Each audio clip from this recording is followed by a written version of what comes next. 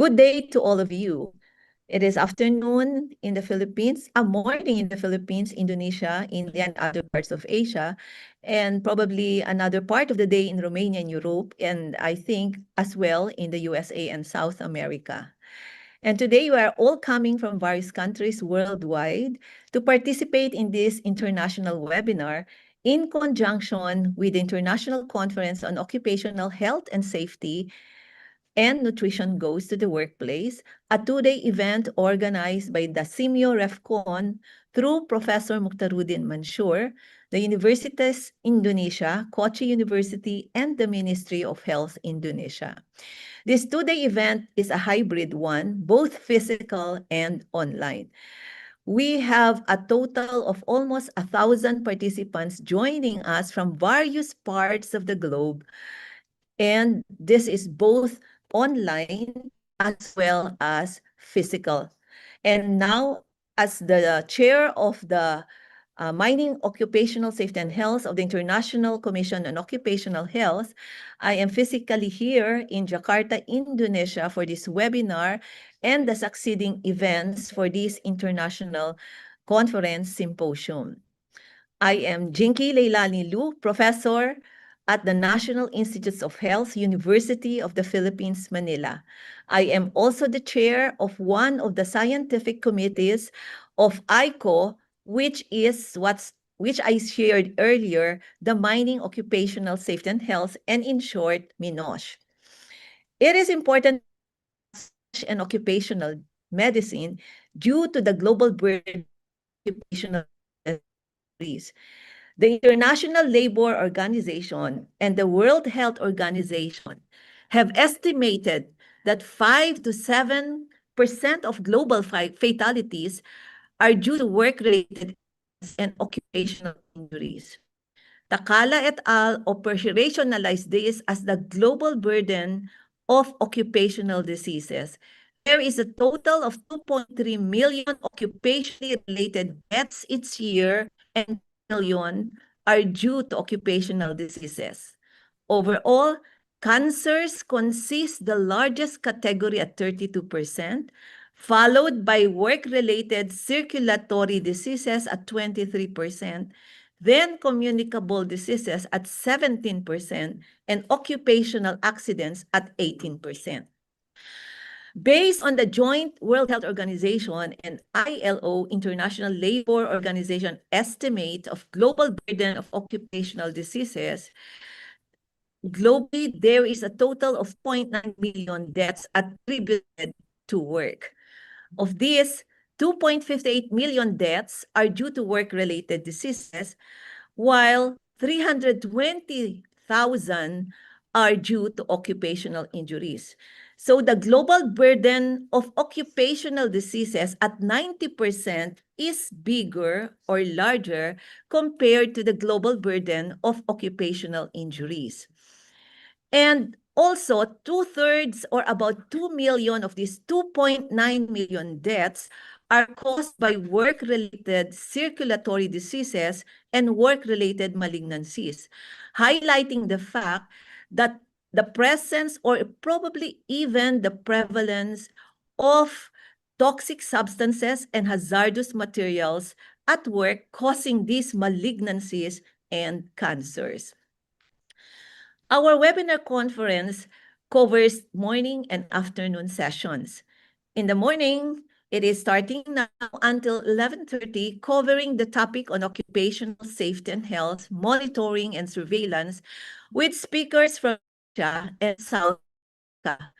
The afternoon session starts at 1 p.m., so please join us again this afternoon after the lunch break, and ends at 5:30 p.m., covering topics on occupational safety and health in Africa, medical surveillance in the workplace, and the last session on occupational lung diseases and fitness to work. This will now open with the presentations and talk of the various speakers and experts in the field of occupational medicine and health. And there will be an open forum at the end of each session. We now begin our webinar conference. For our opening remarks, we have Dr. Martin Hogan. Dr. Martin Hogan is an occupational physician. He is a full-time specialist occupational physician working in CHI Cork since 1993. He is a past National Specialty Director and past Dean of the Faculty of Occupational Medicine of the Royal College of Physicians of Ireland. He previously lectured in toxicology and occupational medicine at University College Cork. He was president of the 32nd ICO, International Commission for Occupational Health Congress, which took place in Dublin, Ireland in 2018.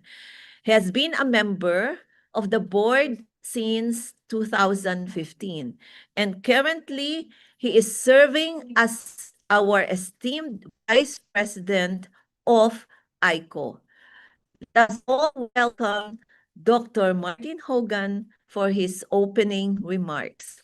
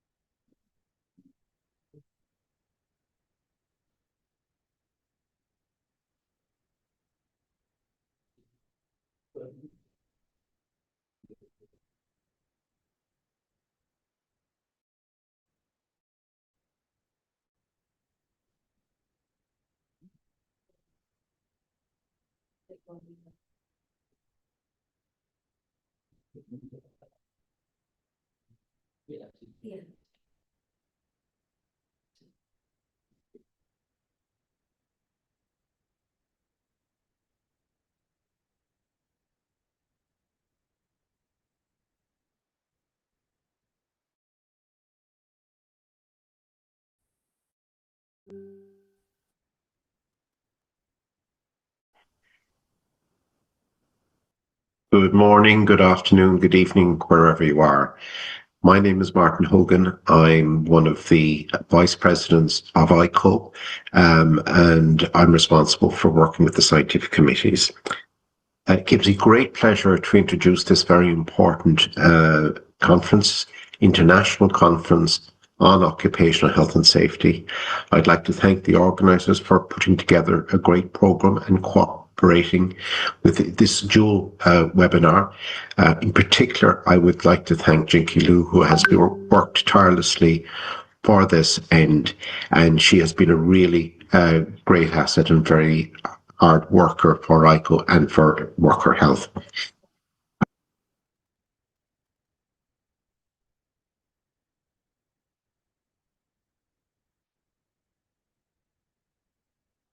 Is he done? Finish? Yeah, okay. Thank you, Dr. Hogan, for your gracious remarks. And again, for those who are just joining us, welcome to our international webinar on occupational health, safety, and surveillance. And this is in conjunction again with the two-day international conference symposium on OSH surveillance and nutrition goes to the workplace. We have moderators for each session, one session in the morning and 3 sessions in the afternoon. So please join us again in the afternoon. For session 1, we have Dr. Olive Indrilexmana. She is the secretary of the Collegium of Occupational Medicine, occupational doctor at Harbor Energy, occupational health specialist at Primaya Hospital, and the assistant researcher at IMERI, Universitas, Indonesia. Take over, Dr. Olive. Thank you very much, Prof. Jinky. My pleasure to be your moderator today. Good morning, everyone. Welcome to the first session, Occupational Safety and Health Monitoring and Surveillance, with today focus in mining industries.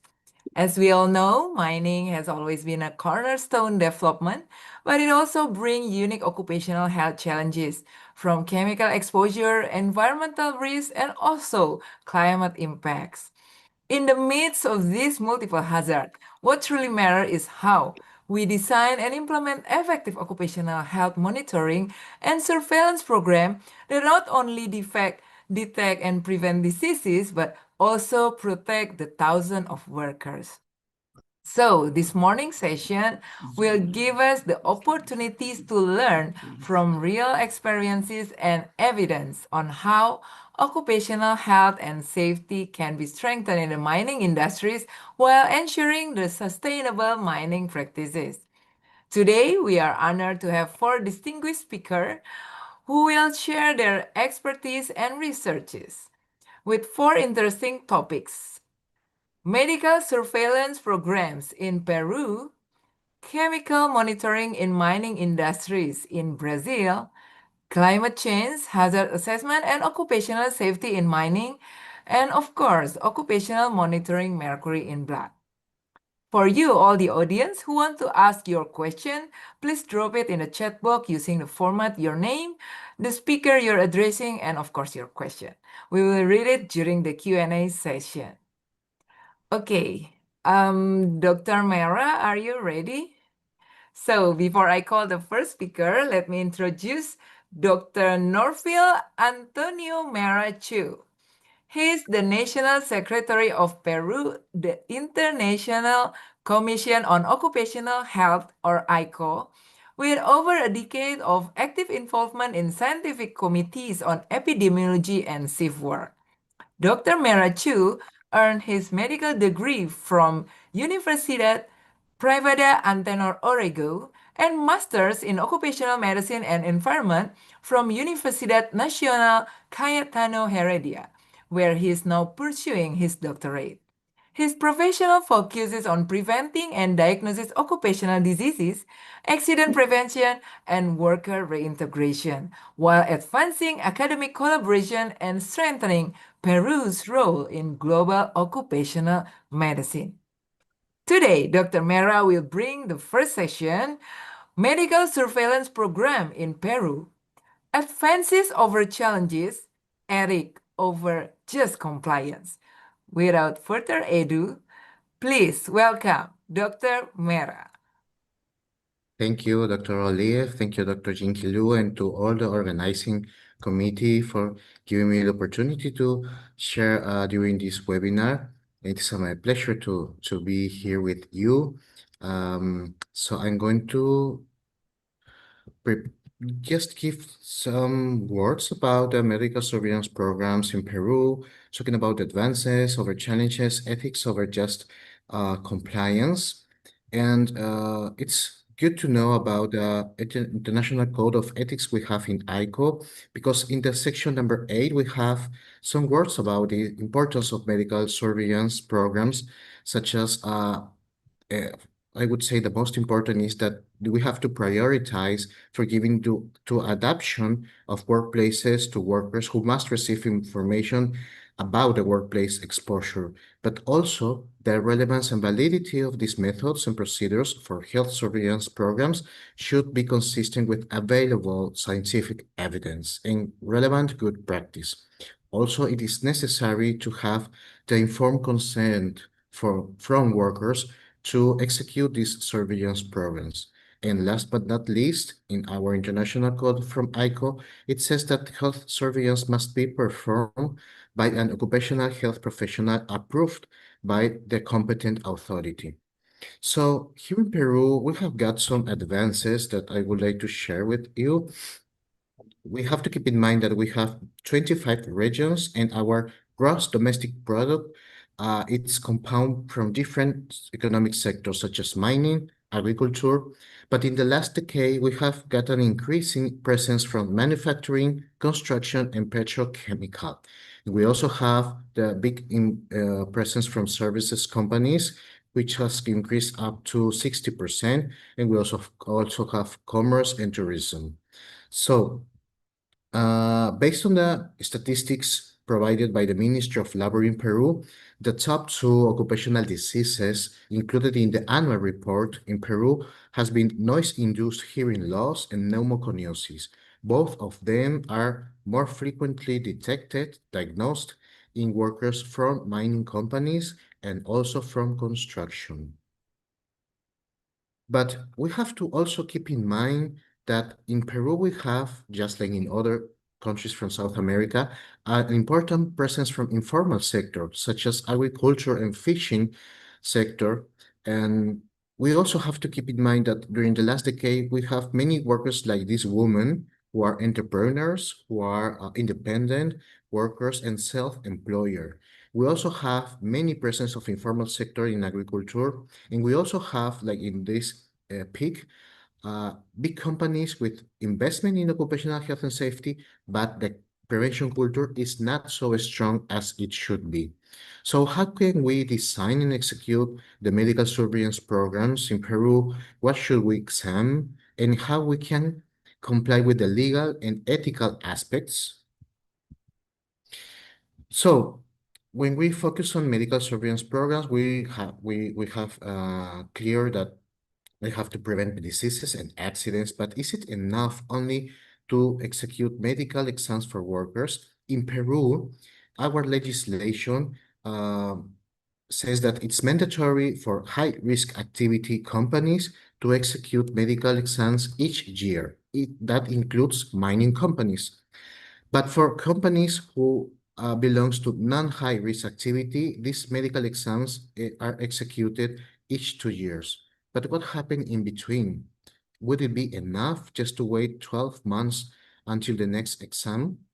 So in Peru, it's still a challenge to find the link between medical surveillance programs and job risk management in order that we can use the data from these medical exams to identify risk factors, to manage these factors, and also to modify working conditions. So it is still a challenge to build this link between health surveillance and risk exposure, even though mining is still a very important and sector and a sector that invests in occupational health and safety. We also have other sectors such as this, agriculture and exporting, fruit exporting companies. I'm going to show you now. For example, this is a blueberry exporting company. And if we focus on the same worker, the agriculture, we will find him in different phases and different process during all the year. You can see the first image. You can see them preparing what is going to be the plant with different fiber, coconut fiber and water, so the blueberry plant can grow and develop in a good way. And in different months, they will be rotated to another area where they will have to lift load, and they will be different exposure. And of course, there will be the packing and exporting phase during the year where they will be doing shift work. They will have long shift during the day, even up to 12 or 14 hours. So it is necessary to focus our medical surveillance programs for workers based on the process, so we can have a good design program based on the risk exposure. And probably you have faced also situations where you have workers that get pregnant or workers that suffer an accident and they, as a result, they have an impairment or disability. Or just like you can see in this picture, which is real, workers with different complications or different disabilities from they were a very young age. So it is important also to keep in mind the medical records from workers. So if we want to design our medical surveillance programs in Peru, is it not just enough to get the results and data from medical exams?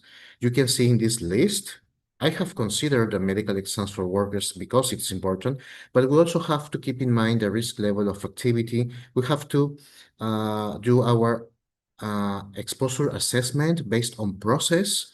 We have to know the job profile. We have to go to workplace to get to know all the exposure, the real exposure in the context of each worker. So we can cross and match the information from our risk assessment and our monitoring of occupational agents. So based on all that information, we can we can design our medical surveillance programs. In these videos that you can see in the right of this slide, it does not have audio. It's just to show you how the same worker with apparently the same job profile, but it's performing different activities in different months of the year. And in the first video, you can see how they are more exposed to lift load. And in the second one, you will see that they are not dealing with so big loads, but they have to work in different postures and repeating movements during all the job day. So if we don't get to know in a close and a correct way the exposure, probably we will have a bias in our medical surveillance programs. Oh, and this is part of what I do in my daily job. I try to be not only the medical exams for workers, but also get involved in the risk management and the risk exposure of workers so I can have both inputs and implement a better medical surveillance program. And when we talk about the legislation in Peru, we have good advances because now we can separate or differentiate high-risk activity companies and non-high-risk activity companies. For high-risk activity companies, the medical exams are performed each year. For non-high-risk activities, it's mandatory each 2 years. There's also legislation that give us the requirement for a physician to be considered an occupational medicine physician with an specialty or with a master's degree in the field. And the need for having an occupational and environmental medicine physician, it will depend. If it's a high-risk activity, it's mandatory to have it.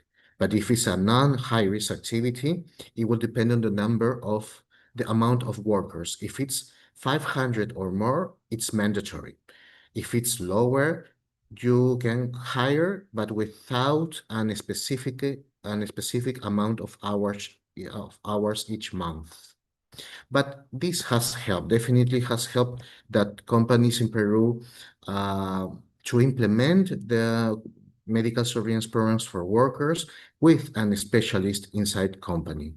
And during the last 3 years, there has been another good improvement because in 2022, there was a new legislation that update the list of high-risk activities. So now we have 270 activities that are considered as a high risk, and it has really helped to improve occupational medicine programs inside companies. Of course, mining is considered a high-risk activity, so they have a sector legislation which has very high standards for occupational health and safety. So if we are in the middle and we have to combine or we have to match medical aspects and legal aspects, we have to consider that medical exams, the frequency of them depends of if it's a high-risk activity or non-high-risk activity. The content or the list of exams to perform, we can find it in this document, the Ministerial Resolution 312, that was elaborated in 2011 by the Ministry of Health, where you can find the basic exams, which is in the green color, the meaning the physical exam, the musculoskeletal exam, the interview, basic vision exam, psychological test, and basic lab test. And based on the exposure, you can decide which other complementary tests you can perform, such as audiometry, spirometry, exam of skin, and others. At the end of these exams, you will define if it's medical fit for job, if that worker, it's a medical fit person for job, if it's fit with some restrictions, or if the fit need is not non-fit for job. And of course, it's the priority here is to preserve the wellness from workers. And last but not least, just one slide about the ethics in medical surveillance program in Peru. We have improved a lot because in Peru we have an increasing economy, but it brought many different methods, new methods for working, more vulnerable population working, such as pregnant workers, such as elderly workers, and workers with disabilities. But also we have got different entrepreneurs, independent workers, and all those factors has brought emergent risk, burning diseases at workplaces, and we still have to deal with non-communicable diseases, absenteeism, how to manage and define the adequate return to work, and how to implement, how to bring health promotion to our medical surveillance programs. And let's do not forget about our decision making as occupational medicine physicians. We have impact on workers, enterprises, but of course also in general population. So it is crucial, the advances, but we still have to work on our challenges. So terima kasih, or thank you and gracias. Thank you, Dr. Mera. What a nice insight from Peru. So many things we have learned today, Doctor. Thank you very much. Please stay still, Dr. Mera, because we will continue to the next exciting topic.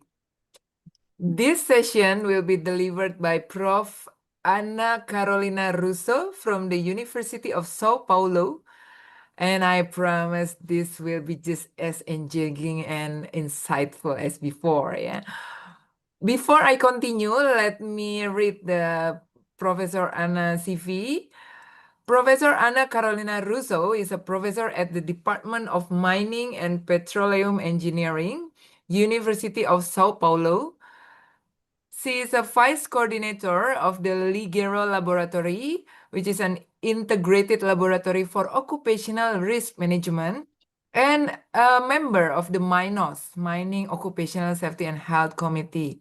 She holds degrees in environmental engineering, nuclear technology, and aeronautical infrastructure engineering, as well as specialization in occupational safety engineering and ergonomics.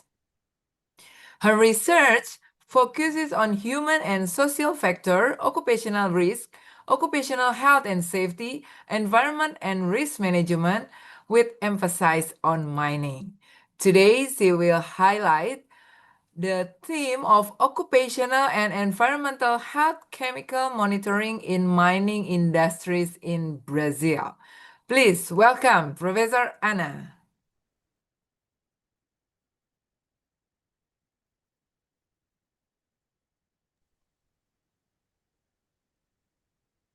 Hello, Professor Ana. The committee, can you help?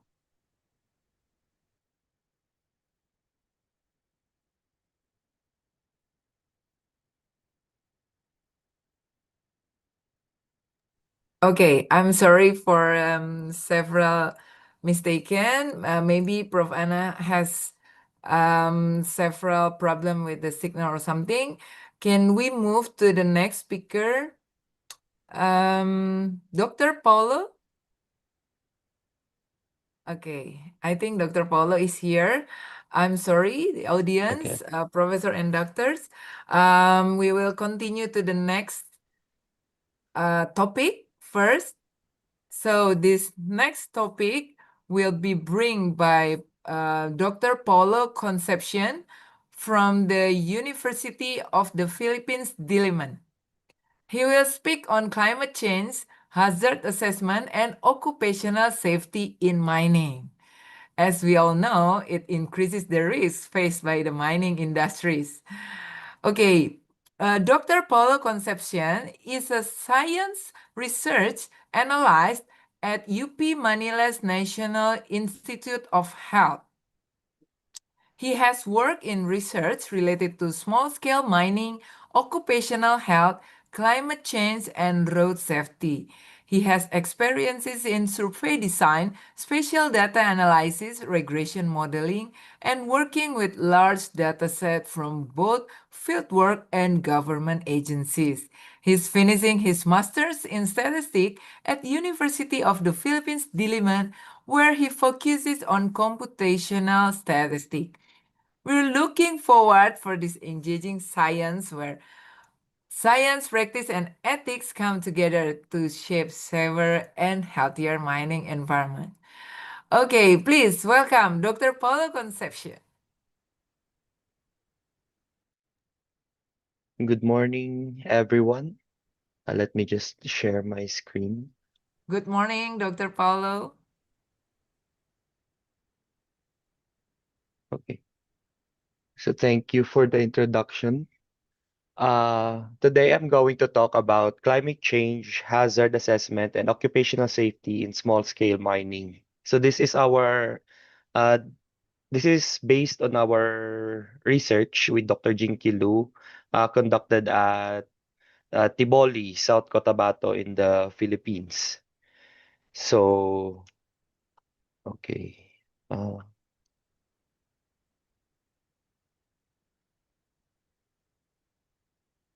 okay. So climate hazards and mining operations are closely linked, creating risks for both environment and for human safety. Extreme events like floods, storms, and heat waves worsen mining vulnerabilities, while long-term shifts such as rising rainfall and temperature changes amplify risks to surrounding communities. At the same time, workplace exposures like dust, air pollutants, and noise add to the burden on miners. So understanding this overlapping risk is essential for safer and more sustainable mining practices. So for our methodology on this study, we used a combination of primary and secondary data, where the primary data includes a survey of small-scale miners on-site and on-site monitoring of air quality and noise. Secondary data were also gathered from the Philippine uh, Astronomical Geophysical uh, Bureau, the PAG-ASA. So we gathered historical weather and trends, and we also gathered data from the Mines and Geosciences Bureau, which includes landslide and flooding maps, as well as incident reports on mining mortalities.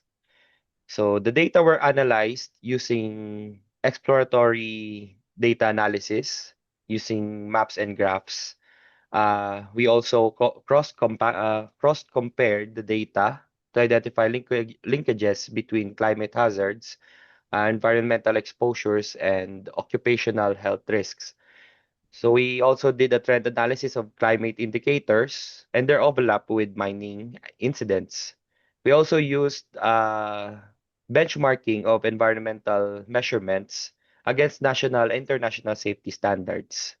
That is with regards to the environmental monitoring activities that we conducted. So just a little brief on our study area. So our study area is Our study area focuses on Tiboli, South Cotabato, a municipality in southern Mindanao. So the area covers around 105,000 hectares with terrain ranging from lowlands to mountainous uplands, varying from 300 meters above sea level to 1,600 meters above sea level. So it is both agriculturally productive and a site for small-scale gold mining, particularly in the areas of Barangay Desawo and Barangay Kimatu, the two barangays in here.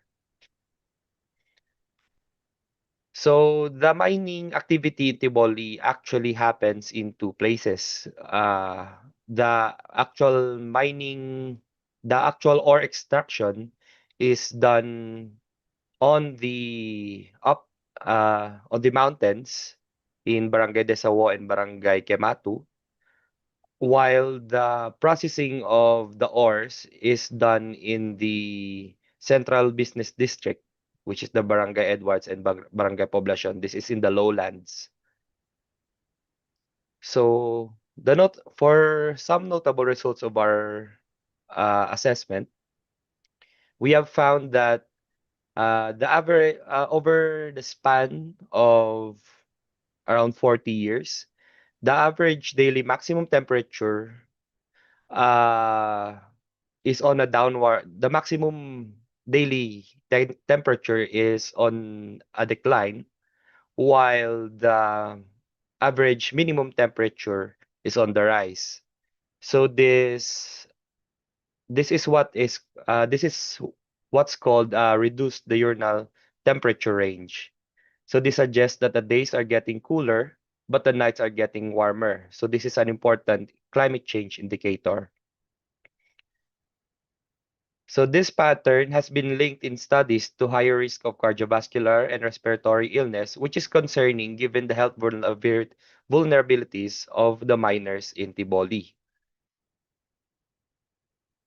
So as a matter of fact, incident reports of miner death and injury from 2016 to 2013 report 5 out of 7 cases of fatalities and injuries that were reported has some sort of cardiovascular or respiratory causes. So some victims already had pre-existing cardiovascular and respiratory conditions that could have made them more vulnerable to the uh, that could have made them more vulnerable. So tunnel conditions such as poor ventilation, heat, and air pollutants likely interact with environmental stressors, which could have led to the weakening of their body and led them to their untimely demise. Okay, so moving on from that, we have rainfall. Rainfall over the years in Tiboli, South Cotabato, has been increasing from around 2.61 from around 2.5 in 1980 to close to 3 millimeters in 2022. So that means that with increased amounts of rain, also increases the amount of likelihood of rain-induced landslides and flooding to occur. So this map is generated from the data that we got from the Mines and Geosciences Bureau. So as we can see, almost the whole of Tiboli is prone to landslide susceptibility, with most of it in the that is with almost all of it, if I could say, uh, falling within the high landslide susceptibility category. So it's the landscape of Tiboli makes it prone to the threats of rain-induced landslides and flash floods due to high degrees of physiographic landforms and slopes and high degree of condensation and year-long season of rainfalls in a year. There is also flooding susceptibility, which is for the highlands, it is mostly concentrated on the rivers, but in the lowlands, there is a risk of overflowing during rains, especially near the mine processing areas. So there is a risk for chemical contamination in the rivers. And since Tiboli is not only a mining uh, municipality, it is also an agricultural one. So any chemical that they use while processing mining ores could contaminate agricultural products from the region. We also gathered severe wind hazard. So our results show uh, so this data used a tropical cyclone risk model to simulate the behavior of 1,000 years of cyclonic activities. So the simulations by Pag-asa showed that Tiboli has a 5% annual chance or once in every 20 years of experiencing winds of up to 170 kilometers per hour. So this is equivalent to a signal number 3 storm or typhoon. And there is a smaller, albeit non-zero chance that uh, that winds equivalent to a storm signal number 4 storm could devastate the area.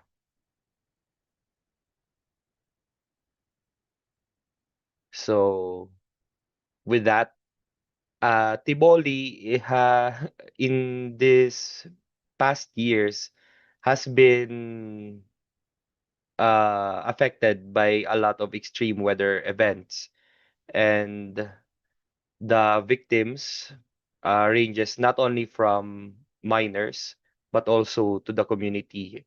So as a matter of fact, in March 31, 2011, heavy rains buried houses and mining tunnels operated by the Tribal Mining Corporation in Tiboli, killing at least 3 people and wounding 2 others.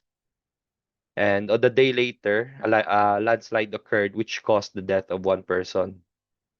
And on the same day, 3 people were buried alive in a landslide in Sitio Tunnel, Tiboli. So these hazards, they are not only theoretical, they're already happening. So there is a need for more pro-climate approach to solve these problems. So other notable results for air quality, we conducted air monitoring as mentioned in our methodology earlier. So we conducted several we monitored several uh, particulates, but I will only present here the significant results that we found. So for nitrogen dioxide, another important air pollutant that can have a significant effect on human health. Out of 134 sites, we found 5 sites that have shown levels that were above DENR standards of 0.8 parts per million. So this is marked with the red in here in the map.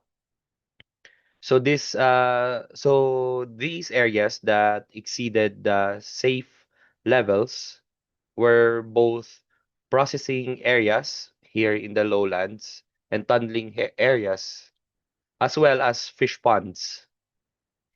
So why is this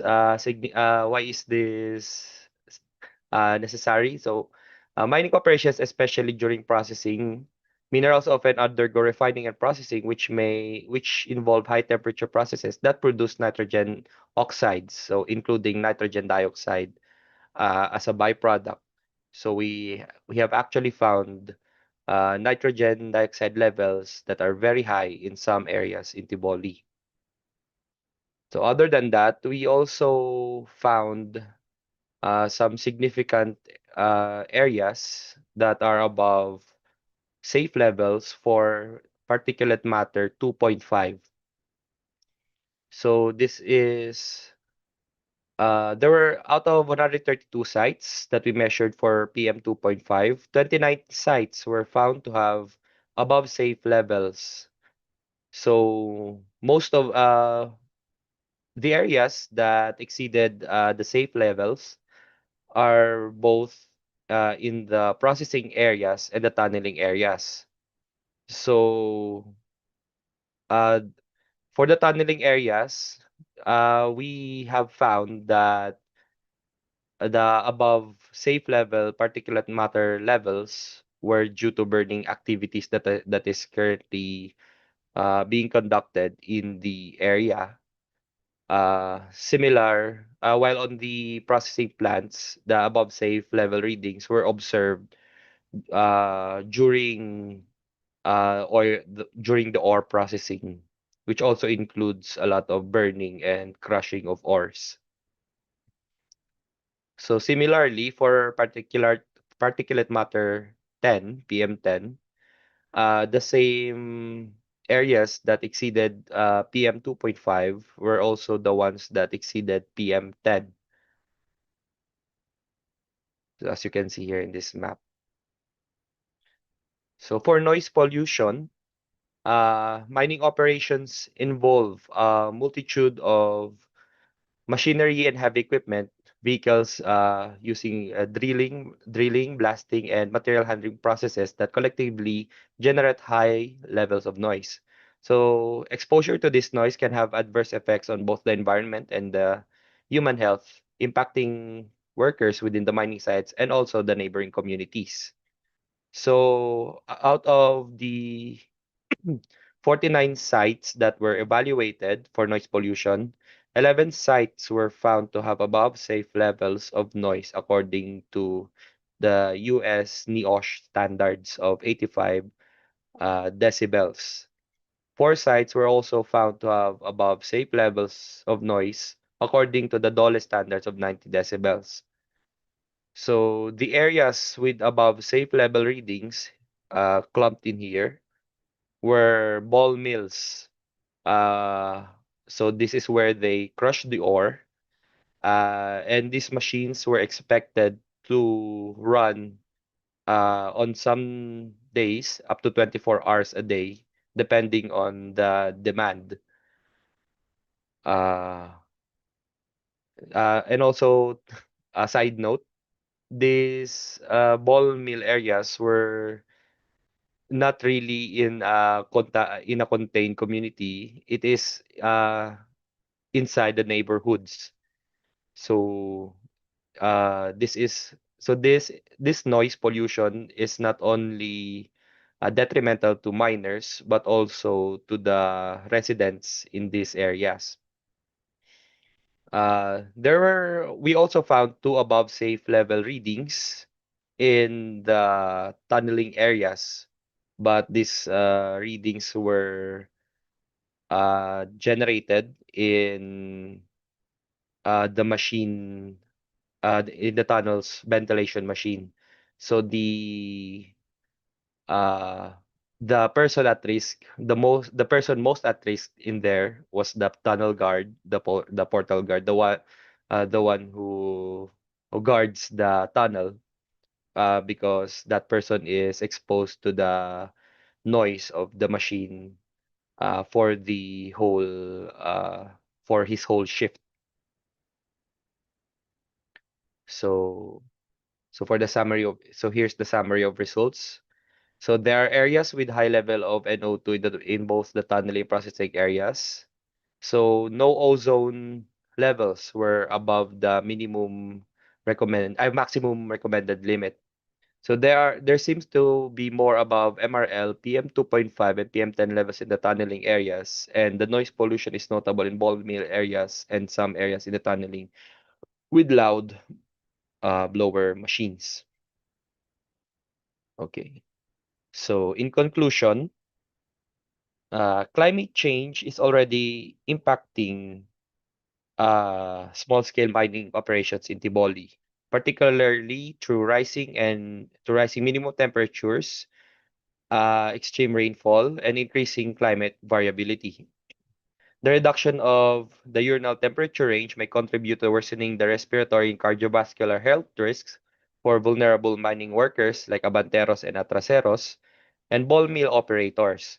So increased rainfall and climate extremes heighten the risk of landslides and flooding, threatening both the safety of mining operations and surrounding communities. So extreme weather and wind hazards pose structural and economic risk, especially exposed upland and riverside barangays. So these findings highlight the urgent need for climate-informed policies, health safeguards in small-scale mining communities, and sustainable adaptation strategies must be deployed to ensure resilience of both workers and the local environment. So thank you for listening to my presentation, and I hope you have a nice day.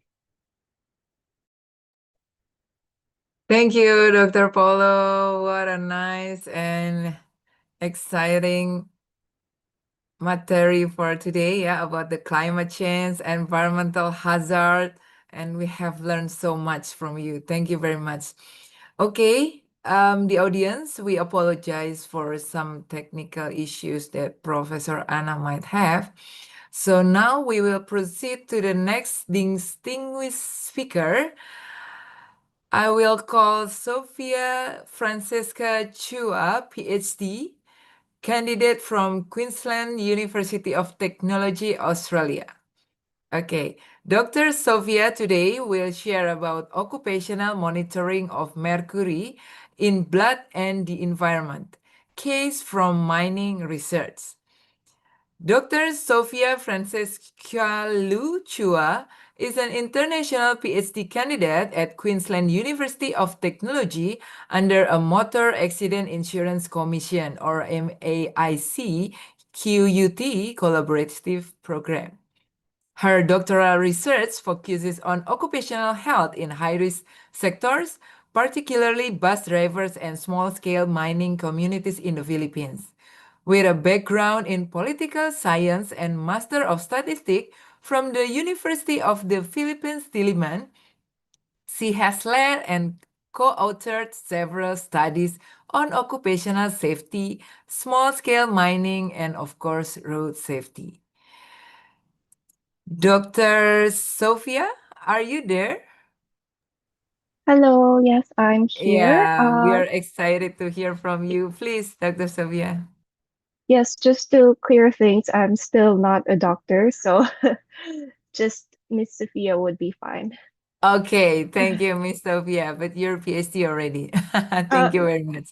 Still Please, your candidate, time. but yeah. Okay. Okay. Just for my slide.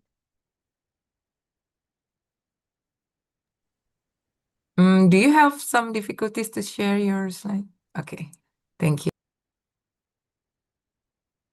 Okay. So, can you see my presentation already? Yes, we can see it clearly. Okay, so my presentation is also part of the research in small-scale mining with Dr. Lu and Mr. Paulo Concepcion. And there were various environmental, biological, and weather samples taken from the province of South Cotabato in the Philippines.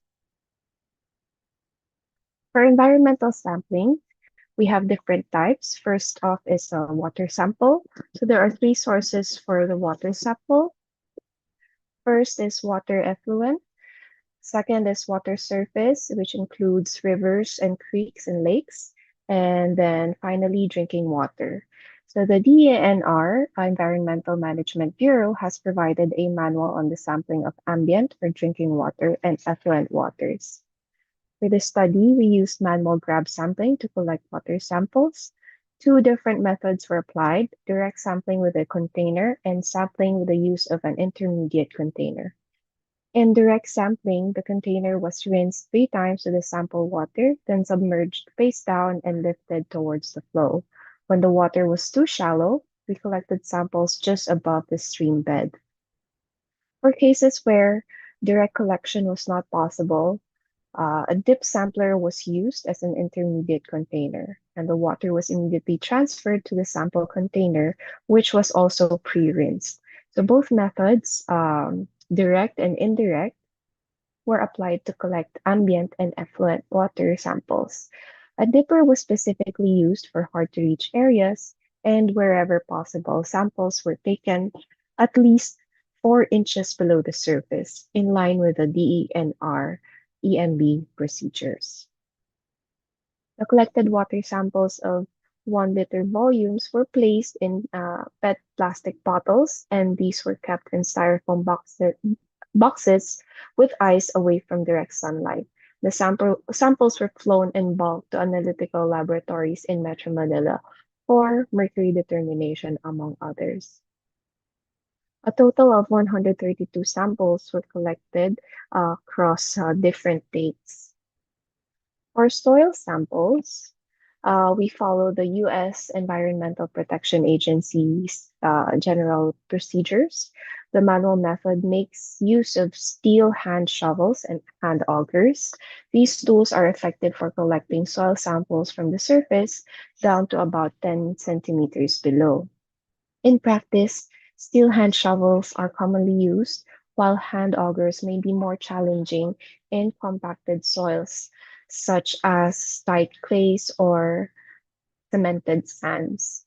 So, consistent with previous studies on small-scale mining, our sampling was carried out within the 0 to 10 centimeter depth range, and this allowed us to capture the soil layer most likely to contain contaminants from mining activities. Samples can be taken from different locations in a sampling area to provide a more representative sample. And in this study, the manual method was utilized also primarily through hand augers. However, hand shovels were also used in sites where the soil was too hard. The 3 subsamples were also collected within an approximately 2 by 2 meter area from each sampling site. The collected soils with approximately 20 grams were placed in resealable plastic bags and kept in a styrofoam box away from direct sunlight. The samples were then flown in bulk again to Metro Manila for mercury determination. A total of 131 samples were collected. For plant biota sampling, we focused on the edible parts of plants and vegetables. With the help of local community members who identified parts that were suitable, the plant biota were collected by hand for laboratory analysis. So in cases where fruits were harder to reach or needed to be cut from hardy trees, polo knives or itak, commonly used by locals, were employed. The samples were collected.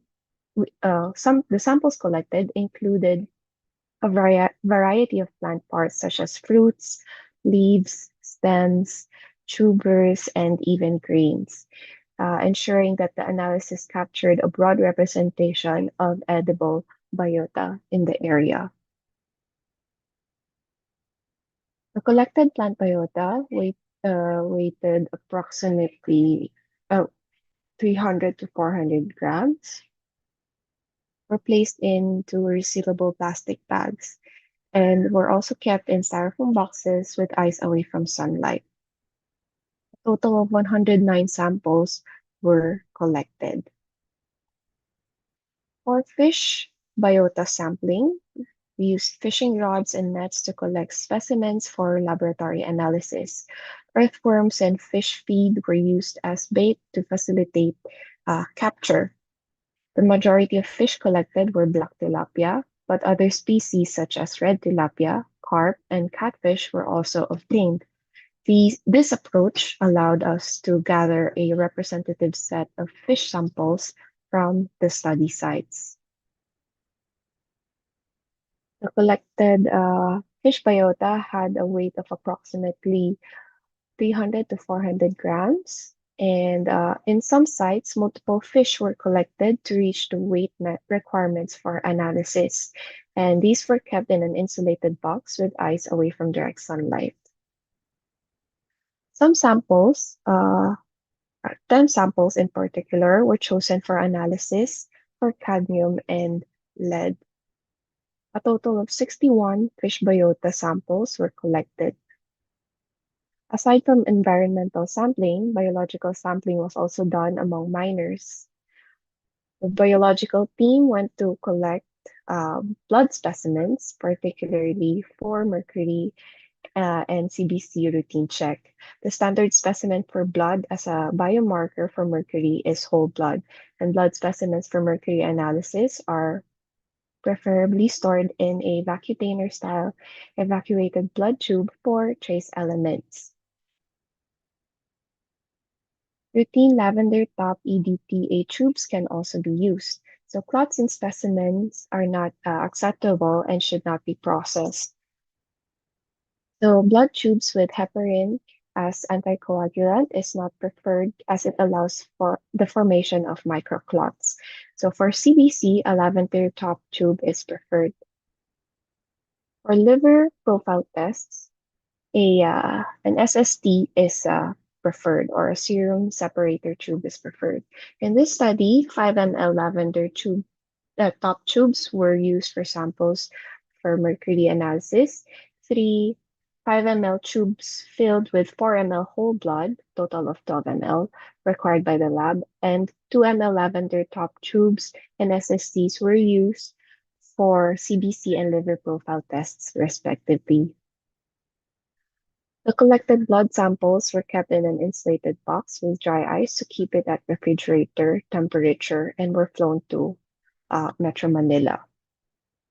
The samples for CBC and liver profile tests were sent to South Cotabato Provincial Hospital for analysis. So there were a total of 210 and 209 samples collected for CBC and mercury, respectively.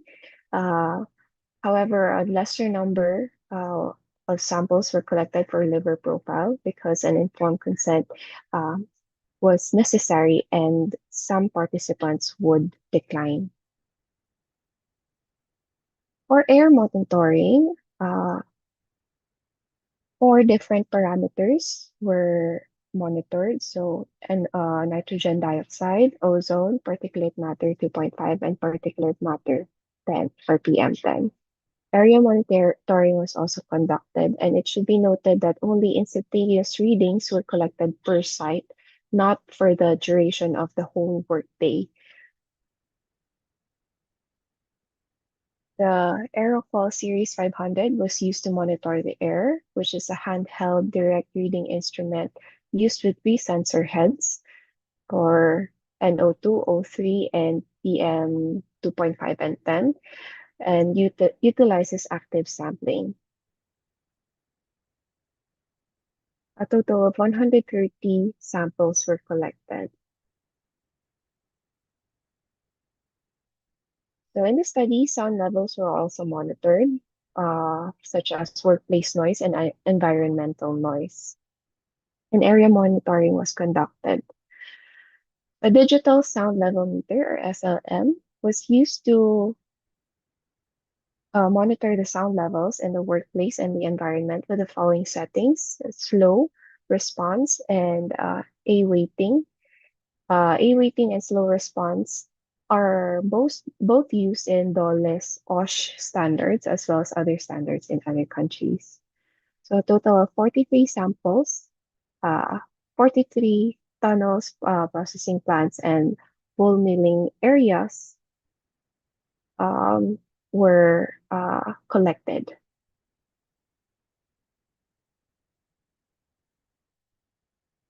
Weather parameters were also monitored in this study. So outside temperature, inside temperature, outside and inside humidity, dew point, THW index, barometric pressure, wind speed, rain rate, and daily rain total.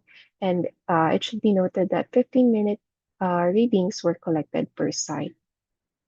An automatic weather station was used to monitor the weather parameters. Weather data were sent to the WeatherLink console in real time for data viewing.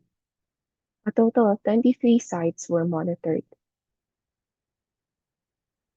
Altogether, there were 139 sites across 3 municipalities in Tibuli, in Sorala and Lake Cebu. These sites were selected because cyanide is widely used in the gold extraction process in the area.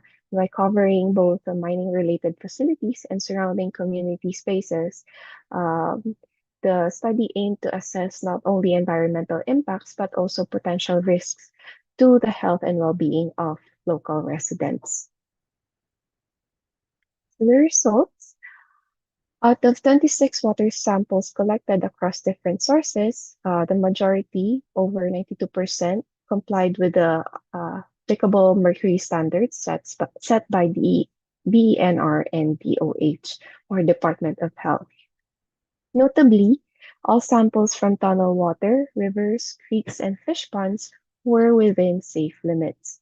However, 16% of the effluent samples from mining operations and 20% from drinking water source exceeded the maximum allowable limits. So this suggests that while environmental exposure appears generally controlled, drinking water safety should be monitored closely given its direct implications for health.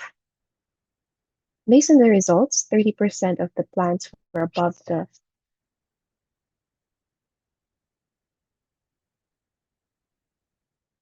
Based on the results, 30% of the plants were above the quality standards for mercury contamination, while 12.5% of fish samples were above the quality standard. This is already high because these are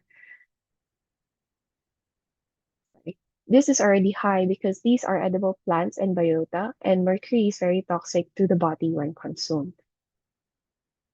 We also tested for blood mercury levels from 209 individuals, comparing results against the German Human Biomonitoring Thresholds, or HBM thresholds.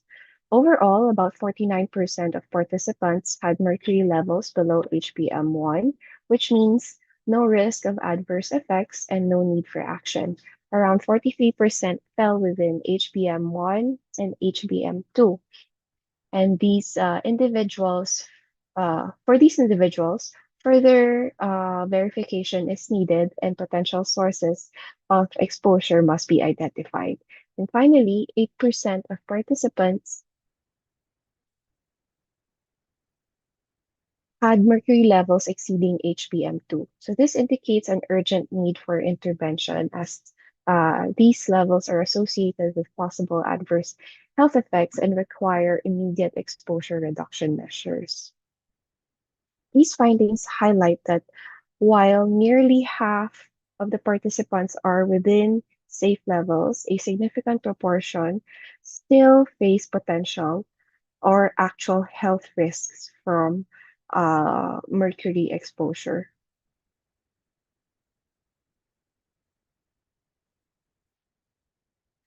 The CBC results show that while most miners are within normal blood ranges, a significant portion, especially 20%, with low hemoglobin and 35% with low hematocrit, are at risk of anemia. So this points to poor nutrition and toxic exposures common in mining.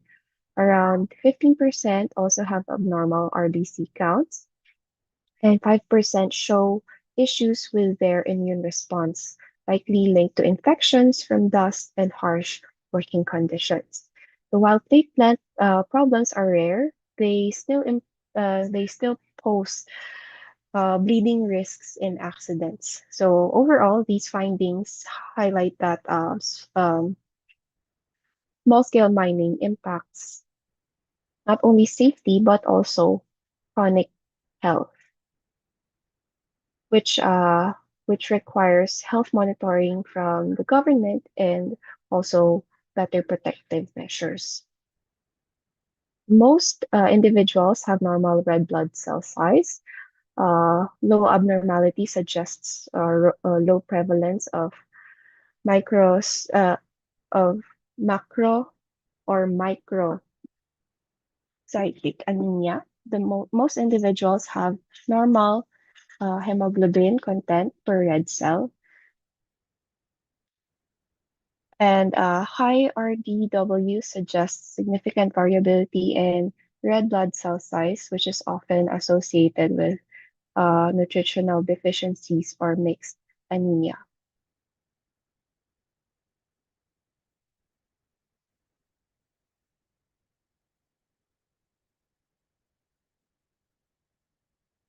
So for these results, most commonly abnormal is the segmenters. So there's a high rate suggests that many individuals may have recent or ongoing infections or inflammations. Um, the lymphocytes are fairly balanced. Slightly more individuals have normal lymphocyte levels. Abnormal levels could indicate viral infections, immune issues, or stress. And eosinophils, um, a high abnormality suggests that a notable number of individuals may have allergic responses or parasitic infections or inflammatory conditions. While monocytes are mostly normal, so the abnormal monocyte levels could reflect chronic infections, autoimmune disorders, or stress response. And all participants had normal basophil levels, suggesting no systemic allergic or chronic inflammatory conditions linked to basophils at the time of testing. So this table represents the white blood cell differential count. Oh, no. This table represents the liver profile results of the participants. So about 32% of the total samples have abnormal SGOTs, while 22.5% have abnormal results for SGPT.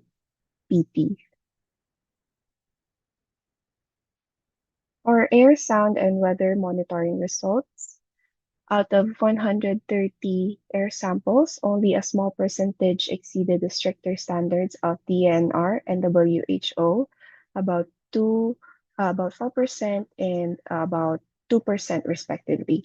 However, all samples were well within range for workplace limits set by DOLE, OSHA, and NIOSH. So this means that while there are occasional exceedances under stricter community and health-based standards, overall nitrogen dioxide levels remain within safe occupational exposure limits. Also, all results for ozone were normal and within range of the standards set by various national and international agencies and bodies. About 1 in 5 samples exceeded the WHO stricter limit, indicating significant PM2.5 exposure, especially concerning for vulnerable populations. However, there is much fewer exceedances as the US EPA's threshold is higher. Still, nearly 8% exceeded safe limits, suggesting periodic air quality issues. For PM10, nearly all samples were within the Philippine and US EPA standards, which with only around 3% exceedances. However, when compared to stricter WHO guidelines, about 10% of samples were above the limit.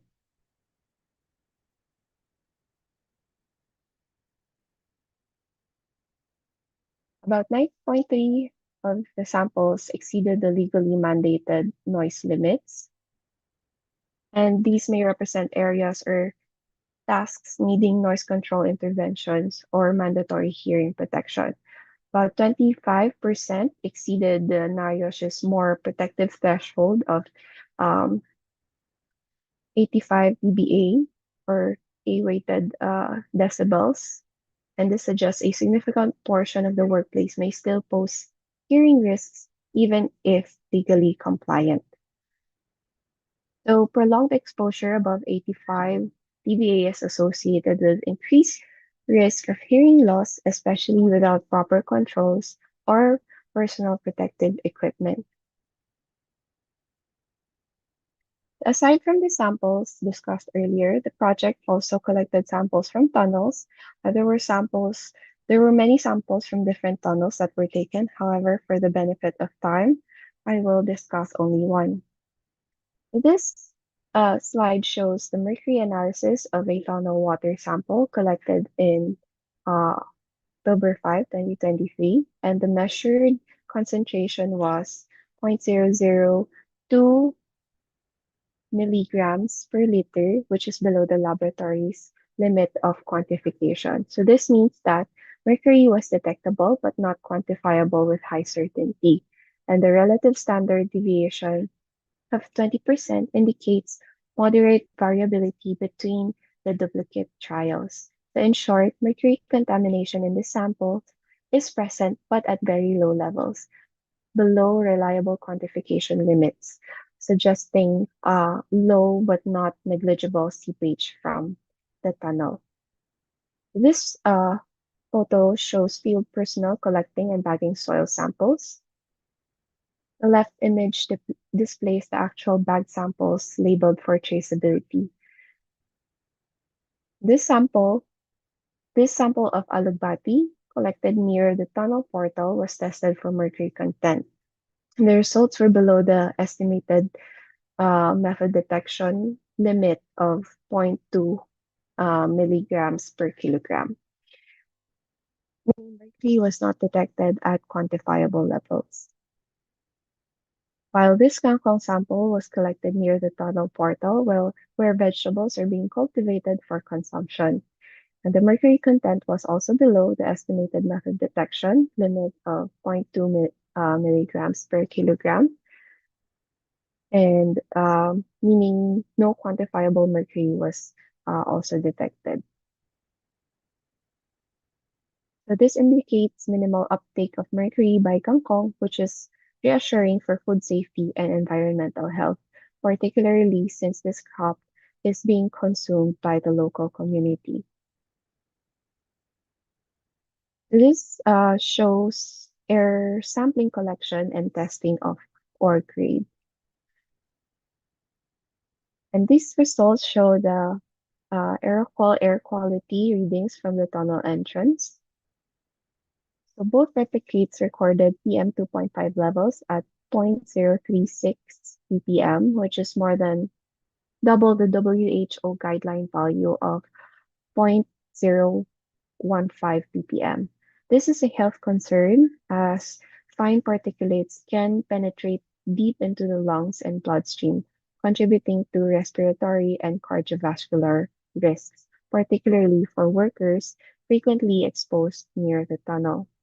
And given that these measurements were taken only at the entrance, concentrations inside the tunnel may be even higher. And this shows that there's a need for continuous monitoring and protective measures such as respiratory equipment, dust suppression, and improved ventilation systems. So our findings make it clear that while many results fall within national standards, stricter global benchmarks reveal hidden risks. So protecting both workers and communities requires stronger monitoring, better safeguards, and urgent action. And this study would not have been possible without the invaluable support of the local government. And so occupational monitoring in small-scale mining is not just a technical task, it's a collaborative effort that must be grounded in community engagement and local governance. As we move forward, these partnerships will continue to guide how we refine our methodologies and implement actionable solutions that reflect the needs of the mining communities. Thank you very much. Thank you very much, Miss Sophia. What an impressive research, yeah, you have conducted in detecting hidden risk of mercury, yeah. Okay, we learned that mining impact not only safety, yeah, but health as well. Okay, maybe we can proceed to the next speaker. As I see here, Prof. Anna is around. Can we continue, Prof. Jinky? Sure, definitely. We would be very Okay, delighted to okay, hear about the thank experiences in Brazil. Sure. We cannot wait anymore to hear from you, Professor Anna Carolina Russo, which will bring about the occupational and environmental health chemical monitoring in mining industries in Brazil. Please, Professor Anna.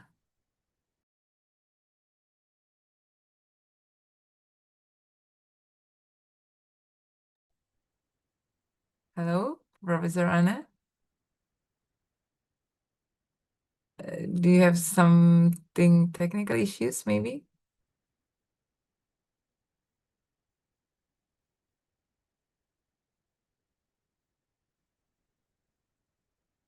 Okay, okay. I think we cannot find Professor Anna here. As we're waiting for her, I will give a short summary for what we had in this session. Team, the committee, please let me know if Professor Anna is around, okay? So today we have learned about the medical surveillance in Peru, which mentioned that annual medical checkup is mandatory for high-risk activities and every 2 years from non-high-risk activities. And the program for medical surveillance must consider the job type, risk exposure, accidents, worker health condition, and other factors such as the occupational agent, worker reports, medical examination results, and everything. So we learn how to conduct the thorough medical surveillance that can difference from one job process from another. So another speakers, Dr. Polo, told us about the geographic condition in mining industries in South Philippines with the frequent rainfall throughout the years leading to floods along the climate change, heat, and another environmental stress. Severe winds, cyclones, typhoon, and everything in a climate change can significantly affect the worker health. We need reduction strategies to manage this climate change and extreme weather because it can impact not only the worker but also the surrounding communities, highlighting the urgency's need for vigilance and preventive measures to prevent diseases causing death and injury among gold mine workers in Taboli, Mindanao, Philippines. Next, we have learned from Sophia, which has conducted research on mercury monitoring in both humans and the environment. She has collected samples from water, various of plants, or as well as biological monitoring from human and environmental factors, which is indicating a significant exposure from mercury, which can impact the health and risk for both worker and surrounding communities and need immediate action to reduce this mercury exposure. So maybe because we're still waiting from Professor Anna, we can continue to the Q&A session. Please, the audience, if you have a question, you can drop the question on I think Anna chat. has joined us already. Olive, Okay, I can see her. okay, okay. Professor Anna is ready. Sure, we have been waiting for you, Professor Anna. Can the committee please help to make her a part of the panel here? Okay, here I can see Professor Anna. How are you, Professor? Is everything okay? Yes. Oh, so sorry. I have a problem with the time. It's okay, it's okay, it's okay. We're really happy to see you this morning. I'm sorry, maybe we have a different time here and in I'm sorry, you come from Brazil. okay, Brazil. Yes, so many different time here with Indonesia and Asia, yeah. Okay, Professor Anna, we're really exciting to hear from you, and you will bring the topics that highlighting the occupational and environmental health chemical monitoring in mining industries in Brazil. Please, Professor Anna, your time. Okay, thank you. I will share my screen. Yeah. Just a moment, please. Sure. If you need help, you can contact us.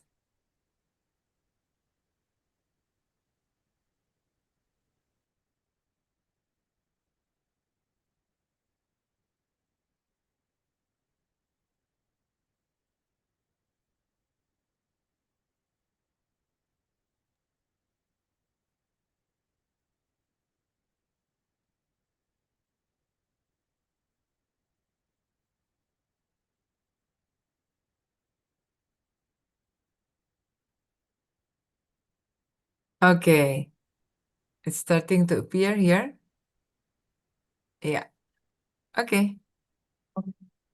Well, good morning, everyone. My name is Ana. I'm from University of São Paulo. Today I will talk about occupational and environmental health, chemical monitoring in mining industry in Brazil. The focus is to examine monitoring practice, highlight the challenge and the propose, integrate solution, the protection both works and surround the community. Uh, at USP, I am a professor at Department of Mining and Petroleum Engineer at the vice coordinator of Ligero, the Occupational Risk Management Laboratory. Sorry. My research focus on occupational safety management and human factor in mining operations. Well, Brazil is among the world's leading mineral producers, especially in iron ore and gold. Mining generates jobs and revenue, but also serious occupational and environmental health challenging. Chemical monitoring plays a central role in identifying and prevention risk from toxic exposure. The mining sector employs over more than 200,000 workers directly and support millions of the jobs in related industry across the country.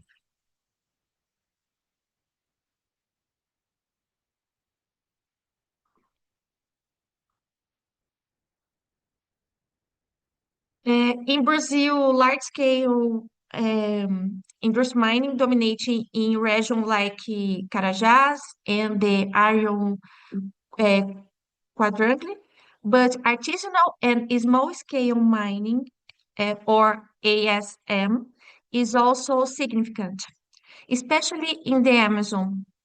Working conditions differ greatly between open pit mines, where dust and diesel are critical underground mines, where confined space amplify chemical risk. So here we can see iron ore contribute about 67% of global export, especially in Minas Gerais, Pará, and open pit operation dominate. Gold mining, a ninth large producer globally, industrial and artisanal mining operation here in Brazil, focus on Amazon and other minerals like lithium, nickel, manganese, to bring battery metal demand, mixed extraction method, and expanding operation.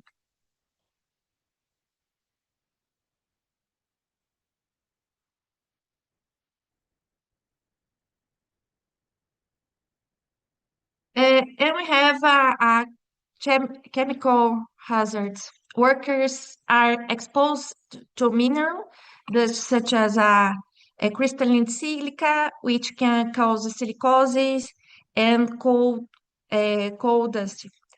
Heavy metal like mercury, lead, arsenic, and manganese damage the nervous system and internal organs.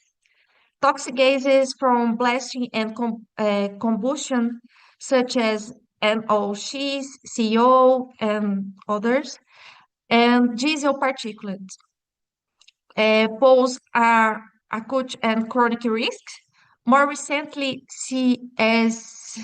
cyanide has become a growing concern, especially in gold mining, because of its extremely acute toxicology. In open pit mining, we have extensive dust exposed from blasting and material handling, diesel exhaust from heavy machines, extreme weather exposure, and large-scale operation with hundreds of works. And underground mining, we have a confined space with a poor ventilation, a higher concentration of airborne contaminants, a respiratory hazard, and limited emergency evacuation routes.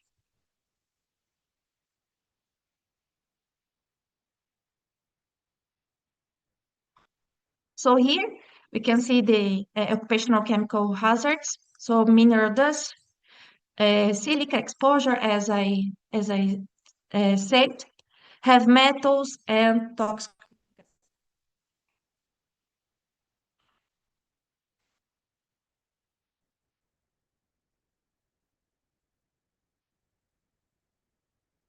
Other problems, environmental chemical hazards, atmospheric emissions. So in mining operation, release particulate matter and gases that affect the surrounding community. It's a biggest problem here. That storm carry contaminants far beyond mine's boundary, and it impacting air quality in residential areas. Water contamination, acid mining drainage lanes have metal into a groundwater surface, and soil pollution. Heavy metal accumulation in soil affect agriculture and food safety.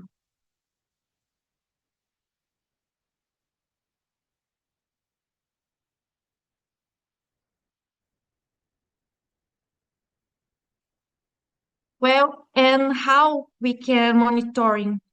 To monitor occupational exposure, we use a personal sampling devices in the briefing zone area, monitoring station, and direct reading instruments. Laboratory analysis include ECP and AS for metal, and spectrometry on iron selective electrodes for cyanide detection. Compliance in Brazil regulate under NR 15 is a local guide by Fundacentro. And the NR 15, it's a government guide in Brazil, and this guide stipulates the limit of exposure.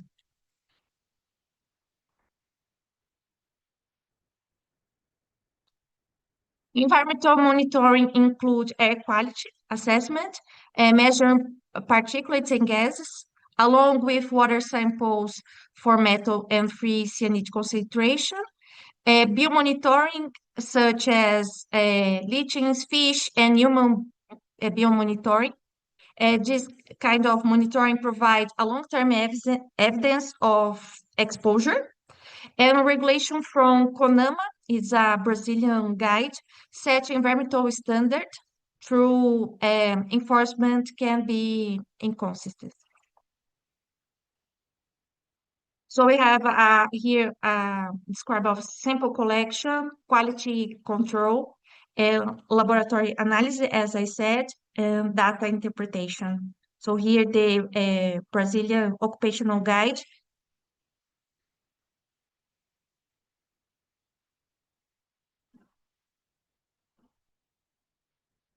And our 15 regulation establish occupational exposure, as I said, limit for chemical agents in Brazil in workplace, specific sample methods, analytical procedures, and compliance requirements for mining operation. Fundacentro standards. Fundacentro is a national foundation of occupational safety and health and provides a technical guides for research support and standards methodology for chemical monitoring industry settings. And CONAMA resolution is a national environmental council established environmental quality standards.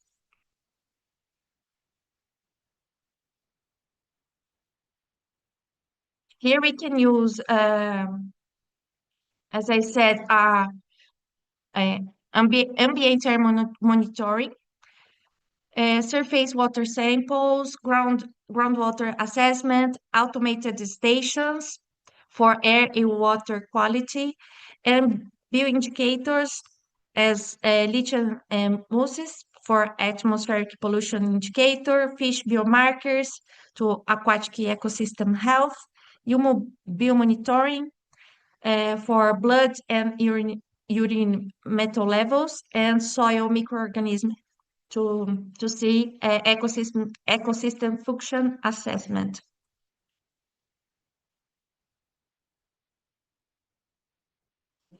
Here we have a case of study with silica exposure in iron ore mining. This study is in Minas Gerais, in iron ore mining, and revelates that 35% of works exceed ACGIH exposure limit for respiratory crystalline silica. The key finds average exposure 0.12 and the limit is 0.05. Peak exposure during dry season, inadequate respiratory protection used, and limited engineer controls implementation. And the health outcome, 15% showed early silicosis signs, reduced lung function in exposed works, and correlation with year of employment and need for enhanced medical surveillance.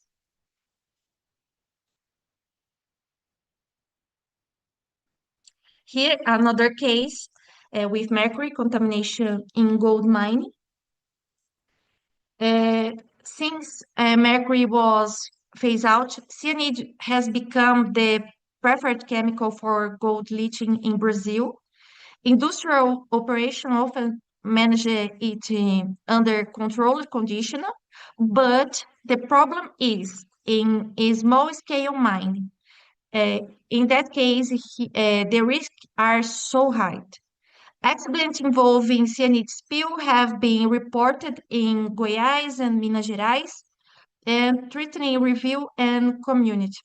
Monitoring must include free cyanide in water and soil to prevent a large-scale ecological demand. And in this case, so here we have our artisanal mine process. Small-scale gold miner in Amazon region use mercury amalgamation, releasing an estimate 200 tons annually in their environmental through improper handling and burning practice. The impact, mercury causes bioaccumulate in aquatic food, fish consumption, rivers and sediments show contaminant level about 10 times above safety limits. Health effect, neurological symptoms reported in 14,000 of artisanal miners and 25% of riverside communities.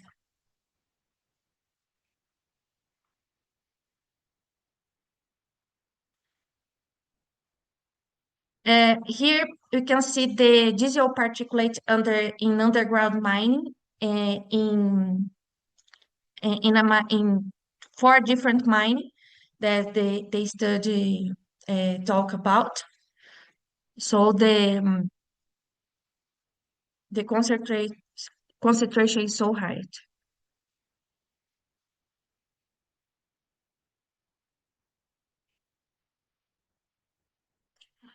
The current challenging and critical gaps, data underreporting.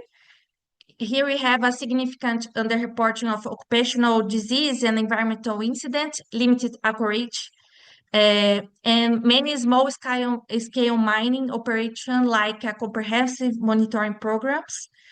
Scale disparities, vast difference exists between large industry mine corporation with advanced monitoring system and small-scale artisanal operation.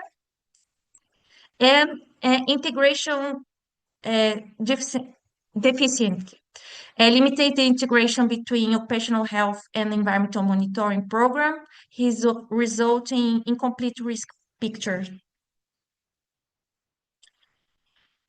Technology and research limitation, equipment challenges. So we have here high cost of analytical instrument, limited access to certified laboratories, maintenance is difficult in remote areas. It's in very remote areas. The calibration and quality assurance issues, and we have a problem to human resource, shortage of training occupational hygienists, limited analytic chemistry expertise, and inadequate continuous education program. Best practice for occupational health program, comprehensive risk assessment, it's important to systematic identification and evaluation of chemical hazards, medical programs, so regular health examination, biological monitoring for specific exposure, it's important here. Hierarchical control implementation, prioritize elimination and substitution of hazard materials, followed by engineer controls like ventilation, closure, administrative controls like training and rotation, and personal protective equipment as a final protection layer. And continue monitoring, regular workplace air sampling, real-time exposure monitoring, anyway. So here we can see the integrate, the integrate, here we have mining operation, monitoring interface, monitoring air, water, and soil dispersion roads, health impact.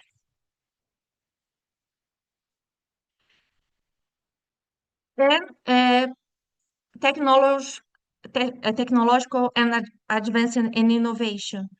It's important to real-time monitoring, like a wireless sensor network provides continuous exposure data, AI-powered risk analysis, as machine learning algorithm to analyze the complex exposure patterns, predict health risk, and optimize sample strategy. And remote sensing, satellite imagery, and drone-based monitoring assess environmental impact across large mining areas.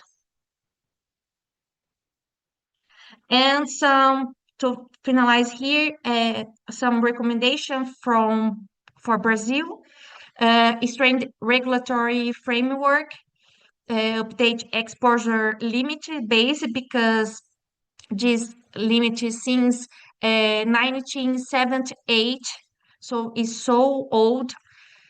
And the limit based on current scientific evidence, harmonize occupational and environmental standards, and implement mandatory reporting system for all mining operation regardless of size.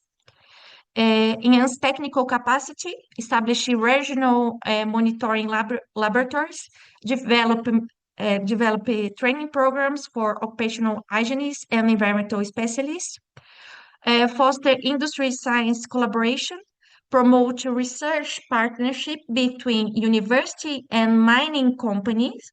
In Brazil, it don't occur in every time. Integrate community engagement, include affected community in monitoring program design. To conclude, effective chemical monitoring in Brazilian mining require a paradigm shift toward integrated technology, community, approach that protects both workers and the environment.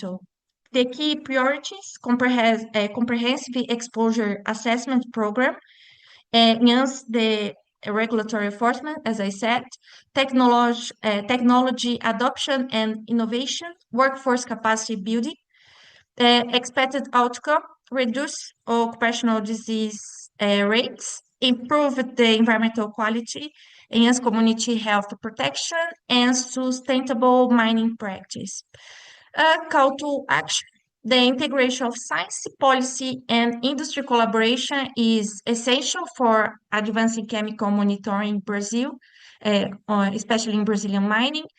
Investment in monitoring infrastructure and human resource will protect current and future generations for mining-related health hazards. So thank you so much. Thank you so much, Prof. Anna. What an impressive presentation in Brazil mining industries. Thank you so much, Professor. We learned a lot today from you that covered many mining industries that you have there in Brazil, yeah? Yes. Okay, audience, professor and doctors here, maybe I can make some summary from what Professor Anna has been given to us. In Brazil mining industries, which is covering iron, gold, nickel, and others, workers facing multiples of hazard, from mineral dust, heavy metals, to toxic gases, and of course, extreme weather. Monitoring has revealed some mercury contamination in gold mining with real impacts on workers' health, yet challenges remain underreporting, limited resources, and lack of integration. Best practice of occupational health must have in place in Brazil, consisting of continuous monitoring, risk assessment, medical surveillance, and of course, control implementation. They are very essential to protect our workers. Thank you very much, Professor Anna. Maybe we can Thank you. continue the Q&A session. I will give an opportunities for the audience here. If you have some question, okay, I have a question here. All the speakers, can you please preparing and open your camera to answer the questions from the audience here? I have one question here for Dr. Paulo Concepcion and Miss Luchua. I guess Dr. Okay. How do you determine your sampling of point? It appears that mercury contamination is more prevalent in soil than in water. What is your take on this? From your study, could you predict the mode of transmission of the contamination? I think the question delivered to Dr. Paulo and Miss Sophia, yeah.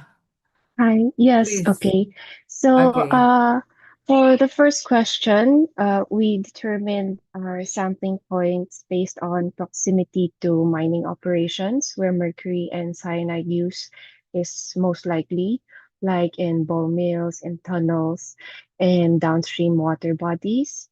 Also, we included community sites to capture potential human and ecological exposure pathways.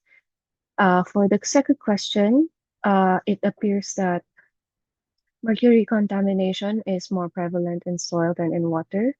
What is your take on this? So yes, that is consistent with our findings. The mercury is more concentrated in soil because soil is stationary, making it a long-term reservoir where where contaminants accumulate, especially in tunneling and processing areas. So water, on the other hand, is dynamic and it flows, it dilutes, it carries mercury downstream and which results in lower concentrations compared to soil. And finally, the last question. From your study, could you predict the mode of transmission of the contamination? So based on the analysis so far, the soil appears to be the main reservoir of mercury. So from there, mercury can leach into water through seepage or runoff, or be absorbed by plants and aquatic life or organisms. And uh, prospectively, to strengthen predictions, we recommend GIS-based monitoring over an extended period of time, which would allow us to map spatial patterns and track transmission more precisely.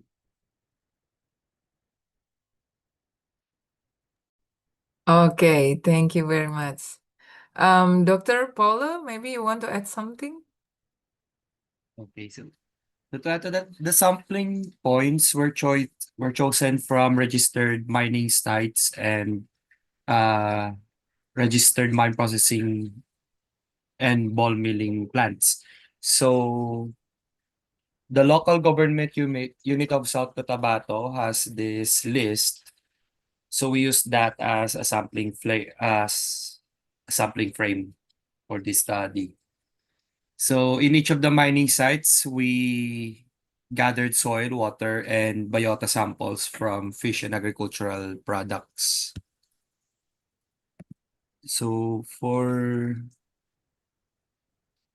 it appears that the mercury concentration is more prevalent in soil than water. I agree with what Miss Sophia said. So water is dynamic. So over time, it's getting washed by the torrent of the rivers. However, the soil is stagnant. And just to give some context, the soil that we obtained here is gathered from near the tailing ponds of mine processing plants in the mine processing plants, and of course near the tunnels in the tunneling area. So in the processing areas, actually we are not supposed to, our hypothesis is to not detect any mercury contamination at all, because in Tiboli, South Cotabato, more than 10 years ago, there was a law that was passed that prevents the use of mercury for mine processing. So, but we still, but still we did, we checked, we obtained samples from the mining, from the mine tailings, and for some areas, we found significant mercury contamination. So what is our take from the mode of transmission? So yeah, considering those nuances, I think it is pretty clear. So the contamination in the soil is directly due to the mine processing activities. And luckily, there was none found in the water, because the water is also the ones that is flowing through the agricultural lands of South Cotabato. Thank you. Thank you for that question. Yeah, thank you, Dr. Paulo. Although it's not really correlated with your topics today, yeah. But still, give up some point for us that we have to be aware of this mercury contamination. Thank you, Dr. Paulo. Okay, we have the next question here to Professor Anna. Thank you for your great presentation. I see from your presentation that many hazard exposure, especially chemical in mining industries in Brazil. Please share about how the regulation, or how regular the environmental sampling or monitoring be done in Brazil, and also how regular the medical checkup done in worker. Please, Professor. Thank you for asking. In Brazil, the frequency of environmental sample and monitoring depends on the type of operation and the regulatory framework. In large industrial mining, usually conduct regular air and water quality monitoring, often on a monthly or quarterly basis, depending on the contaminant and the legal requirements. Uh, they are also required to present environmental monitoring reports to regulatory agencies such as ANM and CONAMA. However, in small-scale artisanal operation, monitoring is often irregular or absent due to a lack of infrastructure and enforcement. Regarding medical checkup, Brazilian labor regulation under NR7 established the Occupational Health Medical Control Program, PCMSO. This required pre-employment exam, annual checkup, and additional exam depending on the type of exposure. For example, a periodic lung function test for silica exposure and biomonitoring for heavy metals. In practice, compliance is much stronger in large mining company, while small-scale mining workers often have very limited or no access to infrastructure and especially structured occupational health program. So while Brazil has a solid regulatory framework, reality is that implementation is uneven with significant gaps between large scale and small scale mine. Okay. Thank you very much. Hope it can answer. Can I pose a question, Olive? Because Oh, there's no way for sure. me to type my question in the chat box. And Oh, sure, my, Prof. Jinky, my please. question is directed to Dr. Norville and also Anna. Because both your lectures focus on more or less exposure assessment based on the process. It depends on the hazards, and it is targeted rather than generic. Do you also require a mandatory pre-screening test for all types of workers, regardless of the industry type and the industry size? Because there are studies that show that for low-risk exposures, probably a comprehensive pre-screening or pre-medical, pre-employment exam may not be required because it is not cost-effective or cost-efficient. And then for high-risk jobs, however, when that's the second question, when you have done the exposure assessment and you have seen that the risk is low, the exposure risk is low, for example, dust or for certain chemical vapors or fumes, etc., then do you require still a rigorous medical surveillance? Considering the fact that probably the industry has implemented intervention measures, and at the same time, the exposure assessment shows a decrease or more or less a non-negligible presence of the hazard or the risk. Thank you. Thank you, Dr. Jinky. For the first question, independent of being high risk or non-high risk, the first medical exam when you hire a worker, it is mandatory. There were like 2 or 3 years in which the legislation was not so clear for non-high risk activities. And especially for agricultural companies, they were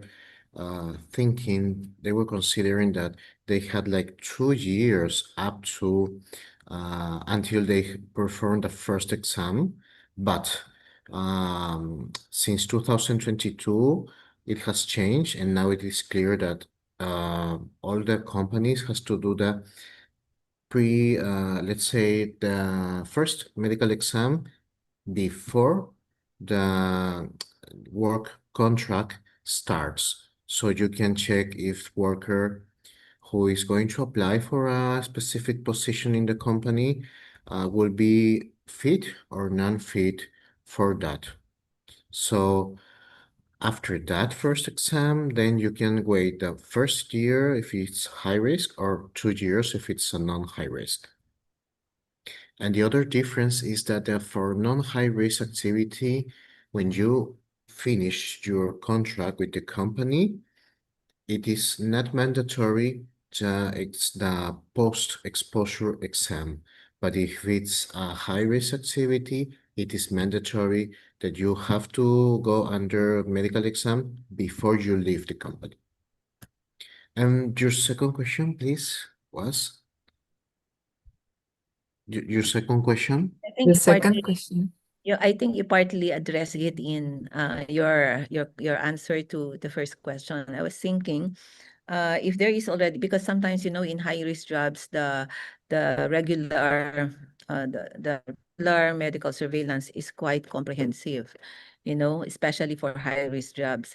My question is, if you have found in your exposure assessment that hazards are within the threshold limit value or maximum allowable concentration, do you still implement what do you call that, a very comprehensive medical surveillance? Because based on your exposure assessment, even for high-risk jobs, you already find out that there is tolerable limit, probably because of the intervention measures implemented by the industry itself. Yeah, that's a very interesting question. Oh, sorry, you were finishing your question. Or maybe you can elaborate more on like for a particular high-risk job, what are the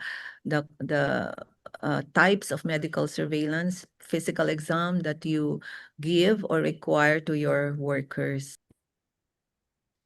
That's quite very interesting because based on the monitoring of occupational agents like dust, noise, or others, for high risk activities in the legislation that we have, it's mandatory to do the monitoring, the risk assessment, and medical exams each year. If it's non-high risk activity, it is not expressed specifically that you have to do the monitoring each year, but a good practice that the hygienists from Peru are going under, that are following, it's that during the first 5 years of your implementation of your risk exposure of your occupational health and safety system, you can get at least 5 years of statistics of data. Then you can check, and if it's under or well, under the normal values, the limit of exposure levels, then you can decide based on those statistics, based on technical aspects, to change the frequency for the monitoring of agents and also for medical surveillance programs. For example, if you find that it's the exposure to noise, it's really high, you can wait just 6 months, not the 12 months. But if you find that the area you were monitoring, it's under control and and you have got at least 5 years or more that the values have been positive for your management system, then you can make it not so frequent, maybe up to 2 years or more. Okay. Thank you very much, Dr. Mera, for a clear and concise answer. Yeah, we really love to hear from you. And actually, Professor and Doctor, I would love to add some more question because so many questions in my head actually.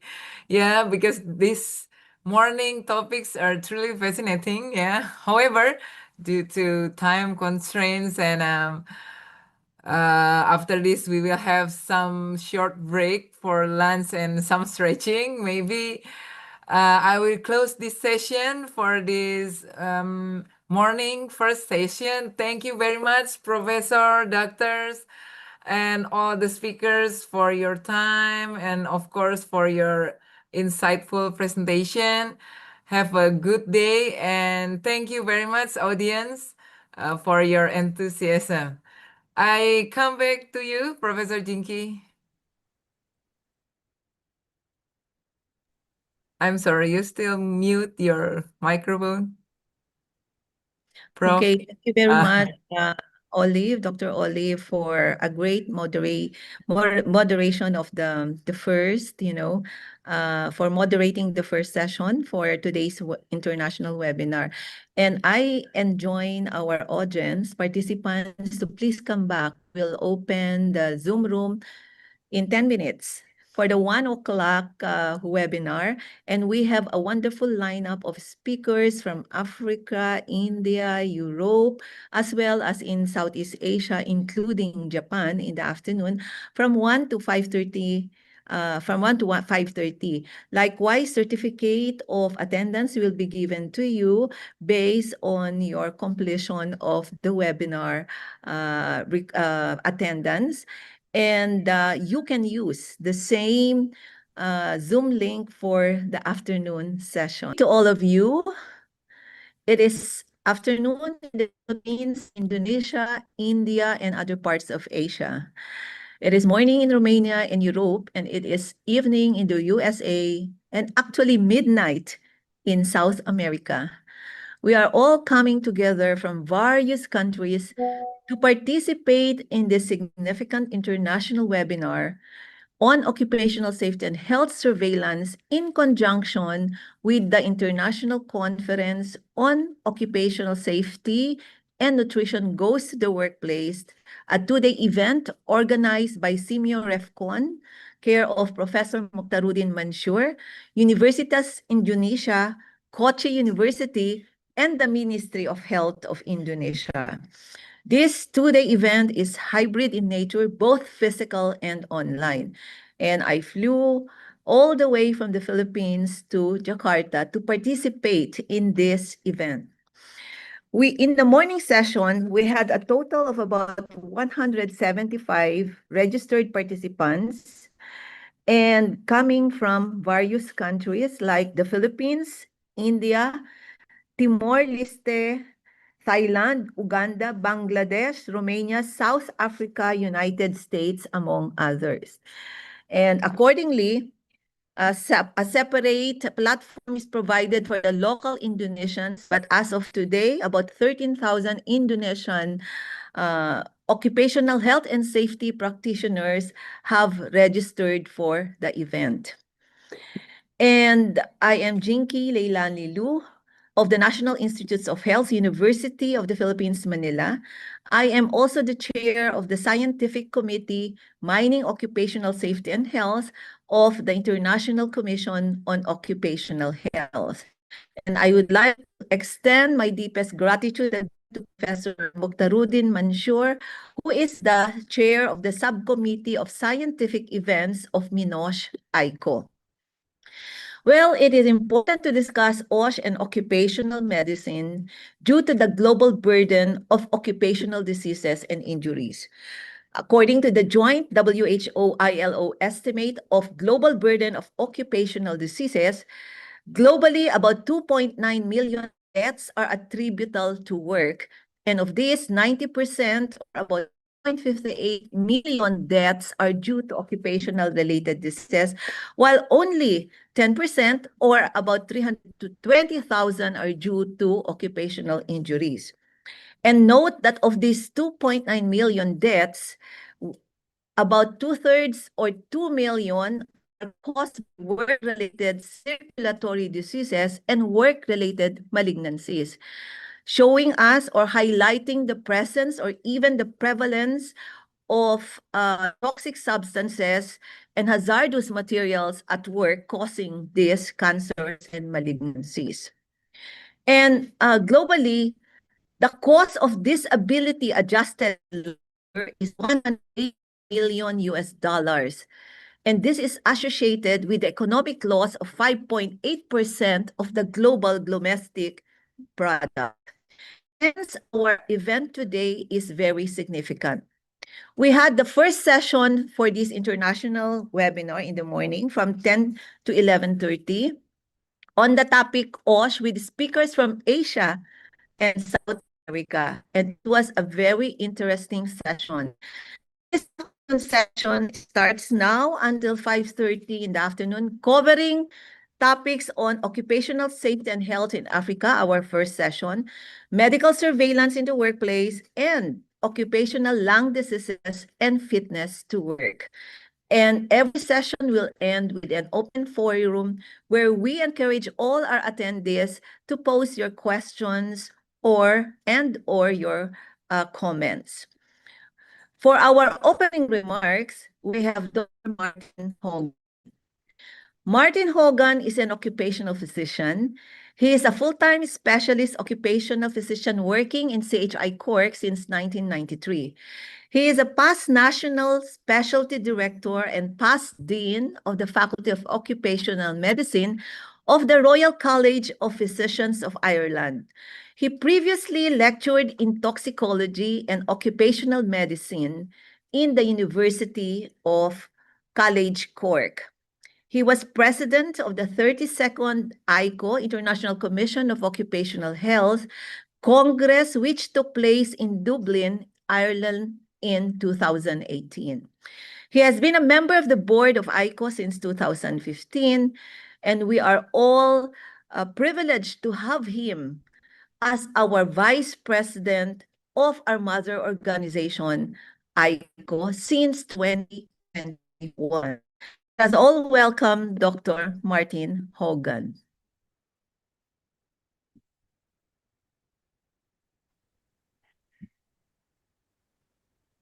Good morning, good afternoon, good evening, wherever you are. My name is Martin Hogan. I'm one of the vice presidents of ICO, and I'm responsible for working with the scientific committees. It gives me great pleasure to introduce this very important conference, international conference on occupational health and safety. I'd like to thank the organisers for putting together a great programme and cooperating with this dual webinar. In particular, I would like to thank Jinky Liu, who has worked tirelessly for this end, and she has been a really great asset and very hard worker for ICO and for worker health. I hope you will have a great day. I hope you will learn a lot, and we are already beginning to look forward to the Congress, which will be in February 2027 in Mumbai. So the call for abstracts will be going out shortly. If you are working on something and would like to submit a paper, I would ask you to keep an eye open for this, and also keep an eye out and register for the upcoming Congress. It promises to be a great and spectacular event, which will be held for the first time in India, now the most populous country in the world. So it will be in Asia, so we do expect a very big participation from Asian countries. Thank you again. Thank you, Jinky Liu, and hopefully you will have a great conference. Okay, thank you, Dr. Martin Hogan. For our first session, our moderator is Dr. Anggar Pasca Lopez, occupational health specialist in Jakarta, Indonesia, and member of the Collegium of Occupational Medicine, for our first session on occupational health and safety in Africa. Thank you very much, Prof. Jinky, for opening this afternoon part of the seminar and for introducing myself. Again, welcome everyone. I hope that all of you are healthy and well. For those of you who tuned into the morning part of this seminar, welcome back. I hope that you gained valuable insights from all of the speakers this morning. And for those of you who are just able to join this session, welcome to this international seminar on the topic regarding occupational medicine, health and safety in the mining industry. So for this session, we will hear from 3 impressive and outstanding speakers. I hope that all of you are as excited as I am to hear their talks. I will introduce to you the first speaker, which is Dr. Paul Musa. Dr. Paul Musa will talk about the biologic and environmental health surveillance in the Democratic Republic of Congo.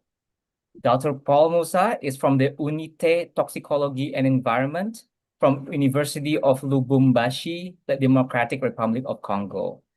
I apologize if I had any mistakes in how I pronounce the name of the places and the university. Apologies beforehand. Dr. Paul Musa is a medical doctor and a researcher on the health effects of mining-related environmental pollution since 2015 through the place where he works at, which is the Unité de Toxicology and Environment, which is a center for research at the University of Lubumbashi, Democratic Republic of Congo. He is also a counselor of the International Society for Environmental Epidemiology, or ISEE, of the African chapter, and will have his public defense at the Doctoral School of Biomedical Sciences in Belgium, which I really wish you good luck, Dr. Paul Musa, for that. So for Dr. Paul Musa, may I check that you are already available now? Yeah. Okay, I see that you are also... Can you see my screen? Yes, I can see your screen, doctor. Okay, thank you. Thank you so much, Dr. Anga, for the introduction. And I would like first to express my deeper gratitude for the invitation, but also for the privilege I'm having now to share some studies from Congo. So I will start by showing the map of DRC for those who don't have an idea. The country is located in the central part of Africa, and the southern part of this country, sharing the border with Zambia, is known for the richest deposit of minerals that include copper, cobalt, uranium, and lead. And this area is called the Copper Belt area.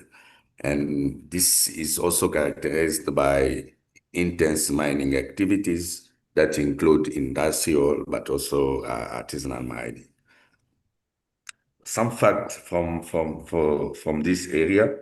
We know that nowadays everyone is struggling to achieve a low carbon economy, and there is a global need to achieve this, and this leads to a high global demand of several metals nowadays for the green technologies, and this includes cobalt for building batteries for electrical vehicle.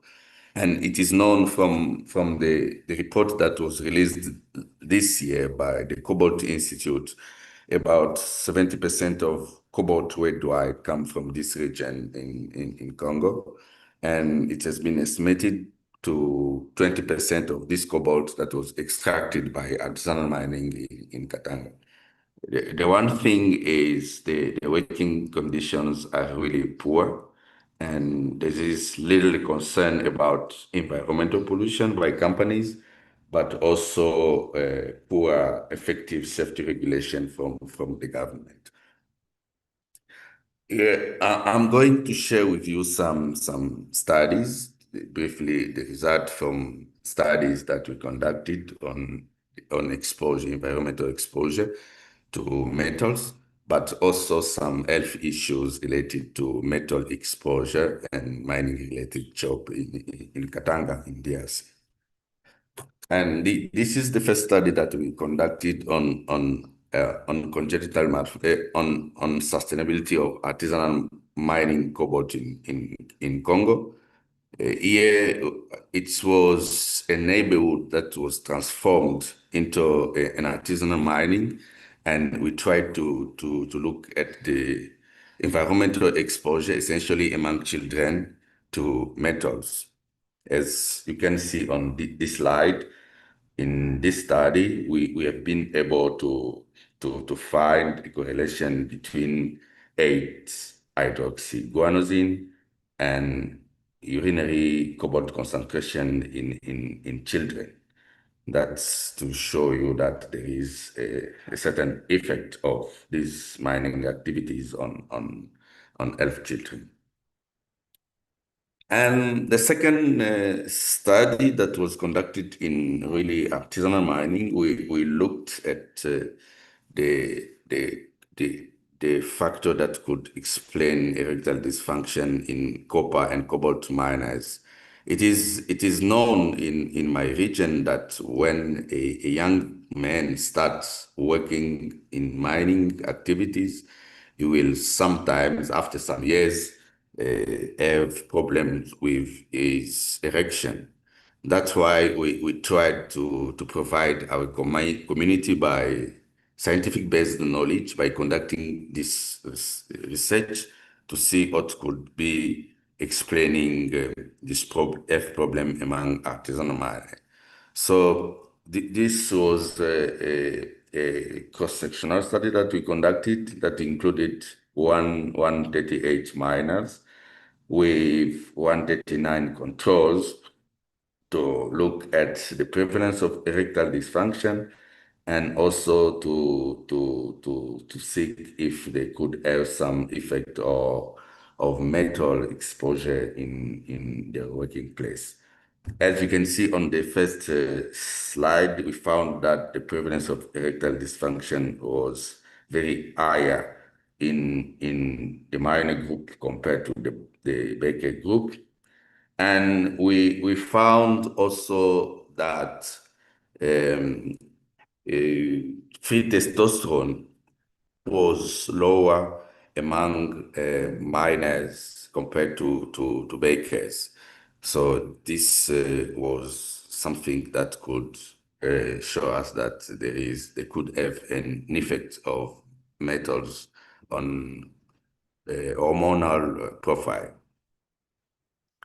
This second study was conducted in artisanal mining to look at the occupational condition and the working conditions in this mining. It was essentially underground mine. There are so thousands of young people who are involved in this work, and we tried to look at oxygen saturation and during the work in this artisanal underground mines. These are pictures to show you how it looks like. So on this first picture, you can see how a young guy is going down. One shaft can be easily 100 to 150 meters. So these guys don't have ventilation systems. They just have a small lamp torch that guide him during the work. And after work, you can see that these guys have to carry the crew material and to go and sell them so that they can survive it. So this is again to show you the hardness of this work in Congo. This again to show you that also children are involved in this work, and it's something that is not it is hidden, but it's true that also children are involved in this kind of work. So what we did is we tried to look at oxygen saturation at 4 moments, as you can see on the slide, in using a pulse oximetry. And we tried to measure this at the first time. It was before descent. And at time 2, it was 50 minutes in the shaft after having started working. And at time 3, we took the measurements upon leaving the shaft. And at time 4, we took the same measurement 10 minutes after having left the shaft.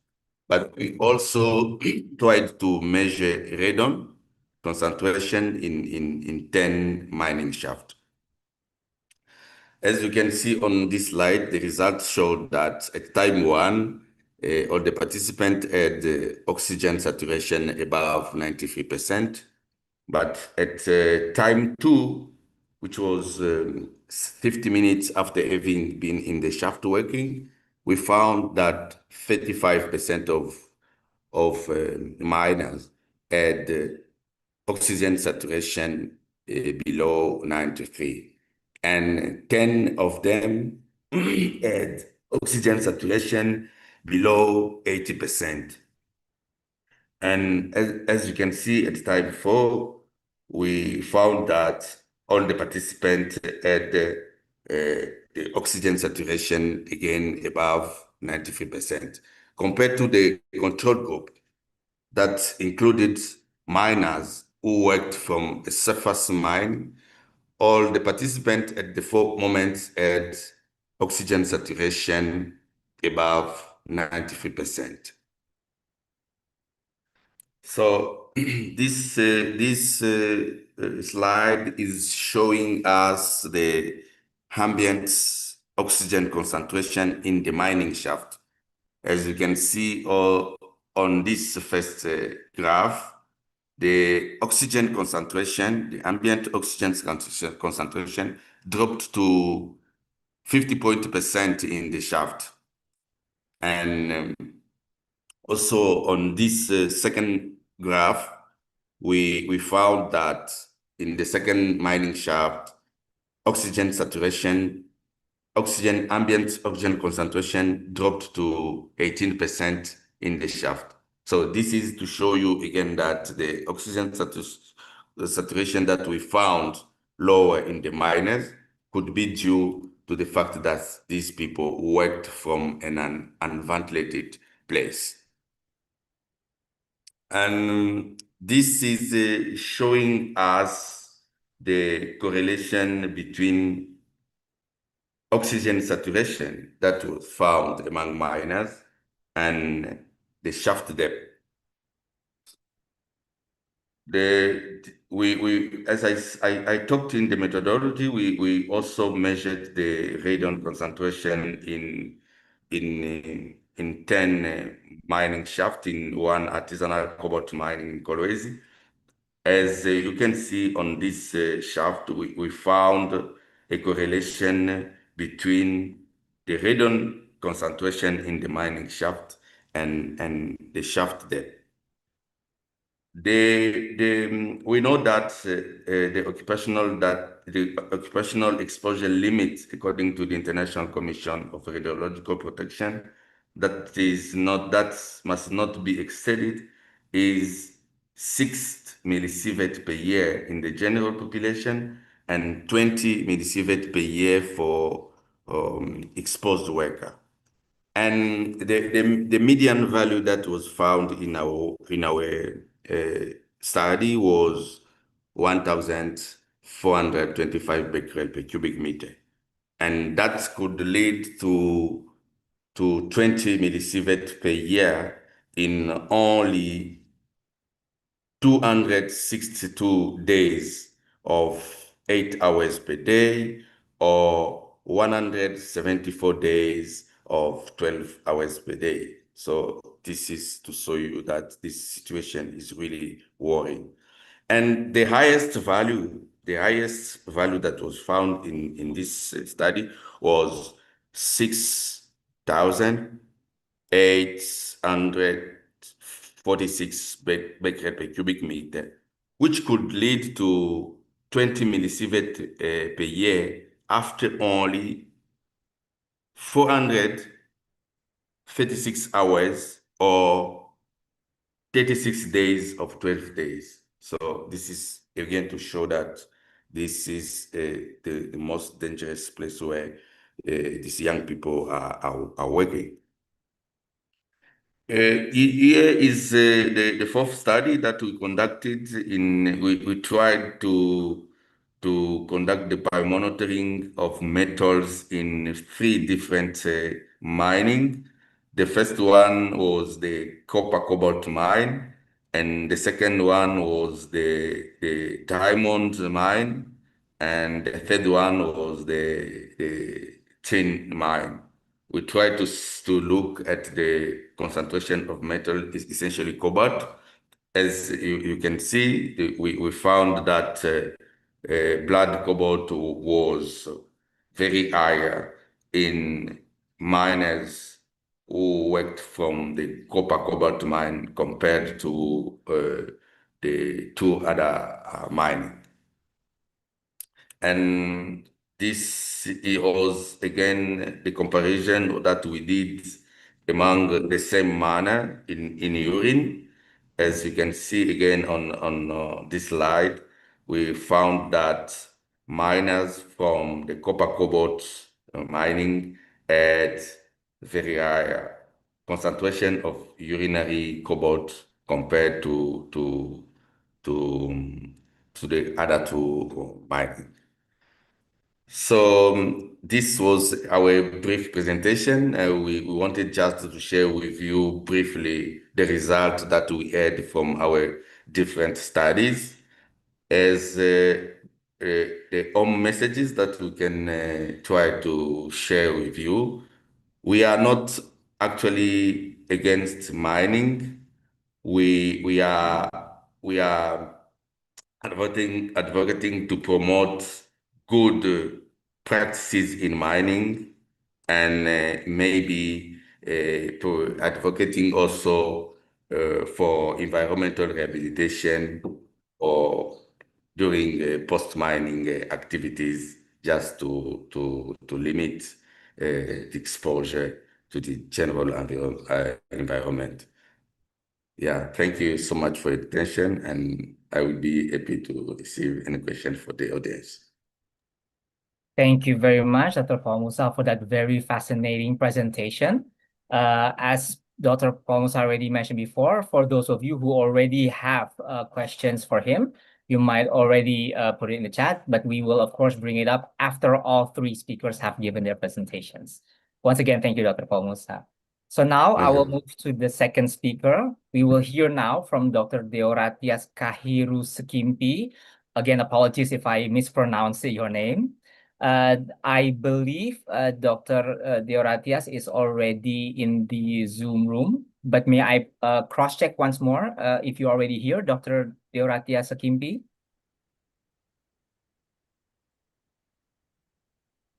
So I'm in the room. Okay, thank you very much, Doc. So we will hear in a very few moments from Dr. Deoratias Kahiru Sekimpi, who is a medical doctor, a specialist, and director of the Uganda National Association of Community and Occupational Health, or abbreviated as UNACO, from Kampala, Uganda. Dr. Sekimpi graduated from Makerere University Medical School in 1978, went on to specialize in public health in the same university in 1982, also specialized in industrial health from the University of Dundee in 1983, got his master's in occupational medicine from University of London 1984, and epidemiology and disease control from WHO Nairobi University in 1985. Also in ergonomics from Wageningen University 1988, and awarded Fellowship of the Faculty of Occupational Medicine from the Royal College of Physicians of Ireland 2001. So very impressive CV indeed. Now, Dr. Sekimpi has been a clinician, inspector of workplaces, corporation doctor, teacher, researcher, health volunteer activist, health professional association administrator, among various other roles. From the occupational health angle, Dr. Sekimpi has advocated for health of healthcare workers, where I'm sure we all know that occupational TB is one of the high risks among this population, and the health and safety of minors, where also we would all know that diseases such as silicosis, TB, HIV/AIDS also pose a very vicious triad amongst this population. As I mentioned before, Dr. Sekimpi is a member of the Uganda Medical Association and the founder, member, and leader of the UNACO, the Uganda National Association of Community and Occupational Health. Dr. Sekimpi is also a life member of ICO, a founder, promoter, and former executive committee member of the African Federation of Public Health Associations, or AFPHA, and a current governing council member of the World Federation of Public Health Associations, or WFPHA. Also a founding member and founding Secretary General of the East, Central, and Southern Africa College of Public Health Physicians, or ECSA-COPHP. And lately, Dr. Skimpy is leading a Ugandan multidisciplinary and multi-sector working group on OSH in the mining sector in Uganda. So Dr. Skimpy, I am very excited to hear your talk. I will now give the time and screen to you. Thank you.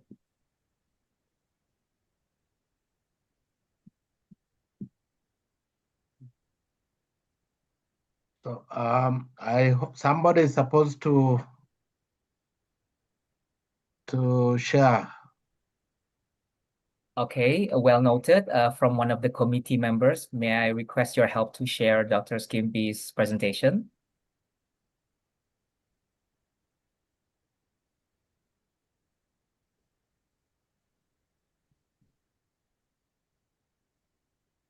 Or should I be given the permission to share? Perhaps if you can see that from your computer or laptop, Dr. Skimpy.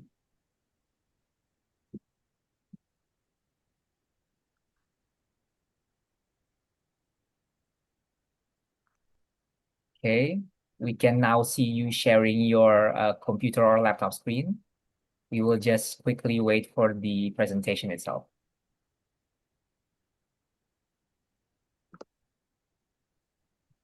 I don't know. Is it coming? So we can see your computer or laptop screen, Doctor. You can just click on the presentation. Yes, please click on the presentation, the PowerPoint file. Can you see it now? At the moment, not yet, though. No.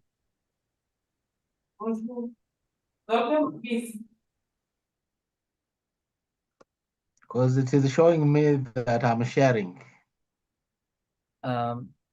Could you please cross-check if you have shared the correct window, so the window of the presentation?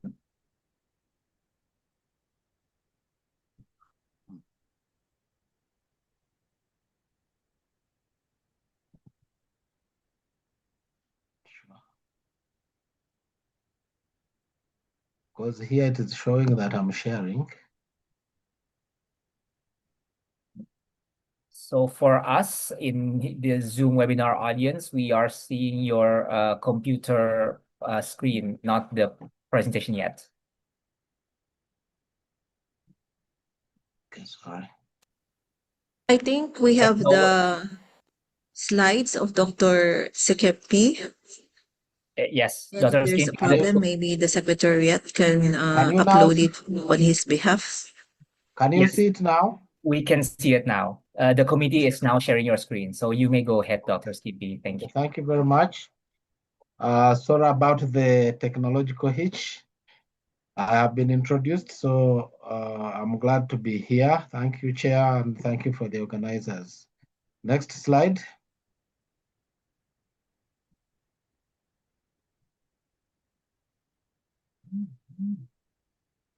Next slide. Okay, so that is the outline. I look at mining and artisanal small-scale mining in Uganda, some historical perspectives, the challenges and possible solutions to mercury-free artisanal small-scale gold miners, and then what interventions we have been able to do in Uganda, and particularly the contribution of UNACO, the organization where I belong. Next slide.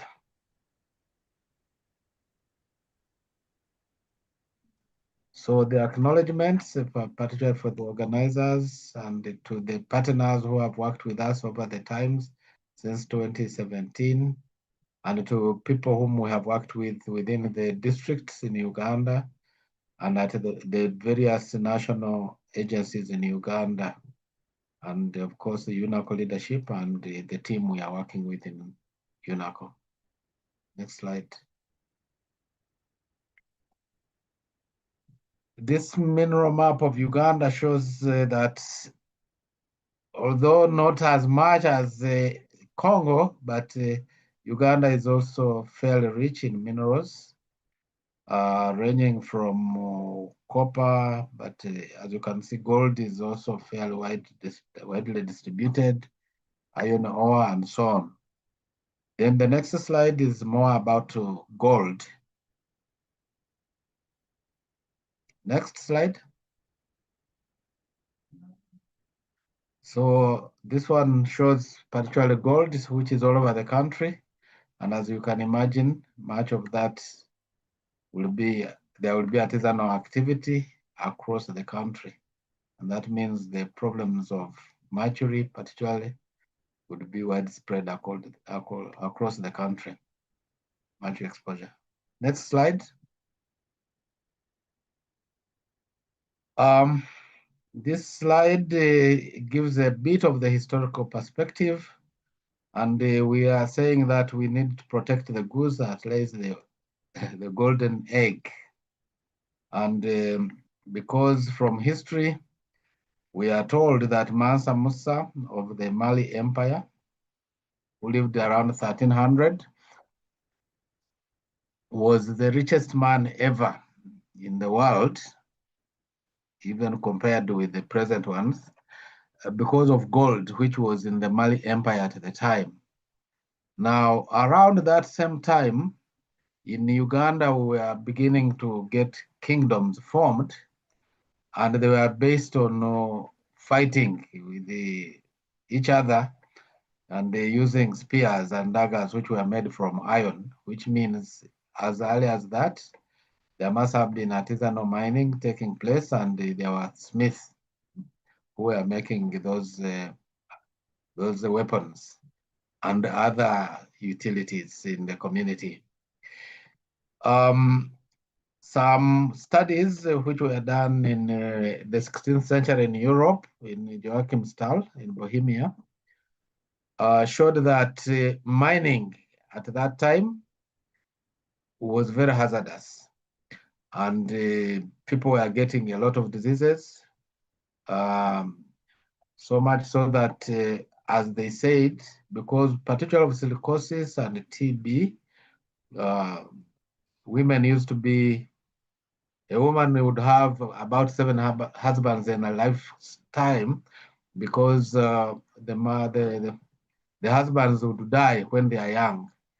Unfortunately, that is the situation which is happening in our small-scale gold mine, artisanal mines here.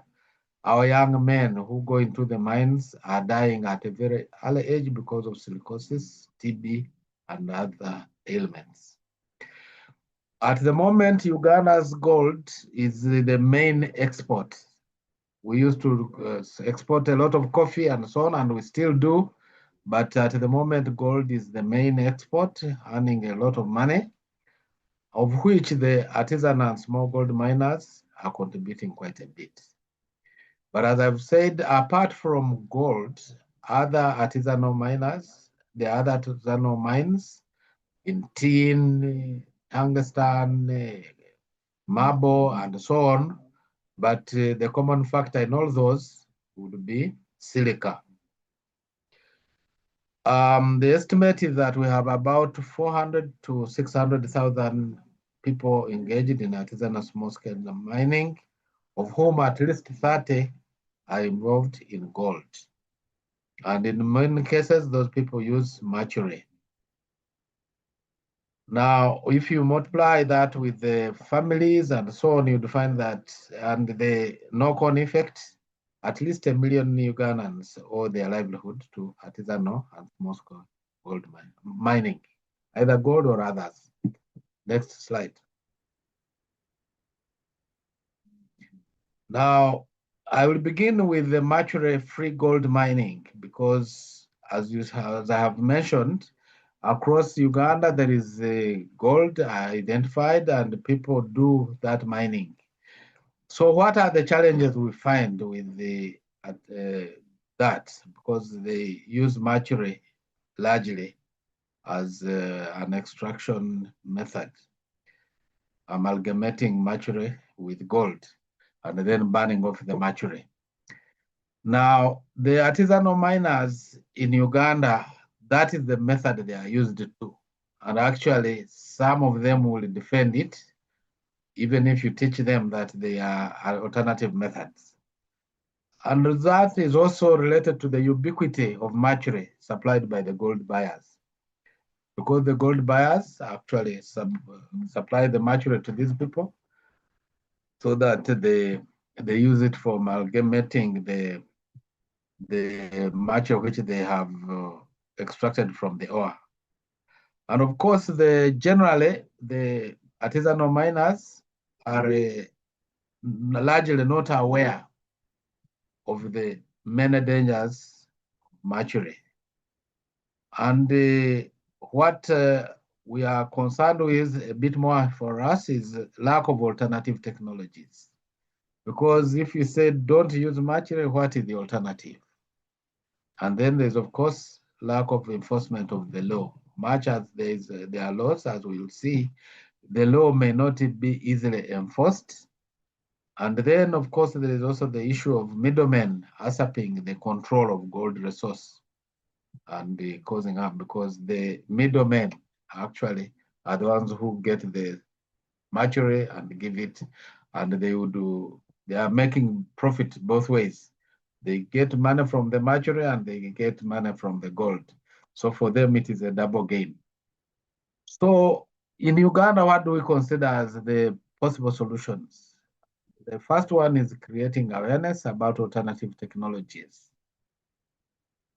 We would think of control of smuggling of mercury by educating or apprehending errant gold buyers, educating the small miners and the gold buyers about dangers of mercury, and promoting and scaling up alternative mercury-free technologies. And the important part would be also to domesticate and enforce mercury-free gold mining laws at local level. So those are the sort of things which UNACO has been trying to do in terms of helping reduce mercury use. Can we go to the next slide?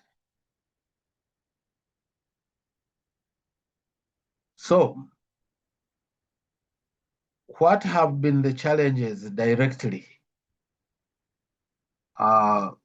in this? Because the artisanal and small-scale miners have low education, they are also generally poor, therefore, and that means they will accept whatever comes. And their working and living environments are very adverse, so that means they will try to get any job under any conditions, unfortunately. And then, of course, in this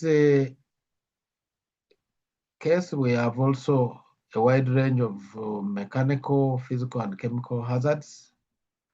And in many of these mines, you will also, apart from mercury and so on, you will have things like snakes, scorpions, and of course, because of very low outturn, because they are doing artisanal work, they really don't get very much in terms of pay. The return is very low in comparison to the big scale mines, which also coexist. But in this case, we are looking at these small scale miners. So the caving in of tunnels and then cuts from rocks are a common feature. Recently, there was, I think in Colombia or some other place where there was, in the news, people had caved in.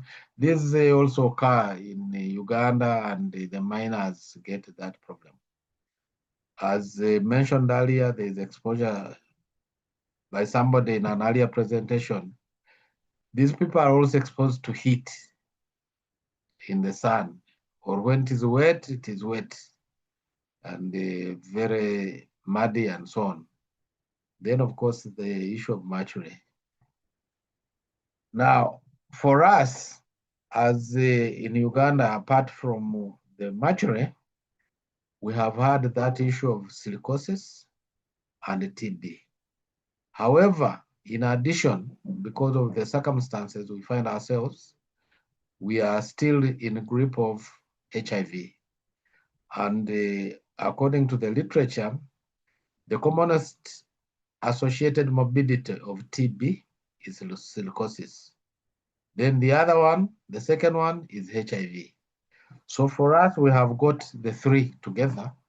So that means in Uganda, we have to work extra hard to be able to contain all those three conditions which are coexisting.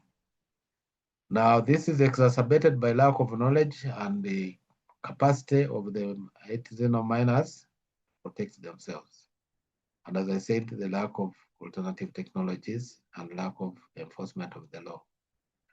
Now, on that wider scale of occupational safety hazards, we really need to promote universal and compulsory education for people to remain in school up to 18 so that they are protected at least when they are still young.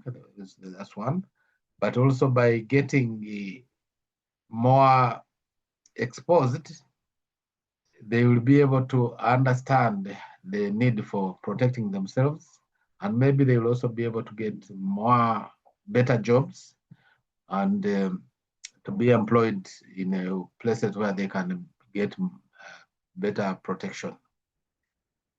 Now, investing in safe technologies is a solution, and better housing for miners, mining communities would be a solution.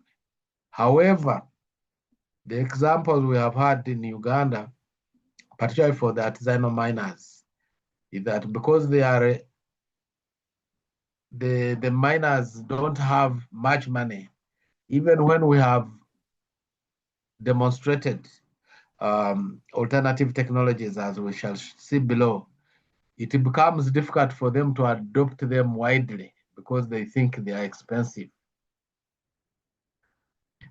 Then the other issue would be carrying out risk assessment in various places, as our colleagues who have presented earlier. Unfortunately, at the moment, we are not yet having organized systems of risk assessment, particularly for artisanal small-scale miners. Although we have carried out some studies, which I will refer to later, and but then the enforcement has not been continuous.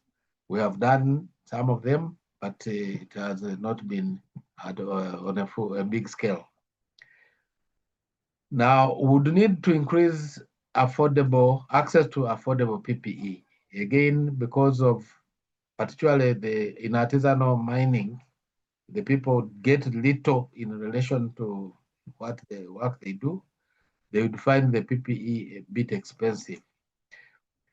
So that brings us back to earning capacity. We would need to earn. They would need to be educated, earn more, and be able to not only understand the importance of PPE, but also to be able to buy them.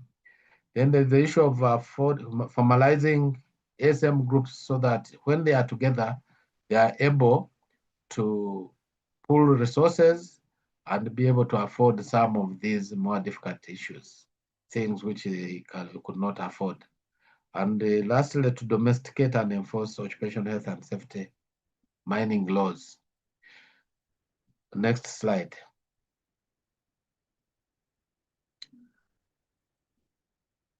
So, what have been the interventions in Uganda? Generally for mining, but also on Mercury. Now, in 2019, Uganda ratified the Minamata Convention, and UNACO was fortunately a part of this process of the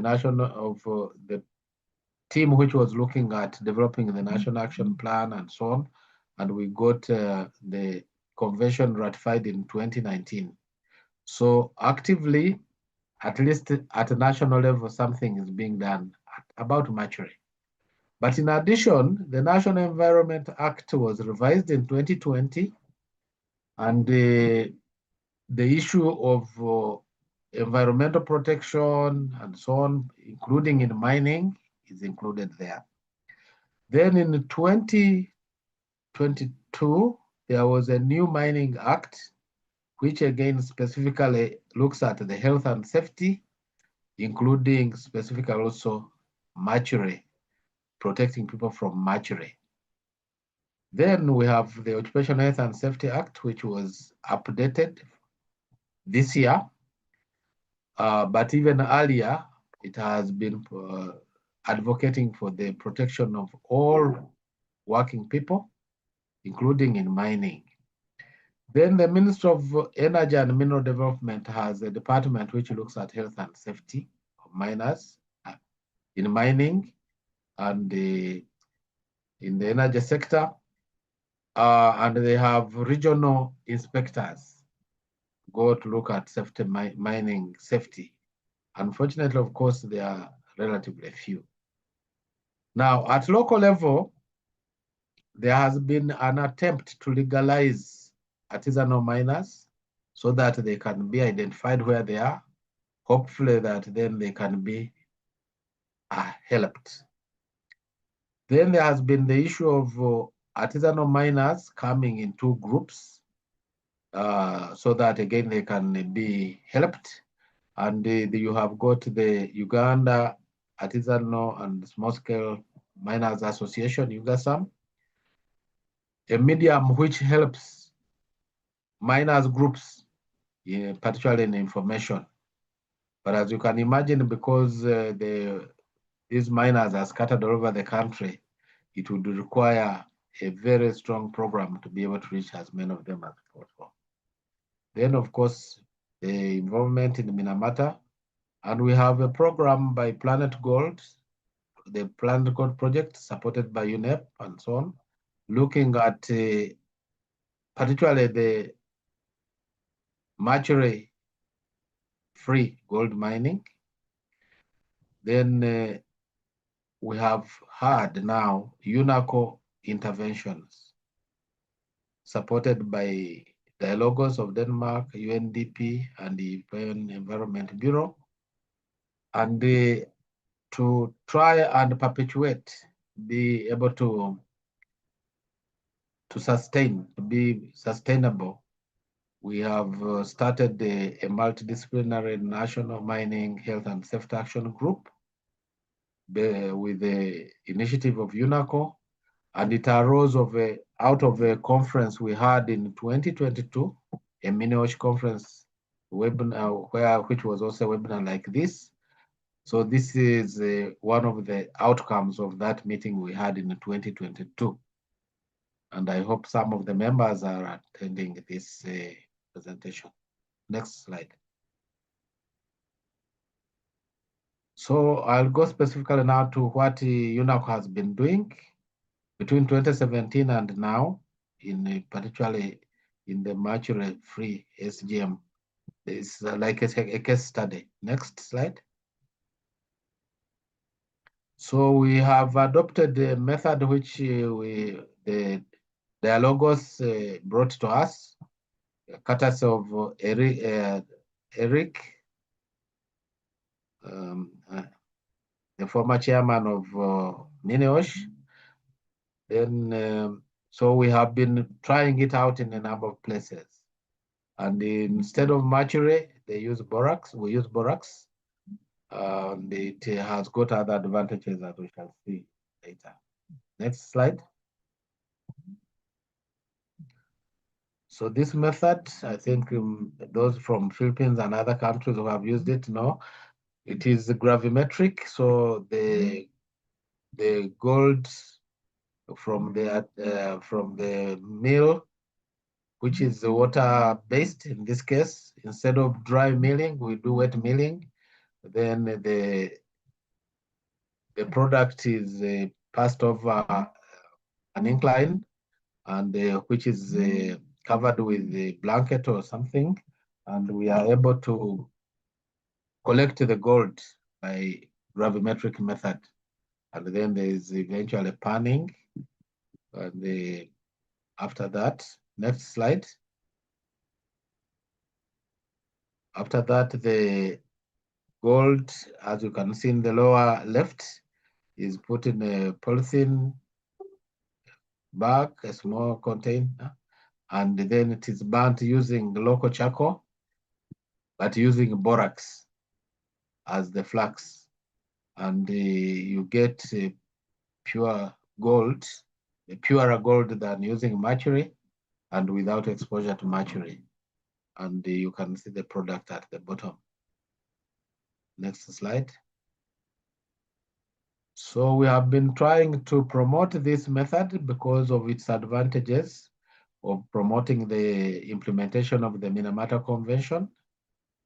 And by using this method, the extraction time is shorter because when you don't use that method, the ore sometimes has to be dried so that when it goes into the mill, it does not stick. But in this case, when we are using water, you don't have to go through that. Although people will tell you that, oh, now this method is long because they are used to the old method. Now, by using water in the mill, we eliminate dust exposure, which can be considerable when we are doing dry milling, and it reduces noise very considerably, which are other occupational health measures. And by using borax and charcoal, which are common, we are able to extract purer gold. The concentration of the gold, or the purity of the gold, is higher. Next slide. So we have worked with the New Horizon project, which was supported by Dialogos from 2017, and we worked with them up to currently in some areas, in some districts in Uganda. And in 2017, we were also involved in some surveys of Mercury, both in the environment and on the human beings, but in a few areas. Then from 2019 to 2021, we extended to other areas. And in 2020-22, we got a UNDP-GEF small grants project demonstration in Amadat, in Karamoja. And currently, we have just finished a support by the European Environment Bureau in Amadat. And in that program, in all these programs, we have demonstration sites. So we have advocacy for mercury-free mining and raising awareness. And we have been assisting particularly Amadat district in developing a mining safety bylaw so that it could be a prototype which could be used in other districts. Because when you have the national law, you domesticate it into a local law for easy implementation. Next slide.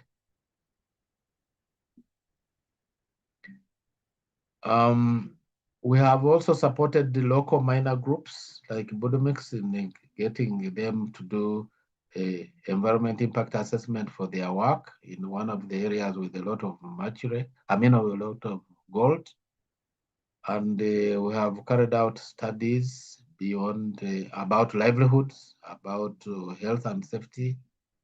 And as I said, in 2022, we hosted the mini-OSH, the third mini-OSH conference. And then we started, as I said, this multidisciplinary group. Now, in 2023-24, we started a collaboration with Stop TB Partnership, trying to see how we could help the mining sector to look at the safety also from the TB side and involving the Stop TB Partnership, particularly the key and vulnerable population constituency, where the TB, silicosis, HIV nexus is particularly very important. I think I've alluded to that one. Next slide. So this is an example of an activity which we carried out recently, and we were retraining people in Amadat, and that is the terrain. As you can see, heaps of tailings there, and this is a mill. But we had discussions with the community. That time the mercury-free demonstration site had broken down. We were trying to rehabilitate it, and we had meetings to discuss with the community. And we got people from the district, from the sub-county to discuss with them how to revive that demonstration site. Next slide. We also had a meeting with the council, so that with the district council, the political arm, to discuss about the safety in mining. And they wished that they could go and visit the mining sites themselves to see how best they could work on getting a law, a domesticated law for their district. Next slide. Now, more recently, we had the site restored, and then the people were retrained, and they were given certificates. The left lower the right quadrant, the lower, those were councillors who represent the sub-county at the district. Some of them were talking to these miners, saying that they would be going to the district to represent their program to promote the mercury-free law in the district council. So that was a practical example of domesticating how we are trying to domesticate the law. Next slide. We may not have time to look at this video, but those who will manage, if you can get that link, you'll be able to see that ceremony which took place in Amadat earlier this year. And I think the next slide is to thank everybody for listening to me. Thank you. Yes. Thank you very much, Dr. Deogratias Kimpi, for that very marvelous presentation. We got many great insights about the OSH and the Uganda miner situation. So now I will, for the audience, you may already, if you have questions for Dr. Deogratias Kimpi, you may write it in the Q&A part of this Zoom or in the chat. We will wait for them. So now we will proceed to the last speaker for this particular session. I would like to introduce you to Professor Dr. Rajan Naidu from South Africa, from KwaZulu-Natal University in Durban, South Africa. Again, apologies beforehand if I mispronounce any of those names. So Professor Dr. Rajan Naidu is a medical doctor, professor, and head of department in occupational and environmental health at the University of KwaZulu-Natal, who has been in academic research for 25 years. He, of course, specializes in occupational medicine, and his areas of research focus on occupational and environmental respiratory diseases, particularly as a result of workplace exposures or ambient air pollution, and more recently on weather-related health effects, with projects funded by major national and international agencies, including the National Research Foundation, U.S. National Institute of Health, and the European Union. Professor has over 120 peer-reviewed publications with presentations at several international conferences. He is an associate editor at the International Archives of Occupational and Environmental Health and the Journal of Occupational Medicine and Toxicology, as well as on the editorial board of the American Journal of Industrial Medicine and Environmental Epidemiology. Professor received his postgraduate training in occupational medicine at the University of Cape Town and his doctorate at the University of Michigan. Currently, Prof is the principal investigator on the mother and child in the environment or MACE birth cohort, focused on the impacts of ambient and indoor air pollution on the respiratory health of children, and the Wellcome Trust-funded Child Heat Impact Child Health Intervention Study, which investigates the impacts of heat on the respiratory health of children in Durban, South Africa, but also places in Harare, Zimbabwe, and Haramaya, Ethiopia. Professor has previously been the principal investigator on several large air pollution and respiratory health studies in South and Southern Africa, funded by many international and national agencies. So to Professor Dr. Rajan Naidu, the time in screen is yours. Thank you. Thank you, Chair, and thank you to the organizers of this meeting for inviting me. I trust that you can see my presentation. Yes, we can see it now. Thank you. Thank you very much.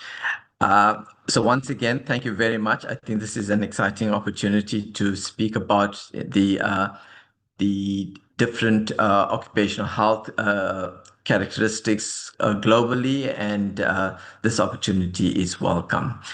I'm going to speak about the experiences that we have in South Africa with workers in terms of medical surveillance and biological monitoring.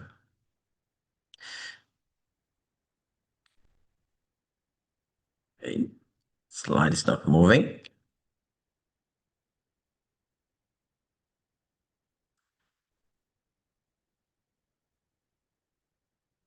Apologies for that.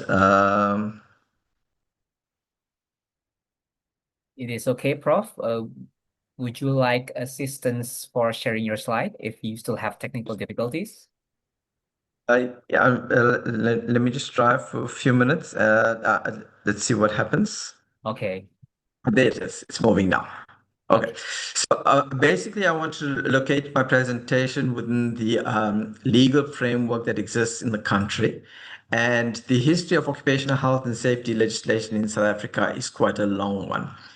The first legislation appeared in the early 1900s, and this was largely because of our mining industry. By 1860, we had discovered diamonds in South Africa, and by the late 1800s, gold was also discovered. As a result of that, the compensation laws for workers developing work-related diseases came into place, as well as laws that it started to address exactly how companies operated their mining operations. But despite this very early start in health and safety legislation, there was not much focus on medical surveillance nor on biological monitoring. And it was only in the 1990s, some 80 years later, that the first biological monitoring legislation for workers was introduced. And this was only for a single pollutant at that point, and it was the lead regulations in 1991. However, by 1995, we had introduced what was called the Hazardous Chemical Substances Regulations, and this basically was a major advance nationally. It was the first important occupational health and safety legislation in the new democratic South Africa, and it brought us in line with the rest of the world.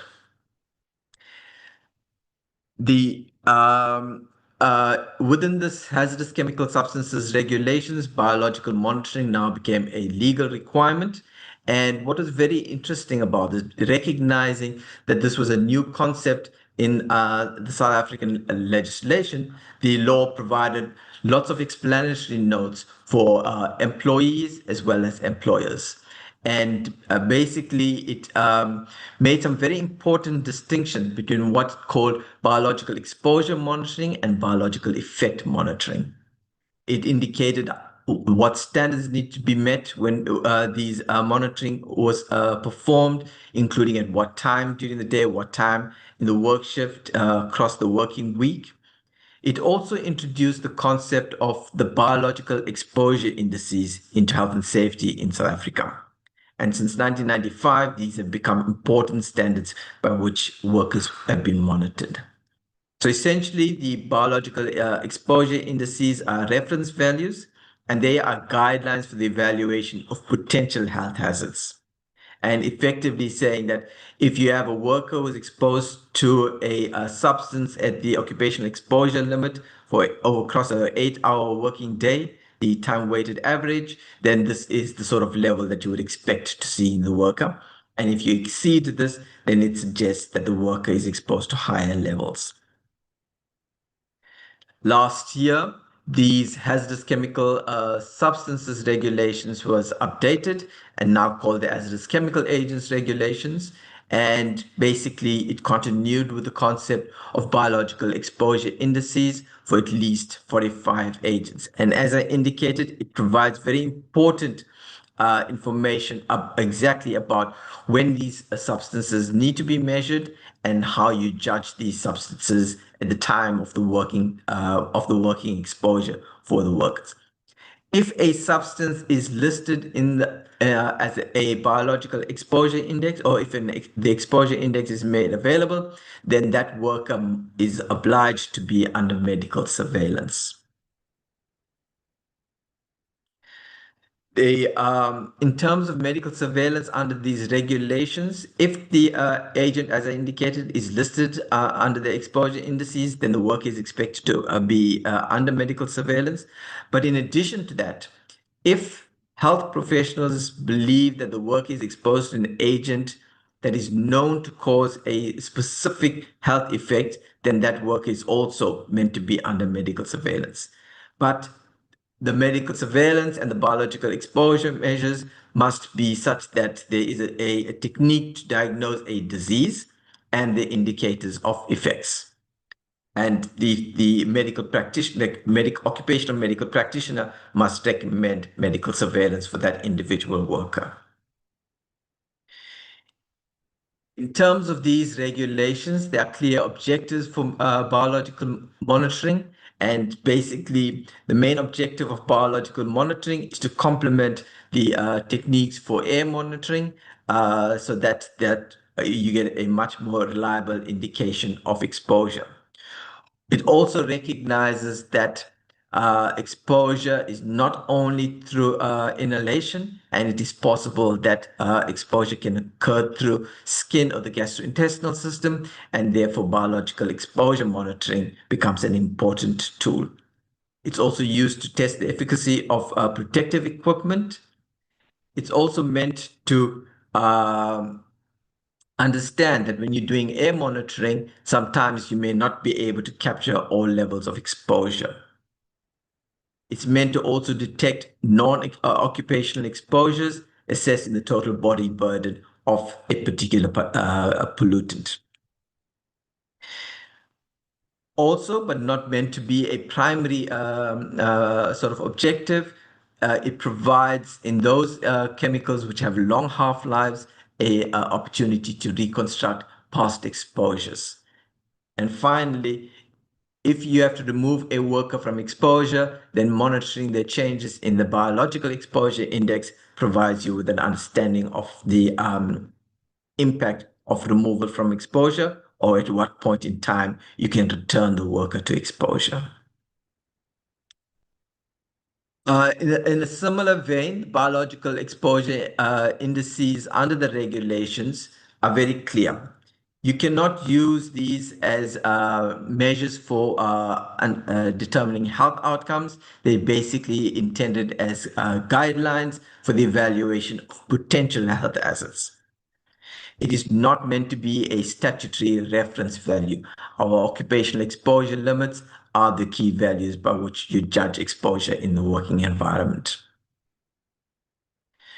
Effectively, a BEI is meant to indicate a worker who's been exposed to a hazardous chemical agent, largely through inhalational routes. Should you have a situation where biological exposure index exceeds the indicated level, then it suggests that further investigations need to be taken in the workplace to reduce exposure.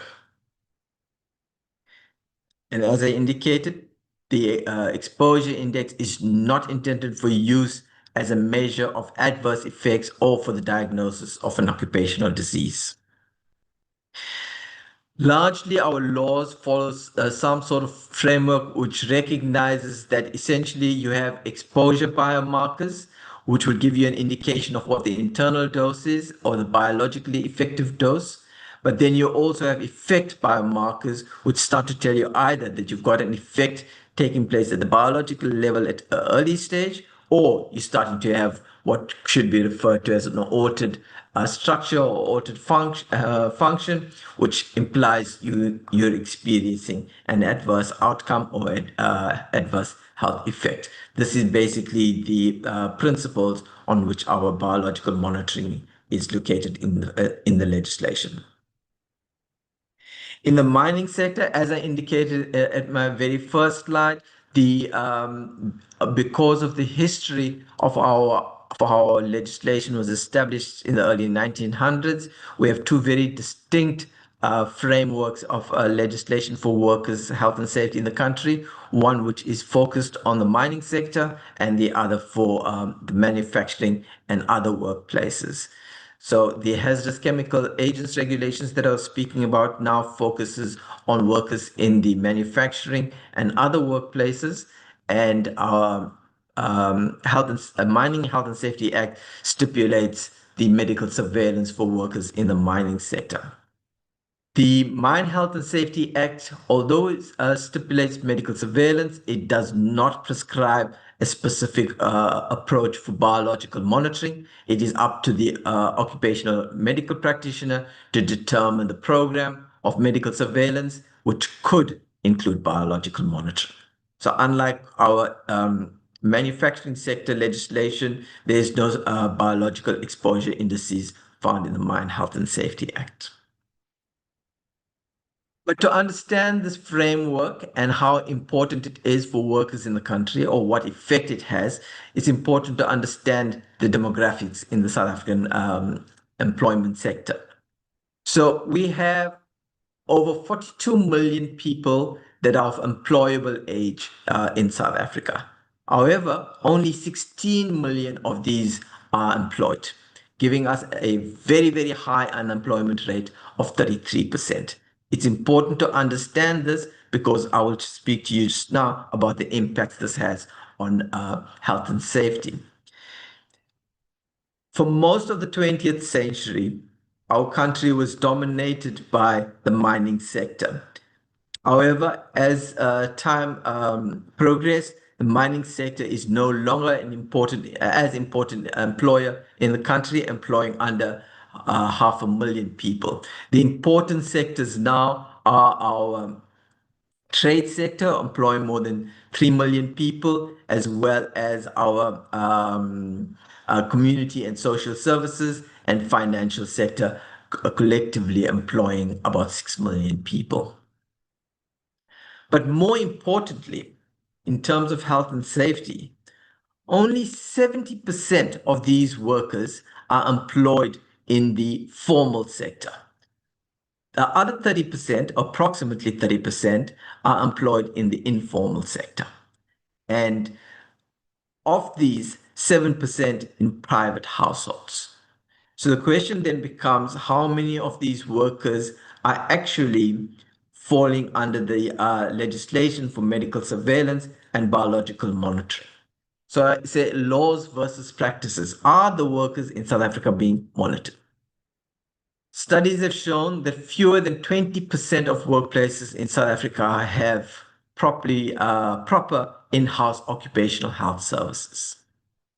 Many of the employers outsource occupational health to private managed care companies, but basically they are largely there to make sure that these companies meet legal compliance and they fail to act effectively on the results that they find. In terms of understanding our levels of enforcement and regulation, we have over 4 million employers in the country, but the number of inspections that have taken place by our enforcement agency in the 2023-2024 financial year was just over 100,000. So large numbers of workplaces are not enforced through legislative inspection. And this gives you a sense here. Over 50% of employers in the country are in the informal sector, and the rest of them are very small enterprises which may not necessarily have the resources to implement medical surveillance or even biological monitoring. In a sample that our factory inspectorate undertook in the 2023-2024 financial year, in a rapid survey of over 870 workplaces in the non-mining sector, only 50% of these companies were actually compliant with health and safety legislation. And then of these, only 9% conducted any meaningful exposure monitoring. In other words, occupational hygiene, workplace monitoring. Only 8% conducted any medical surveillance. So clearly, in this random sample, a large number of workers in the formal sector are not under any form of medical surveillance, and very few of them actually have any assessment of their workplaces. Against that background, we have a limited medical surveillance for workers in the public sector. So 4 million workers in the public sector in South Africa, and very few of them are under any systematic medical surveillance. And as I showed you in the South African demographics, approximately 5 million of the workers in South Africa are working in the informal sector or in private households. And we know these workers are under no medical surveillance or biological monitoring at all. So despite our long history in South Africa of worker health and safety legislation, medical surveillance and biological monitoring only started in the 1990s. And although our legislative framework is benchmarked with the best international standards, the regulatory framework is very weak and limited, and few workplaces implement these legal standards. And most of South African workers are not under any formal medical surveillance or biological monitoring. And finally, just to say some of the concerns and the challenges for occupational medicine. Effectively, the nature of our economy, which consists mostly of small businesses and informal workers, implies the legislative frameworks that we have in place, apologies for this error, legislative frameworks are not feasible. Most of the workplaces are in non-regulated working environments, and the likelihood that workers are at risk from the exposures in the working environments is very high. By focusing on legal enforcement, I don't believe that we're going to address the problem because of this imbalance between formal and informal sector. We need new approaches to be explored amongst all stakeholders, and we certainly need to consider state-funded public health sector services to protect the health of workers. Once again, I'd like to thank the organizers for the opportunity to talk to you today and to present the experiences in biological monitoring and medical surveillance in South Africa. Thank you very much for your time. Thank you very much, Professor Dr. Rajan Naidu, for that very amazing, outstanding presentation and giving us all that insights regarding the conditions in South Africa. So now we'll move on to the Q&A section of this session. I already see right now in the Q&A box, there's one question to Dr. Paul Musa Obadia. I will wait if there are questions for the other two speakers, but for now, I will convey the one question for Dr. Paul. So for Dr. Paul, there is a question from Dr. Daniel Sekaboja. I hope that I pronounced that name right. That asked, because of the radon exposure that you showed in your presentation, is surpassing the normal and recommended safe levels. So what is the contemporary measure against this high level of exposure among the miners that you already presented? Dr. Paul, we wait for your answer. Yeah, thank you so much for the question. I can say up to now there is no measures that are taken for that, but we are thinking about implementing a ventilation system in this artisanal mining. If we can try to see how we can organize a training for miners to show them how they can ventilate the miners. But for that, I think we need to seek some funding and also to do that, and so that it can be implemented in this artisanal mining. Okay, yes, well noted. Thank you very much, Dr. Paul, for that. And yes, we hope that that at least can be implemented with other, perhaps thought about more advanced measures to have the contemporary measure for those high-level exposures of radons. Thank you, Dr. Paul, for that. Since I do not see any questions yet for the other two speakers, while waiting, I will now like to ask Dr. Skimpi. So, Dr. Skimpi, I saw from your presentation that you already proposed several very comprehensive solutions, right, for the situations that you are facing. And perhaps you can share with us how the process of advocacy that you or the team did in order to convey the solutions perhaps to the government or any other stakeholders in the country. So could you perhaps talk to us a little bit about the advocacy processes that you did, Dr. Sakimpi? Okay, thank you very much, Chair. What is happening is that the Uganda National Association of Community and Occupational Health is first and foremost an advocacy organization, because we really don't have resources to always implement things, but we would like to domesticate knowledge from wherever, and where possible, we advocate, increase awareness, or where possible, we can implement mainly. So what we have done is that in all these projects, we have involved the government agencies, Ministry of Labor, Ministry of Minerals, Energy. It is Ministry of Energy, Mineral Development, and NEMA, which is the National Environment Management Authority. As I mentioned during the discussion of the Minamata Convention Action Plan in Uganda, we played the part there. We carried out some studies together with other partners, particularly on the Mercury issue, and those informed the activities which NEMA is carrying out right now, including getting support from UNEP through the Planet Gold. Right now, we are having currently a study. Actually, Daniel Sekabaja is one of the people who is working on this study, again on artisanal and small-scale gold mining.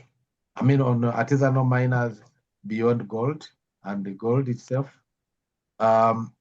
supported by Society of Occupational Medicine in the UK and NEBOSH, looking at the working conditions in artisanal mining in Uganda. So there is data collection taking place in across the country, central, northeast, southwest, and that information we are collecting. We are being assisted now by the ministry to let us know where to go and so on.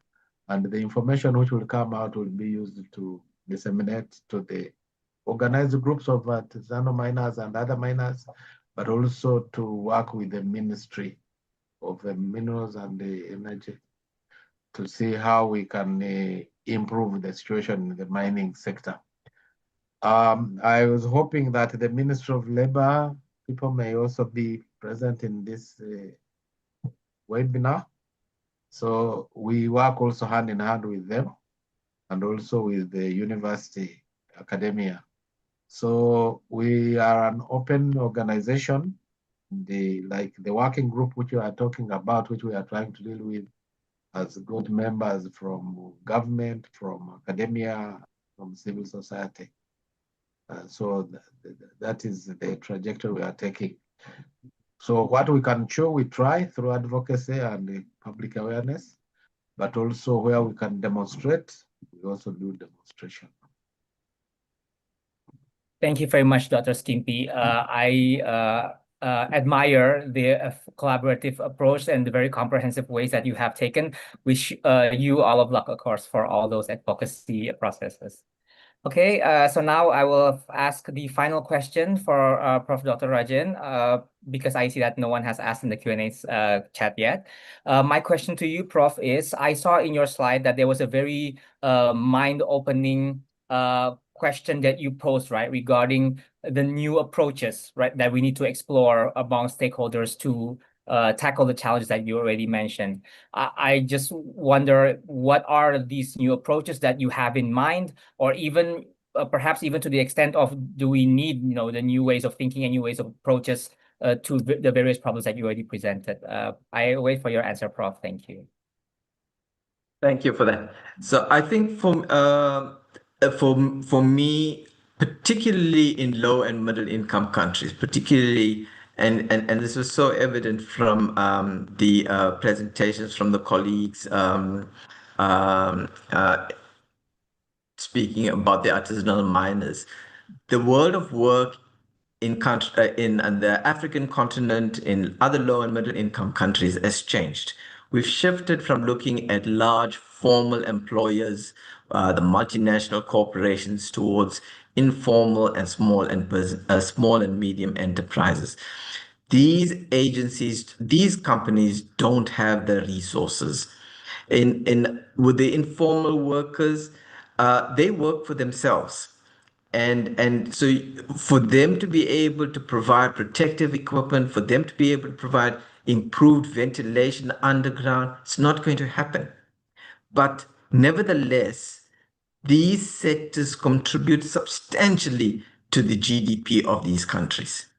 If that's the case, if government is actively encouraging the informal sector because it's a means of employment, then I believe that a political decision needs to be taken, that government takes responsibility for protecting the health of these workers. So it's got to be through whatever means, taxation, etc., of those that can afford, but to be able to put into place structures that take care of the health of these workers.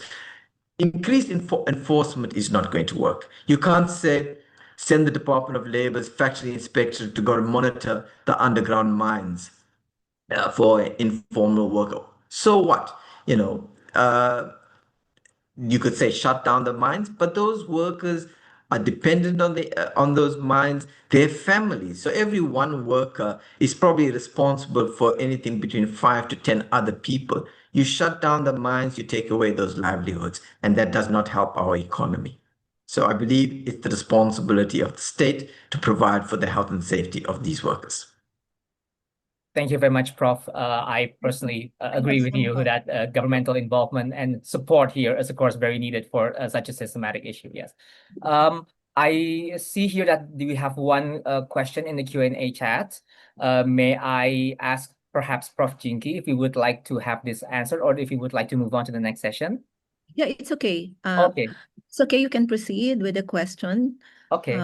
Our So- audience. Yeah. Okay. So I guess with this will be the last question for this session. And this question is to Prof. Rajan. So Prof. Rajan, one of the attendees here, wants to ask you that among South African non-registered ASMs, what can work if what you mentioned before regarding regulations and policy doesn't or may not work? Because as the attendee here agrees, because the regulatory framework is very substantial and it means we can enforce what is not available, but perhaps can it be the starting point of increasing awareness of what is right and wrong? Perhaps you would like to have a comment or input to this? Thank you beforehand, Prof.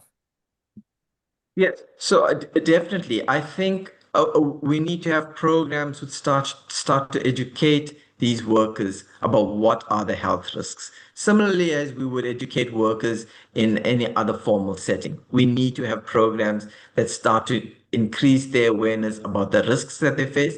And in many circumstances, the risks that the work that the informal workers are doing, the artisanal miners and in other informal sectors, are actually also placing on their own families, particularly their little children. And Dr. Badia presented the findings among children. So it's the informal sector work with exposures to mercury are starting to impact on the health of children. And we've got to start programs of educating, understanding how we put into place childcare and separating out children from exposures and making sure that we, in some ways, control these exposures. But I'm saying legal enforcement or putting in penalties is not going to work in this sector. Okay, thank you very much, Prof. Rajan, for that. And with this, this concludes the session for this afternoon part of the webinar. We are grateful for all the speakers that have presented their presentations. I'm sure we all learned insights. I particularly in person learned a lot of new knowledge today. And I hope that this doesn't stop here. I hope that all the information conveyed will become an aspiration and benchmarking information to the rest of us in order for us to improve our occupational medical practices, not only in the mining sector, but perhaps maybe in other industries that we can use it as a comparison baseline to. And we hope we see you in any future webinars and seminars. Thank you very much to all of the speakers. And I give it back to Prof. Jinky. Thank you. Yes, thank you very much to all our speakers, Dr. Rajan, Dr. Deo, and Dr. Paul, for such a wonderful discourse and sharing on occupational health and safety in Africa in the aspect of biological monitoring, medical surveillance, exposure assessment, giving advocacy strategies, as well as specific case studies and research findings in specific mining sectors in the DRC. And if you can stay until the end, we will also appreciate that, because at 5:30 or so, we will have a grand open forum for all the speakers in the afternoon session. Thank you so much again. Now we proceed to our second session in the afternoon, and it is about occupational health surveillance. And our moderator today, and thank you, by the way, Dr. Pasca, for such a great moment for you moderating our session, our first session in the afternoon. Our second session will be moderated by Dr. Noel Trianto Rusli, an occupational health specialist and a member of the Collegium again of Occupational Medicine and affiliate faculty at the Medicine Universitas Indo Global Mandiri, Palembang, for this session on medical surveillance in the workplace. Okay, thank you, Prof. Jinky, for the introduction. Can you hear my voice? Hello? Can you speak louder? Oh, yeah, Can yeah. you increase your Hi. volume? Okay, so thank you, Prof. Jinky. Can you hear me clearly? Okay, okay, good. Okay, so I will be moderating the second session in this afternoon. So we have three distinguished speakers for this session. I would like to introduce one by one of them, and then I will start with the first speaker for this session. So the first speaker for this session, I will introduce him. He is my colleague from Indonesia. So his name is Dr. Bramantio Eko Wayudi. Dr. Bramantio is an occupational medicine specialist resident of the Occupational Medicine Specialist Program from the Faculty of Medicine Universitas Indonesia since 2024. Previously, he was working in Pertamina Hulu Energy for 12 years. He is currently working as the head of the Occupational Health Department at Merdeka Copper Gold, an Indonesian mining group of companies, which subsidiaries of gold mining, copper projects, nickel mines, and smelters. His latest project is developing a centralized digital health system for the Merdeka Group. So, Dr. Bramantio, I hope you are already in this Zoom meeting, and I can see you. Good afternoon, Dr. Bramantio. Good afternoon, Doctor. Thank you for the introduction. Thank you, Yeah. Prof. Jinky, Prof. Mukhtar, all the esteemed professors and doctors. Okay, so it's your time to present your presentation. So your time and the time and screen, I pass it to you, so you can start now. Yes, thank you.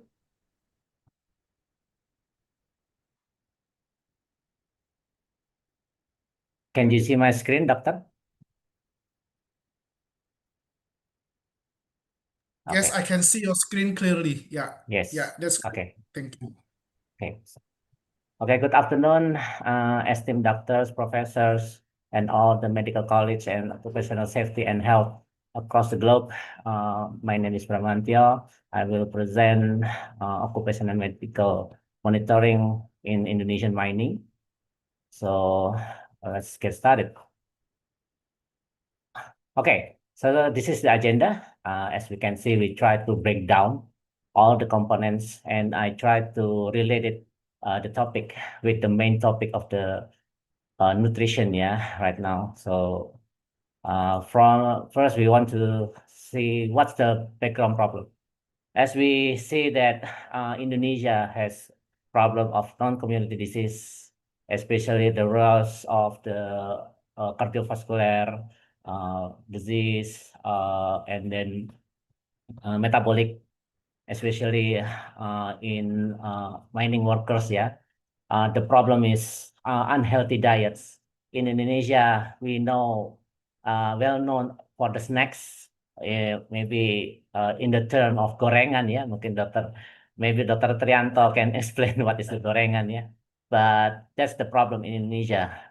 Lots of oil, lots of fried foods, and that's kind of junk food in Indonesia. So to solve the problem, we try to promote the healthy diet program by promoting balanced nutritional choice.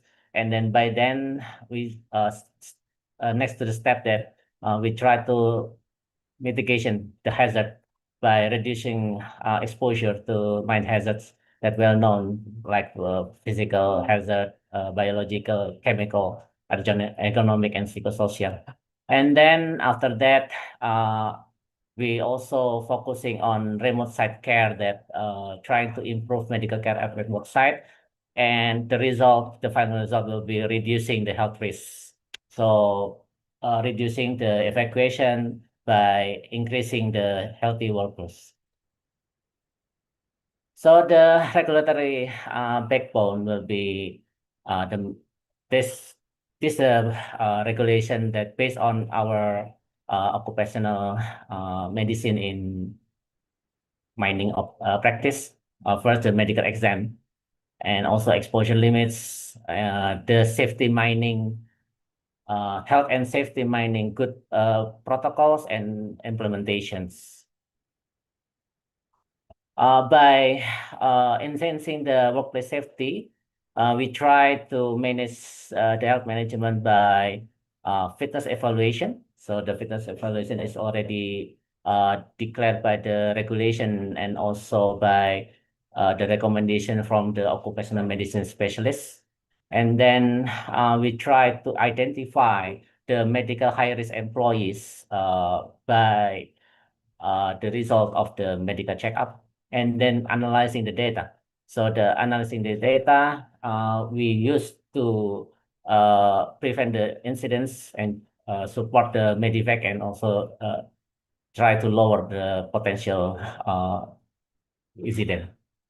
So the medical high risk was one of our concern, especially with regards to promote the safety and health in mining, especially if we see that the higher medical high-risk risk, especially will also increase the risk. So by defining the medical high risk, we also use the Jakarta Cardiovascular Score and also the Framingham score. And then we stratify the risks by scoring. And after that, we try to develop an intervention program by coaching provide the skillful medical personnel, and then conducting drills. And then by proactive monitoring and prevention, we intend to lowering the risk of the medical high risk.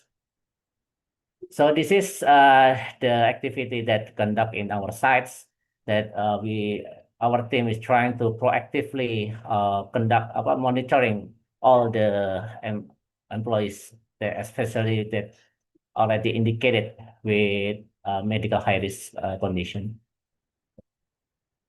And in parallel, we also realize that the medical high risk is related to the nutrition, that the employees receive.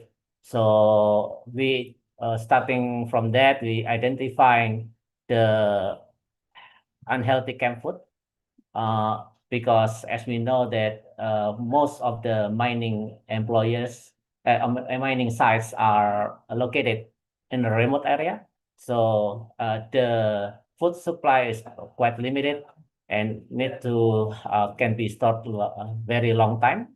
So there is very limited choices. So we're starting by labeling the menu.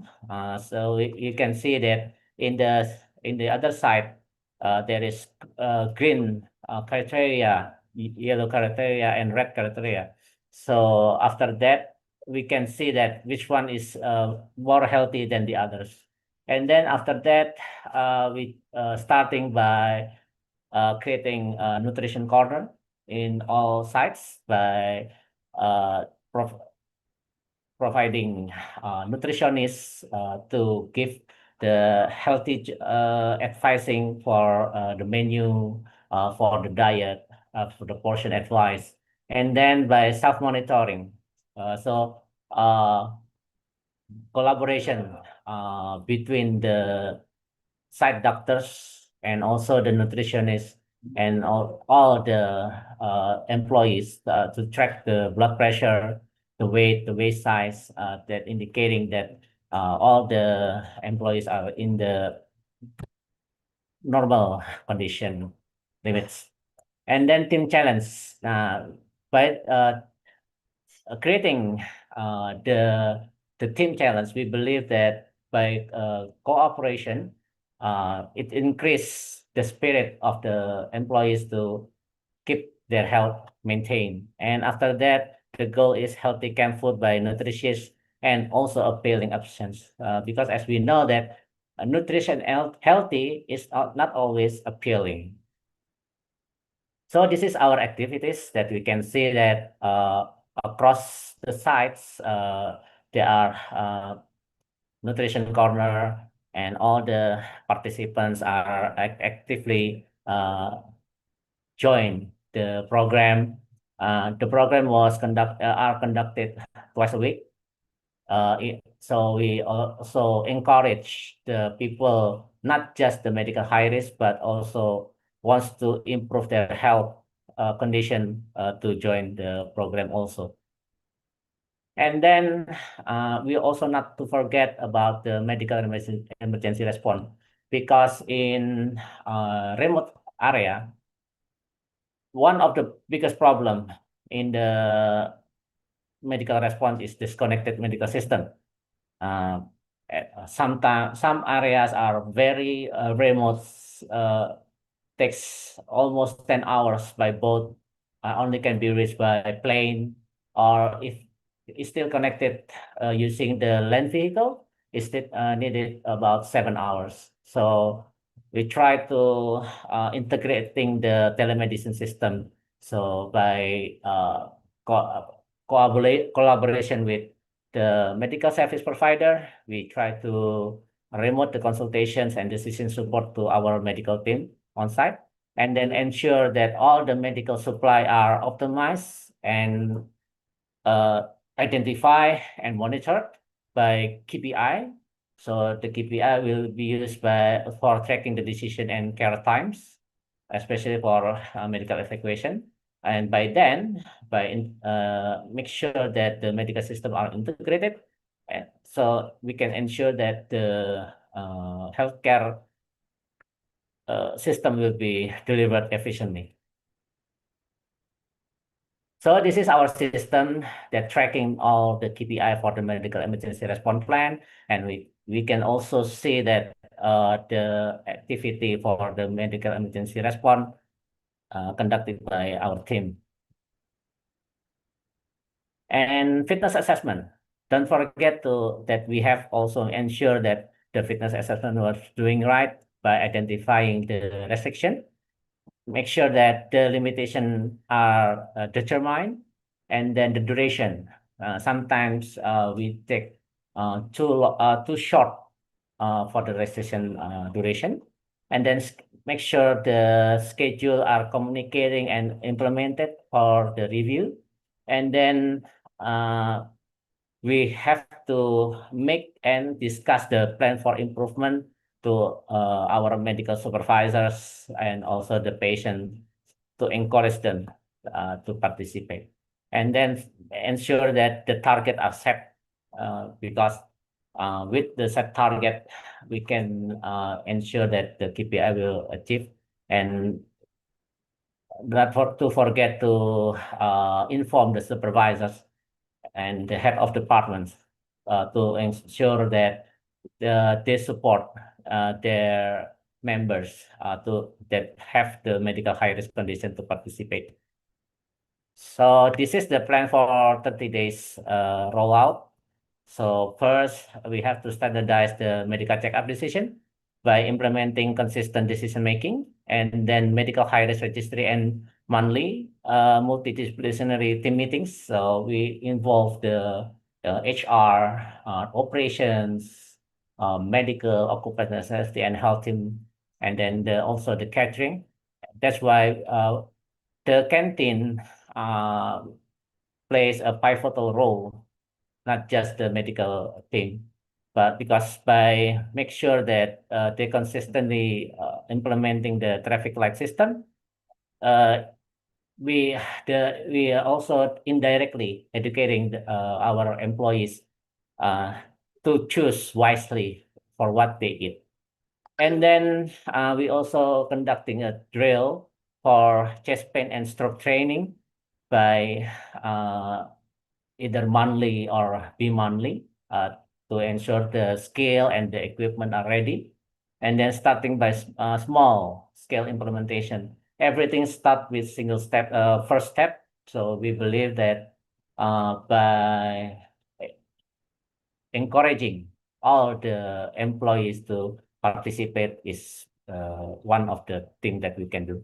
And then measurement by weekly monitoring progress is one of the things that we conduct that can ensure that all the systems are doing well and progressing smoothly. And then also after once site, we try to expand it further. So thank you. That's all from me. Thank you, Dr. Noor. Okay, thank you, Dr. Bramantio, for the very interesting presentation. So I hope that at the end of this session, there will be many participants who ask the questions, and because this is the real life practices, so based on the real life condition of the workplace where Dr. Bramantio is practicing. So thank you again, Dr. Bramantio, for sharing with us. So I'll see you again at the end of the session when the Q&A. So I would like to welcome our second speaker. So our second speaker is Professor Dr. Eric George. So he is a clinical physician at Odense University Hospital, and he's also an associate professor at the University of Southern Denmark, working in Bolivia, Uganda, and Philippines with the intervention to reduce mercury poisonings among miners and pollution since 2010 and ongoing. He was also the past chair of ICO Scientific Committee of OHS in Mining 2015 to 2022, founder and NGO Dialogos board member since 1994, daily leader of Danish Society of Occupational Medicine International Committee. So Professor Eric Jos will share with us about occupational medical monitoring services in Denmark.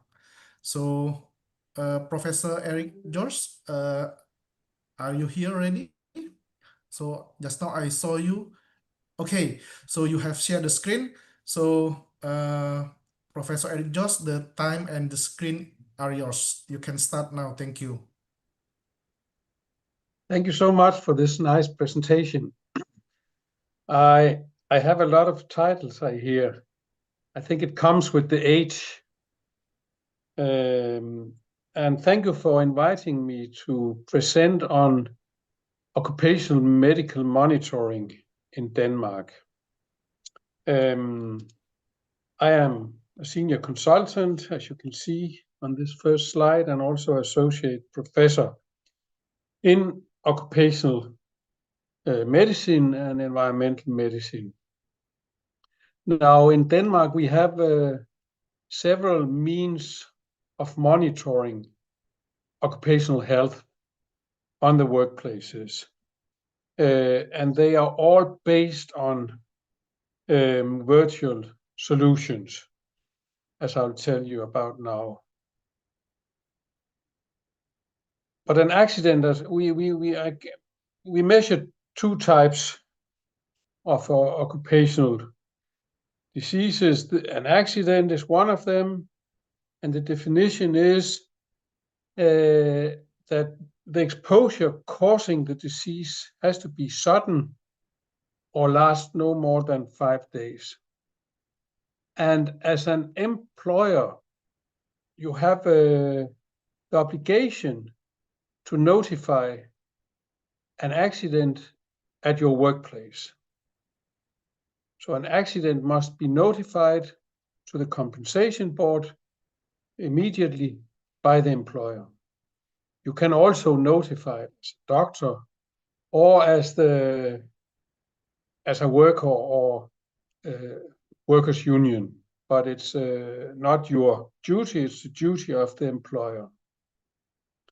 Now, the occupational disease is a disease that is caused by the work, and often it takes years, and in the case of cancer, for example, many years to develop such a disease.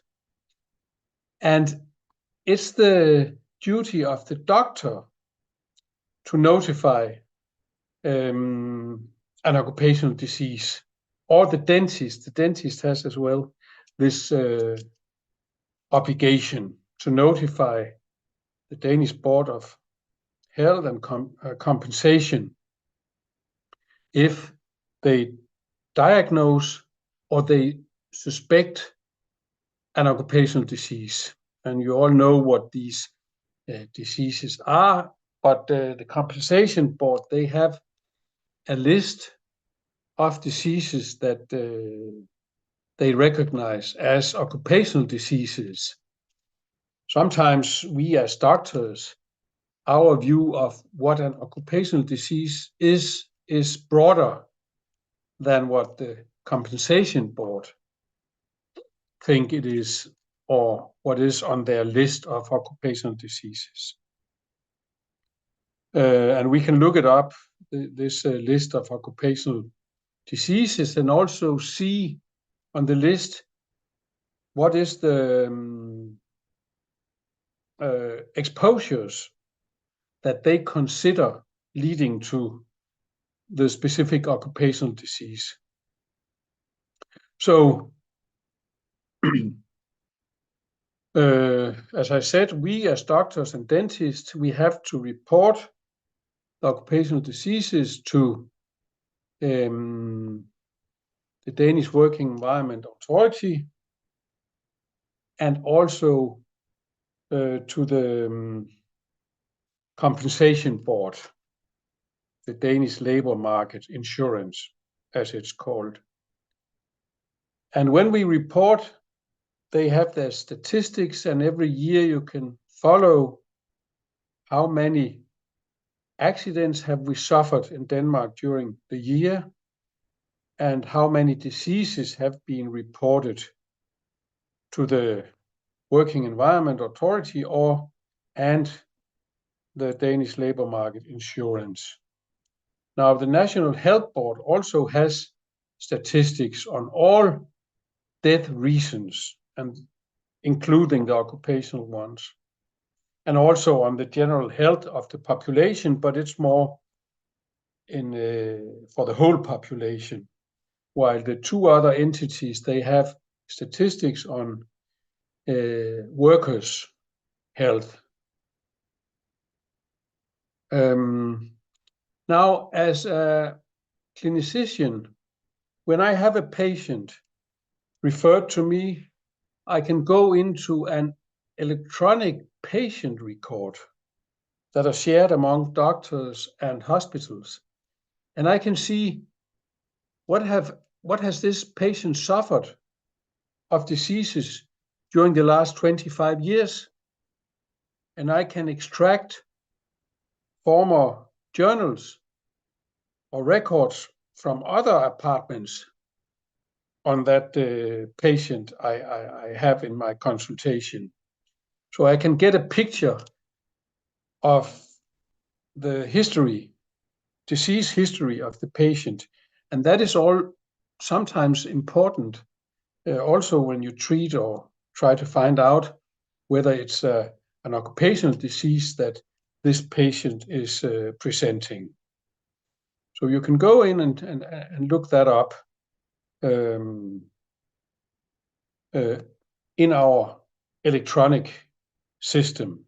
We have used this electronic patient record for like 10 years now, and it has been modified and improved during the years, so it's quite good now. We can see which X-rays or other CT scans they have had done. We can see the blood test they have done. We can see the records from other clinics and from the specialists that have treated this specific patient. Yeah. Now, that's what we as a doctor can see and what we are working with in our daily clinic. And you can also extract not only on the single patient, but you can also extract, for example, how many patients have we been seeing in my clinic and with what diagnosis did they come and how did it result?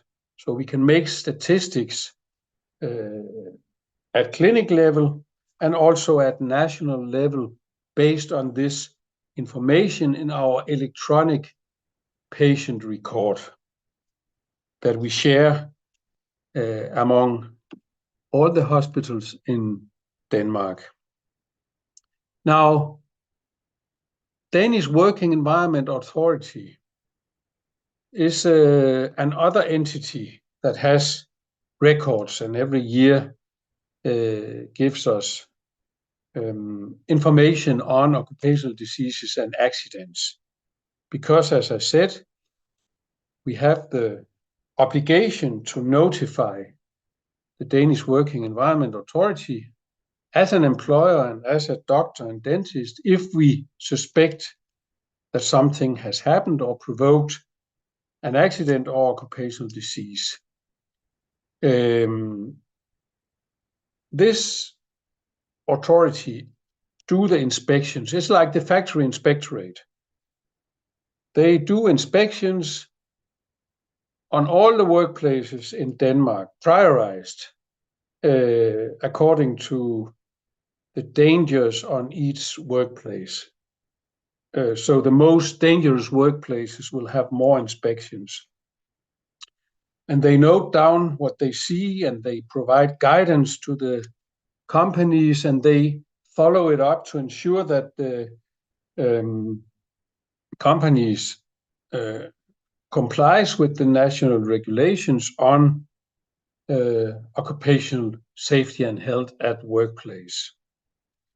And they have a number of inspectors, as you know, from your own countries that goes around and do the inspections. They have the authority to enter the workplace without prior notice. Whereas we as doctors, we also do inspections and sometimes together with the Working Environment Authority, and we notify them if we suspect something is wrong on a given workplace, so they can direct their visits according to the statistics that we are notifying. Yeah.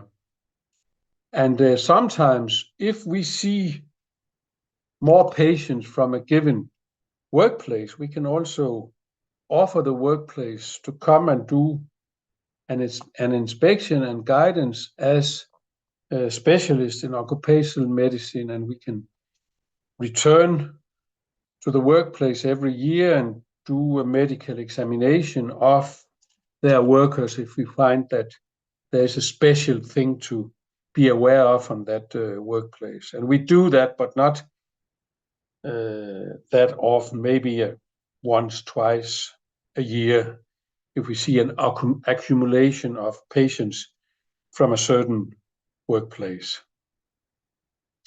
Yeah. Then we have the Danish labor market insurance. And they assess and compensate work-related injuries and illnesses. And they have, as I said, their list of occupational diseases that they consider worthy of compensation. And you can also go into their homepage, as you can with the Working Environment Authority, and see statistics on how many diseases have they or cases have they handled last year, and what were the diagnoses, and did they accept them for compensation or not. They're not responsible for the ongoing health monitoring at the workplaces. It's the Working Environment Authority that has that responsibility, and they can even close the factories, and they do if there has been an issue with an accident leading to the death of a worker. Then they close down the workplace until they have found out why did the worker die, and until the workplace have complied with their guidance to avoid such an incident in the future. Yeah. And we work together also with this labor market insurance. They often refer cases to us because they need an explanation on the workplace and the occupational health and safety issues on that specific workplace. So we call the patient, and then we do an examination, and we do a very, what can you say, good description of the patient's working environment that they can use in their judgment of whether a compensation has to be given or not. Employers are also part of this surveillance programs, and they have to meet regularly at the workplace to survey which dangers do we have in our workplace, and what can we do to improve our workplace. And for example, if they want to introduce a new technique, new machinery in the workplace, then they also have to come up with an evaluation of that specific machinery to make sure that it will not be a problem to the workers or to their health. And some workplaces have yearly medical examination, health person examination of the workplace and the workers. And all workplaces must have a written workplace assessment. So they assess what are the dangers in this specific workplace. And you know, there are many different workplaces in an industry. So there are many workplace assessment in one company if the work tasks are different. But that is something that they must go through and regularly update. And that's what, for example, the Working Environment Authority, they control these workplace assessment done by the companies and the employers and the safety organization all. And that's also something that you can find if you visit the workplace. You ask, can I see your workplace assessment for that specific task because I have a patient doing it, and then they can present it to you. And if not, then they have to elaborate one. We use it often, for example, when pregnant women are referred to us, asking if there is a danger for the pregnancy at work, then we can ask the workplace to provide us with this workplace assessment, especially chemical issues, which chemicals are you using, and so on. Yeah, I talked to you about the statistics, and here you see the factory inspectorate, and there's statistics that they come out with every year. This is just some general information. 3 million employees in Denmark. We have 21 million absence days per year, and it costs us nearly, how much is that? That's maybe a little less than $1 billion a year in compensation due to accidents and diseases.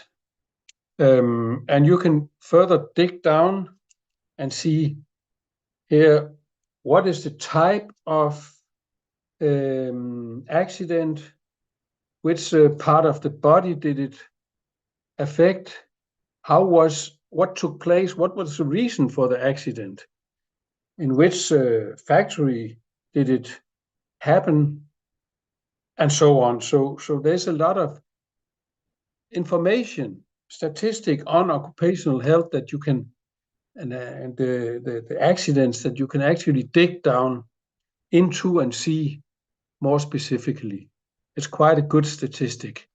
And the same for, here you can see the number of accidents. It's around 45,000 per year, varying. And then in Danish, you cannot, it's not in English, but you can see the different types of accidents, like bones broken, scratches, drowning, poisonings, infections, and so on. So you can actually monitor which accidents are the most common ones. And then the same goes for occupational diseases. You can see the diagnosis, what was the reason for this occupational disease or leading to the occupational disease, in which companies, size of the companies, what was the job that the patient were doing, and so on, and the incidence of these. And here you can also see the number of diseases per year. At the bottom, it's around 15 to 20,000 diseases maybe per year. And it's mainly musculoskeletal diseases, a lot of hearing loss due to noise on the workplace, and psychological diseases as well. Stress is a growing factor in work. Skin diseases, airway diseases, and so on. You can see the numbers, but unfortunately, it's only in Danish. So, yeah, I talked about this insurance we have. And as I said, we have as doctors and dentists to, even on the suspicion, to report suspected cases of occupational diseases. As an employer, again, accidents at the workplace must be reported. And we have this description where we can go through the system and fill in formats lying here on the web page for that. And here you can see the cases they have had. It's also in Danish, but you can see that the dark green and the light green, it's occupational accidents, the light green, and no, excuse me, the light green is the diseases and the dark green is the accidents. And you can see it's more or less the same number per year that we have reported to our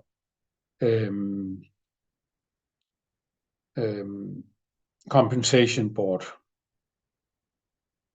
And here you can also see which cases have been reported. So we have, as I said, the factory inspectorate, they have one system of information, and then we have the compensation cases as well. And here you can see the different causes of compensation: amputation, scratches, death. There are not so many deaths, but still in 2023 and 24, we have had 21 deaths those years and other things.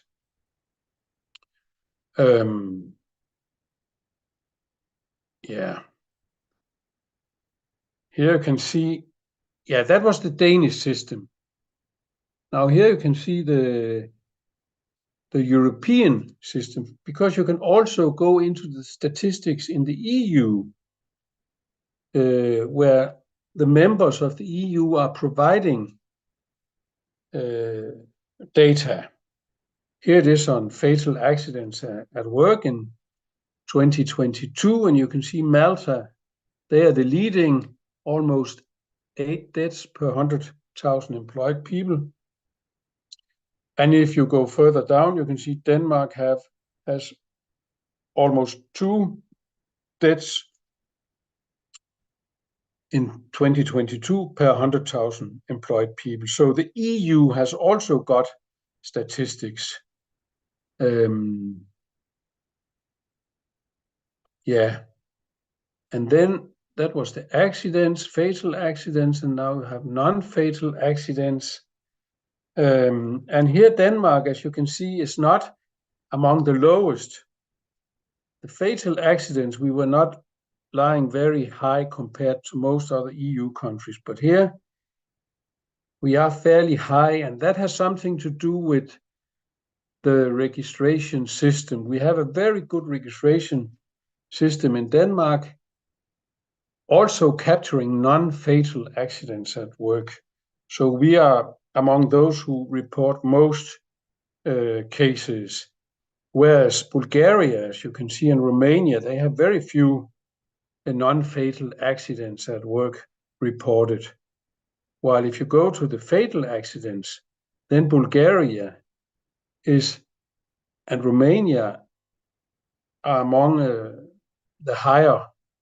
the countries with a higher number of fatal accidents, because fatal accidents are more likely to be reported than non-fatal accidents. Yeah.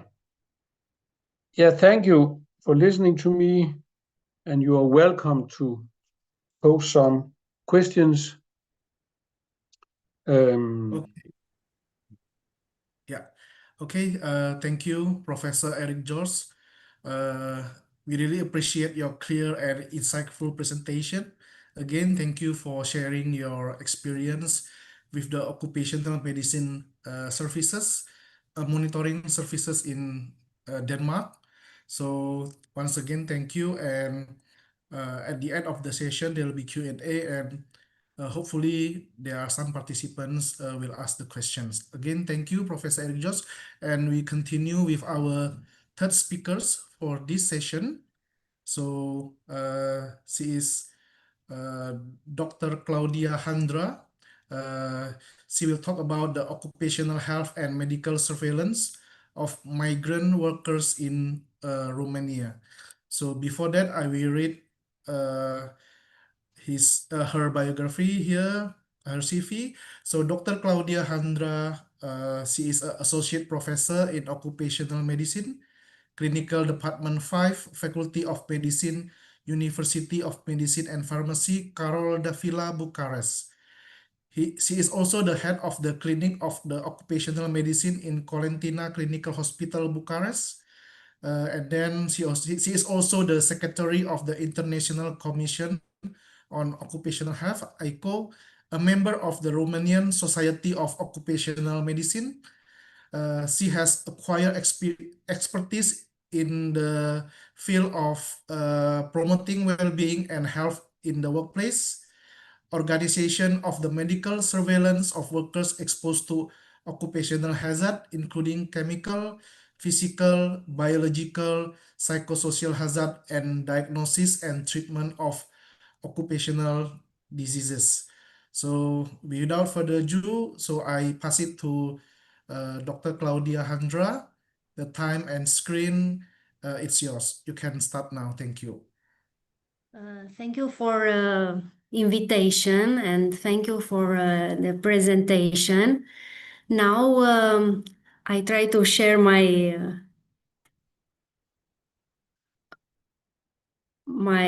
screen. I think it's okay. Yeah, we can see your screen clearly. Yeah, you can. Yeah, that's great.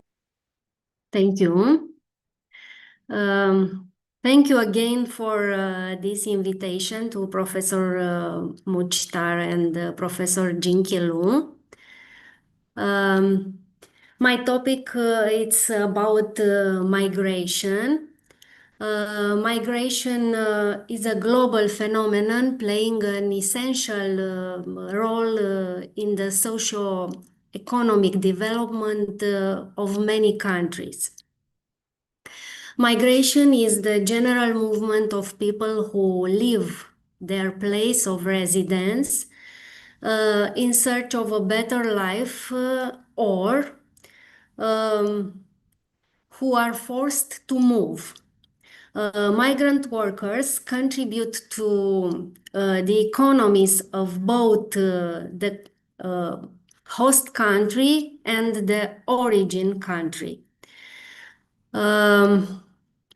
In 2022, the International Commission on Occupational Health adopted a statement on protecting the occupational safety and health of migrant workers. It is estimated that the number of people living in other country are 281 million in 2020. They represent approximately 3.6% of the world population. And most of these migrants come from low and middle income countries to high income countries. Currently, 65 of them live in developed countries. The USA is a preferred option, followed by Germany and other countries. The primary drive of those migrants when migrating voluntarily is work and to find better opportunities to increase their income and provide for their families often left behind in their home countries. There is a category of migrants who are forced to migrate due to wars or other violence or climate changes or natural disasters. Over 73% of migrants are between the ages of 20 and 64. the active workforce. Almost half are women. Women are important agents of change as they transform social, cultural, and political norms both at home and in the community, and also are a vulnerable group. Unfortunately, migrant workers are globally known to predominantly be working in 4D jobs. 4D means dirty, dangerous, difficult, and discriminatory. The European Working Conditions Survey recently revealed a more frequent exposure to occupational risk among migrant workers compared with native workers. During their work, they are often affected by the high temperature, loud noises, or vibration. Furthermore, migrant workers tend to be exposed in activities involving pesticides or chemicals, especially in the agriculture or in the construction sectors. In the background, aspects related to living and social condition and behavior, such as isolation or poor support, or linguistic and cultural barriers, a different perception and underestimation of potential dangers, and the tendency to take higher risk make these groups in a vulnerable groups. Consequently, migrant workers are at increased risk of work-related accidents and occupational diseases. Something about Romania.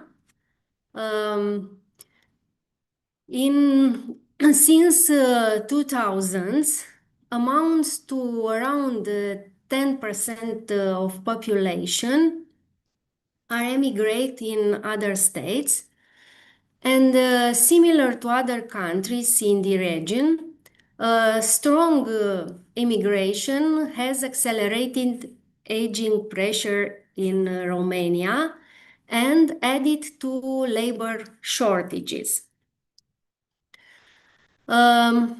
Romania is a recently destination country for immigration. During the last 5 years, labor shortages in Romania have been reflected in a higher contingent of migrant workers.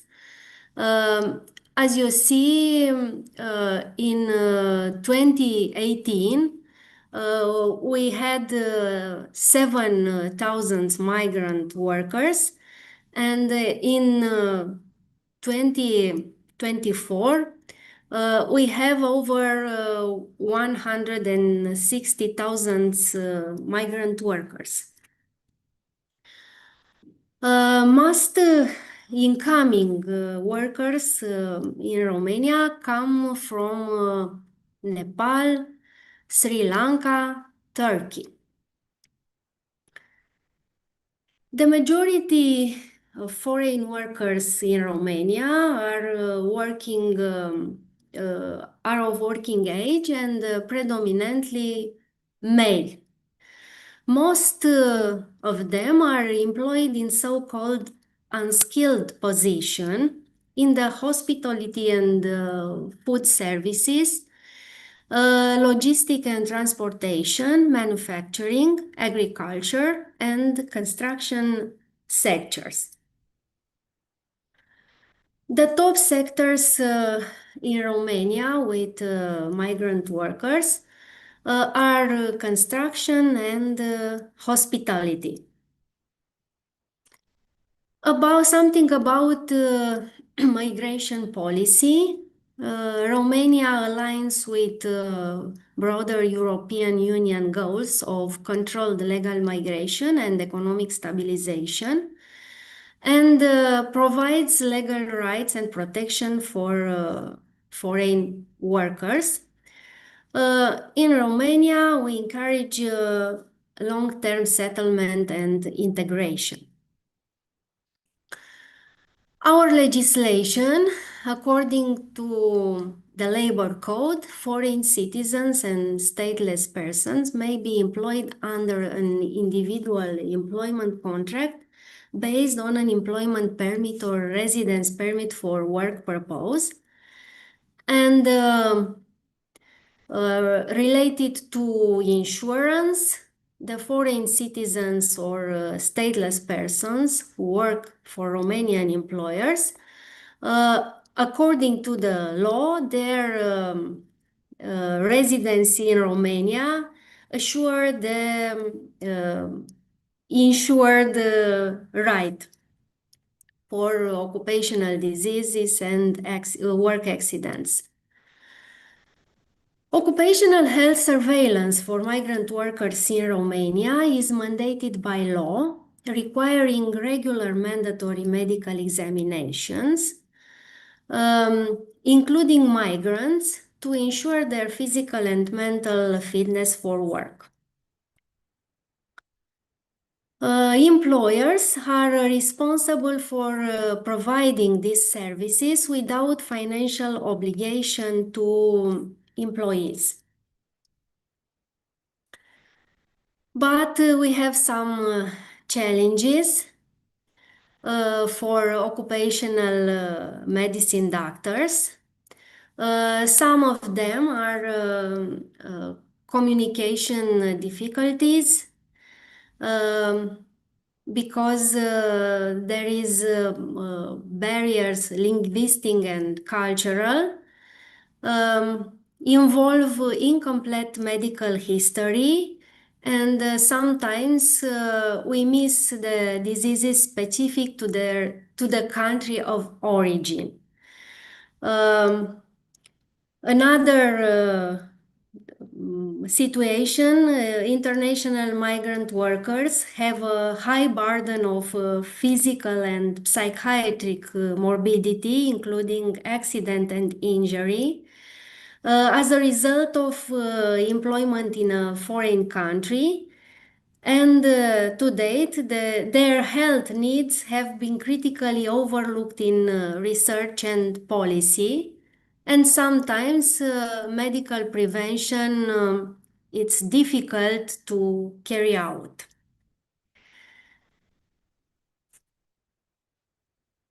In this year, we expected to exceed the number of migrant workers because the utilization due to simplified processing and digital applications.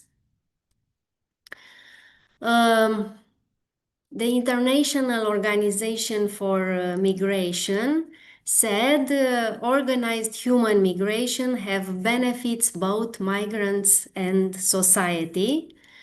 So migration is currently a development engine for migrants and the community. And through the transfer of skills and financial resources, it contributes to improving the lives of community in their countries of origin. That, in conclusion, migration is a multidimensional reality that cannot be addressed by one government policy sectors only.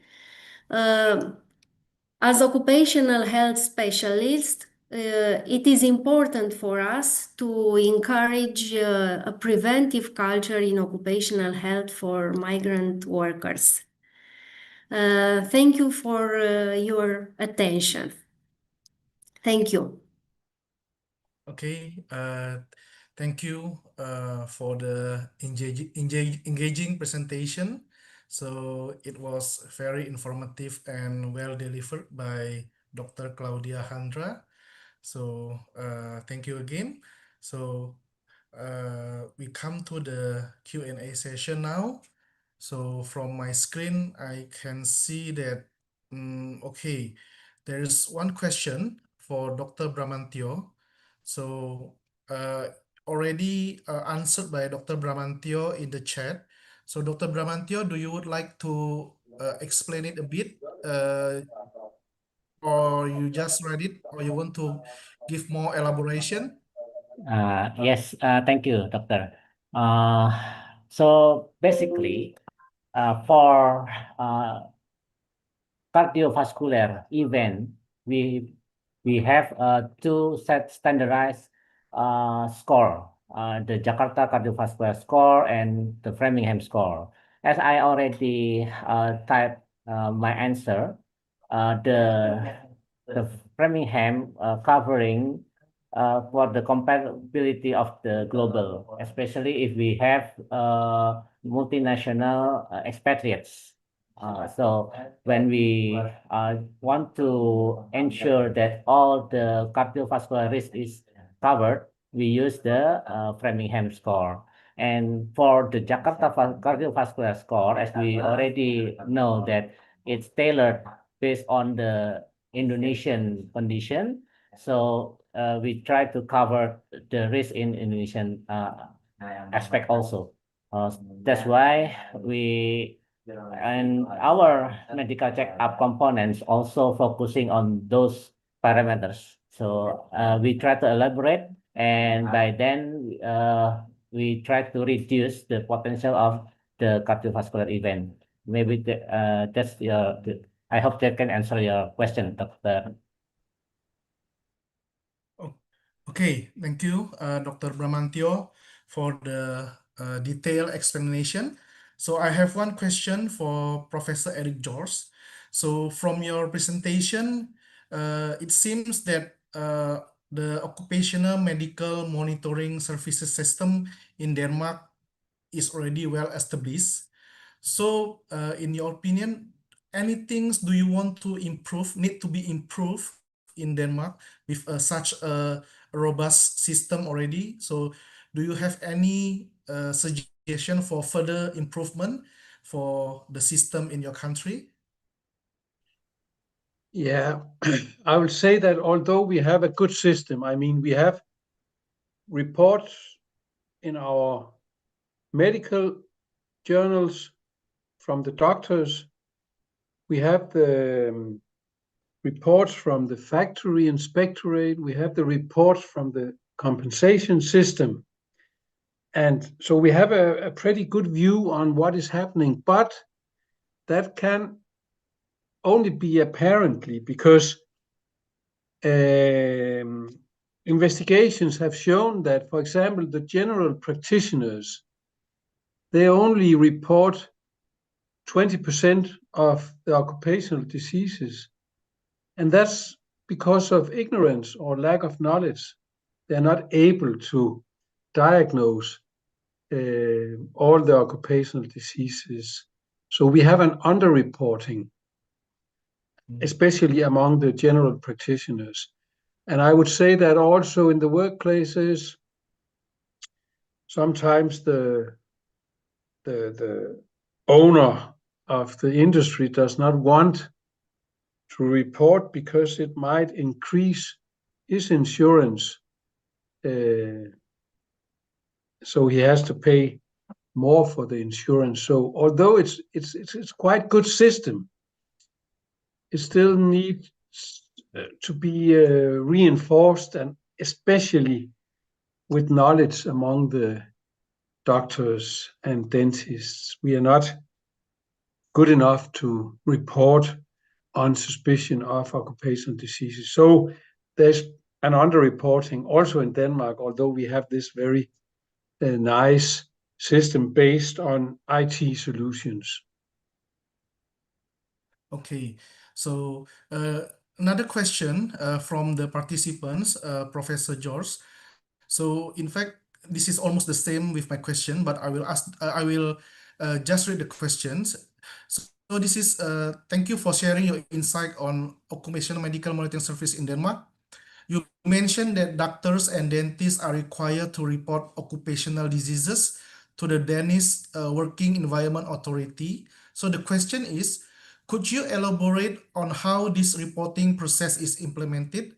Specifically, are there seminars or training programs available, particularly for practitioners who are not directly engaged in occupational health?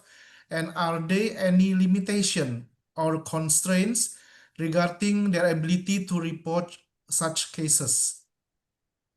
Yeah, So I would say lack of knowledge is a constraint, but we do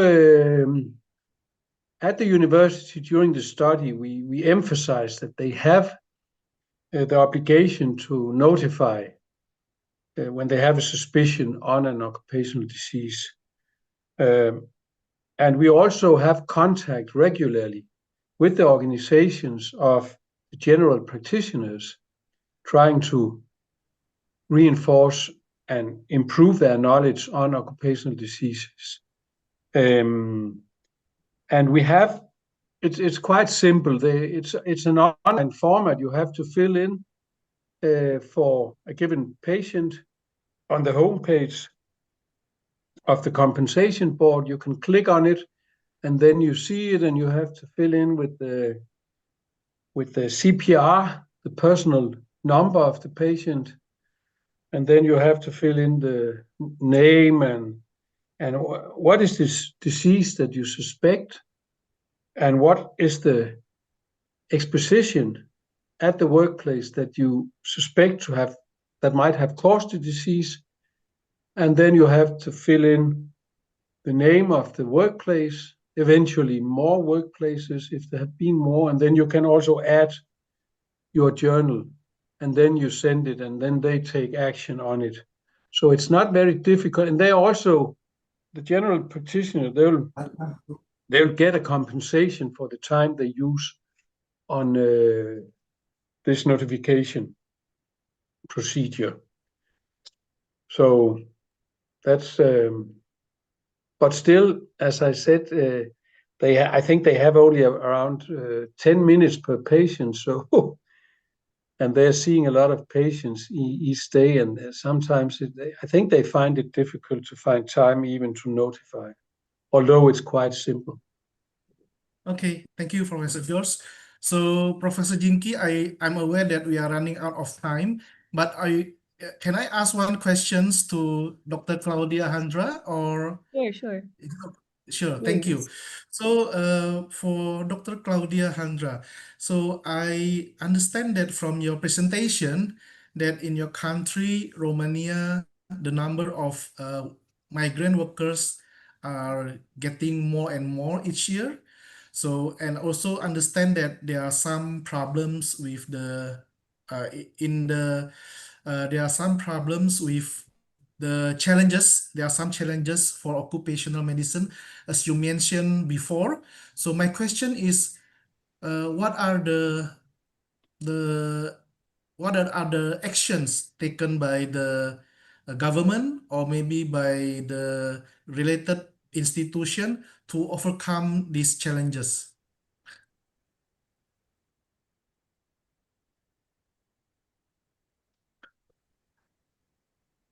Sorry, you are still muted. Okay, thank you. Yes, I opened the microphone. The authorities try to help us to solve these challenges.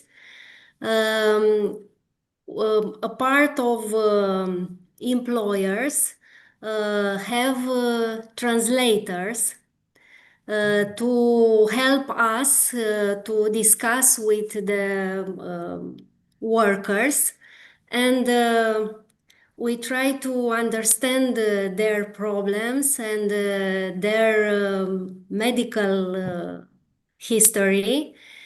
And but not all employers help us to have a correct medical examination. But we hope to find a way to have a good practice in medical evaluation of migrant workers. Okay, so thank you. I think you answered my question. Yeah, you answered my question very well. Thank you. Thank you, Dr. Claudia Handra, for the answer. Okay, so thank you again for our three distinguished speakers, Dr. Bramantio, Professor Eric George, and Dr. Claudia Handra, for your insight and for your sharing. So we really appreciate it. So again, thank you, and I give it back to moderator, Professor Jikilu. Yeah, thank you so much for moderating the session, Dr. Rusli. Now we proceed to the last session of this international webinar. The session's entitled Medical Surveillance in the Workplace. And our moderator is Dr. Lubna Anwar Sadat, occupational health specialist in Jakarta, Indonesia, and also a member of the Collegium of Occupational Medicine. I should say occupational lung diseases and fitness to work as the session title. Thank you. Thank you. Do you hear my voice, Prof. Jinky? Yes, yes. Okay, thank you. Good afternoon, Professor and Doctor. Welcome to the session C, Occupational Lung Disease and Fitness to Work. My name is Dr. Lubna Anwar Sadat. It's truly my pleasure to serve as the moderator for this online session. Although we are meeting virtually, this platform connects us across different countries and time. Today's session will focus on occupational lung disease and fitness to work issue, important topics that affect worker health and safety around the world. Before we begin, let me kindly remind all participants, you might type your question in the chat box, and at any time, we will have a discussion and Q&A session after all presentation. Okay, even though this is the last session, let us keep our spirit high, and the insight we gain today remind us that our work in occupational health is far from finished. But together we are moving in the right direction. I truly appreciate your active participation and dedication despite the long day. Your presence and enthusiasm have made this session meaningful and inspiring. Okay, maybe we start to the first speaker. Hello, good afternoon. Maybe the Dr. Marina Ruxandra Otelia is already joined. Hello, I will present in the place of Professor Oțela. I am a medical resident, Oksana Maria. Okay. Our first presentation is Occupational Lung Disease Monitoring in Romania, delivered by Dr. Marina Ruxandra Otelia from the University of Medicine and Pharmacy, Carol de Vila, Bucharest, Romania. Okay, Dr. Otelia, the virtual floor is yours. You can start your presentation. Okay, thank you very much.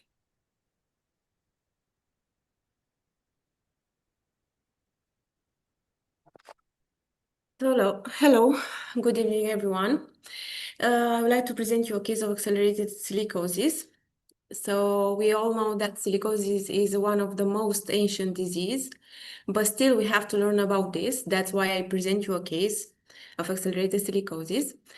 We have the introduction, we have the case presentation, and the lesson learned from the last decade. As I already said, the life on Earth come with risk of silicosis because silica is found in Earth crust.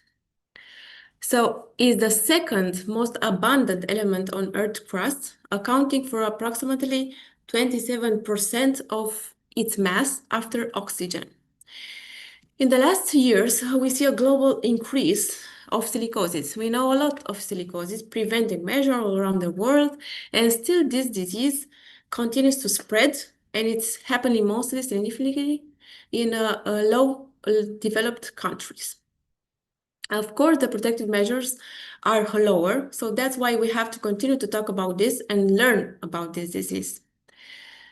So the case is with a 30 years old man, a stonemason for 9 years, to which we have the diagnosis for accelerated silicosis. Main elements of history. He started working at 16 years old, rather young, and he worked in a very small workshop. In this activity, he was cutting, he was grinding and polishing natural stones, including granite. Of course, the protective measures were nearly missing, almost inexistent, and no aspiration system was in the place. He was exposed to a very large quantity of dust. This small workshop do not benefit any sort of occupational medicine surveillance. It happens, unfortunately, even in Romania. The control systems are not ideal, and also in the small enterprises, people are not under surveillance. They are not informed about the risk, and there is nothing to protect, therefore, to detect an early disease. Because all people who are exposed to silica have to be seen once a year and do a spirometry annually, and once of a time to do an X-ray. So initially, the patient was admitted in clinic in 2016, where frequently people do not ask questions and details of the occupational history. So he was suspected of TB, firstly, but the diagnosis was never confirmed. In 2022, he had another admission with a spontaneous pneumothorax. And after that, a CT scan was performed in 2023 with a biopsy confirmation of the lung and the mediastinum ganglia.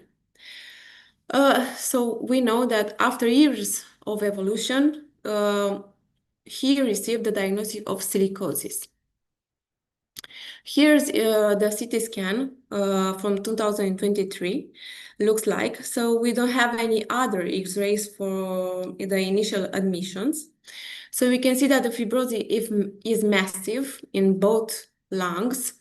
There is a lot of emphysema and of course a lot of bronchiectasis traction and adenopathy of the mediastinum.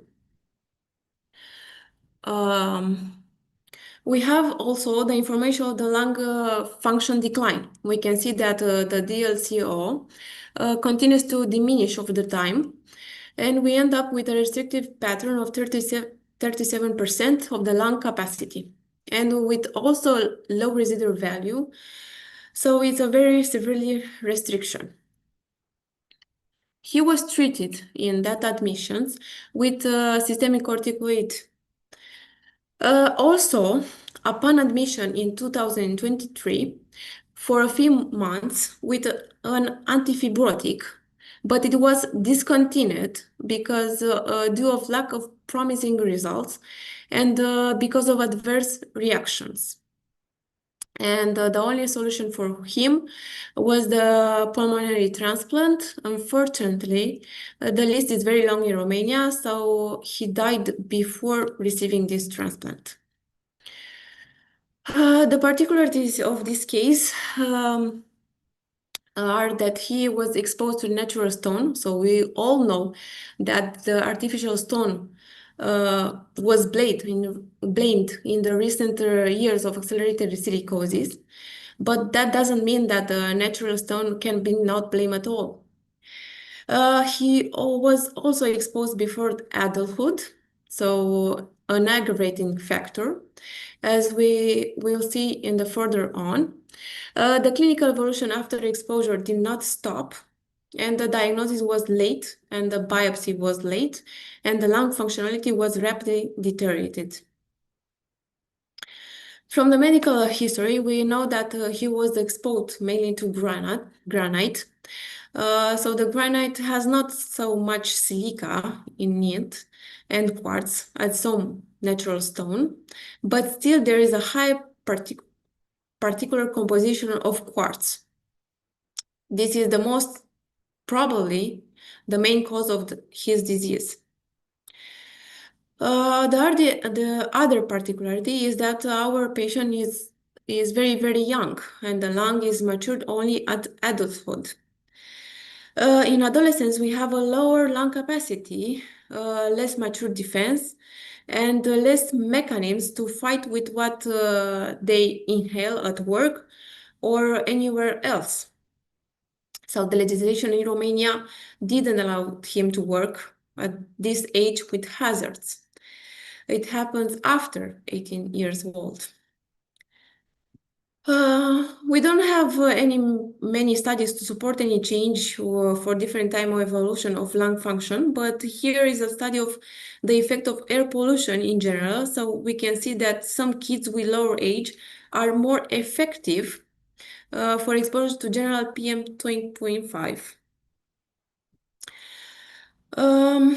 So we don't know what was in the lung because we don't have any X-ray from the time that he worked in there, because this patient do not receive any kind of survey. But we know that from other studies that after seasonal exposure, the evolution continues to evolve. And people can get in a certain number of years the evolution to progressive massive fibrosis. General lecture, comprehensive analysis that we have learned over the years, we see more and more occupational at risk, like small-scale miners. Many people from the audience have experience with that kind of occupation. We do not have in Romania, so we can talk about this only from the studies. We can see that here that the effect is very, very high, upon 24%. Also, the benchtop workers, studied largely in Australia, they are one of the big causes of the accelerated silicosis, even in well-developed countries like Australia. Also, an interesting exposure was reported in India from people working with quartz and making this mixture used mainly in construction or in factories using refactoring materials. As far as we know, in Romania, we don't have these factories, but we have some cases with accelerated silicosis. So what makes silica more aggressive? First of all, a high content of silica from engineering stone. We have also in natural stone, but not as much. It is also the dimension, because the engineering stone are very fine particles. Surface area is very inhomogeneous compared to the natural stone. Also, the usage of the sand. Here is a study of sandblasters. We have a case with more severe clinical cases with some blasting exposure with accelerated silicosis and disseminated disease. This is the ultrasound of the liver, and here is the biopsy filled with silica in the granuloma. This case have renal deterioration, and it's a progressive disease. We also know that from many years that silica is related to autoimmune disease and syndromes such as Kaplan, Sjogren, or sarcoidosis. So we are facing more and more complex diagnosis. So we have to move rapidly from X-ray to CT scan. Even some national societies recommended the CT scan for screening based on the level of the country. So it is possible or not. It depends on the country and on the financial resources of each hospital and occupational physician. So we have conclusions. Workers are exposed to silica continue to evolve and should thus make occupational and medical survey. The variety of clinical forms accelerated to severe with poor prognosis. It is not easily recognized by other specialties, therefore the delay of the diagnosis, because occupational medicine doctors are not always included in the diagnosis.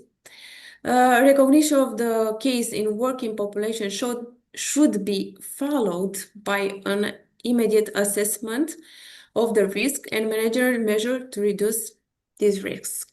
Thank you.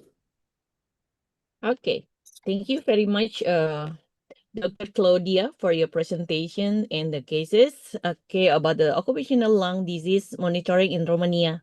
Okay, its highlight is current system of monitoring occupational lung disease in Romania, and the presentation implies its importance of surveillance, proper diagnosis, and follow-up for workers exposed to dust and other respiratory hazards. And key challenges include underreporting, maybe lack of standard evaluation, and the need for the stronger occupational health services. And the discussion underscore the role of occupational precision in early detection and prevention strategy. Okay, maybe we start to the next speakers.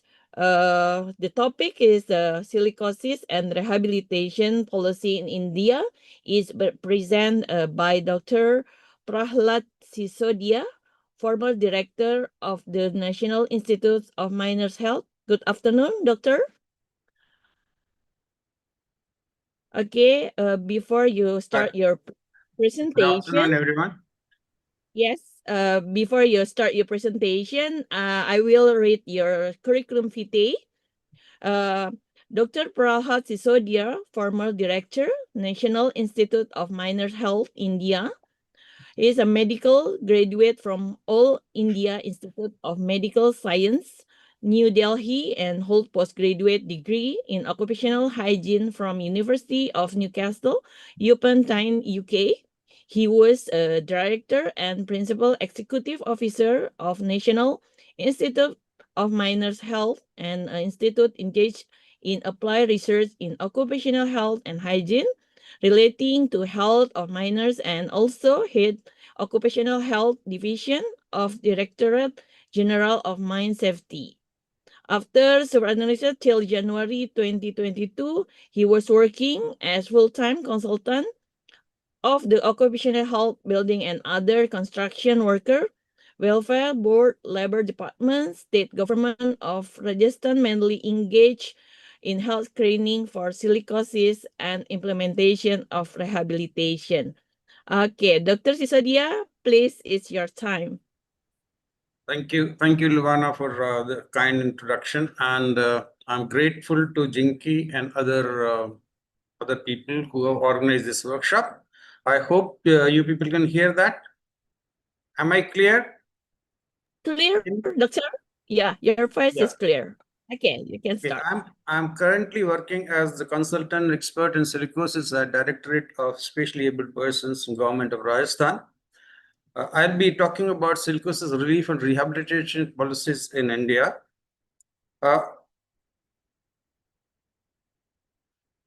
As Claudia has said, the silicosis affects millions of workers worldwide with the extensive morbidity and mortality.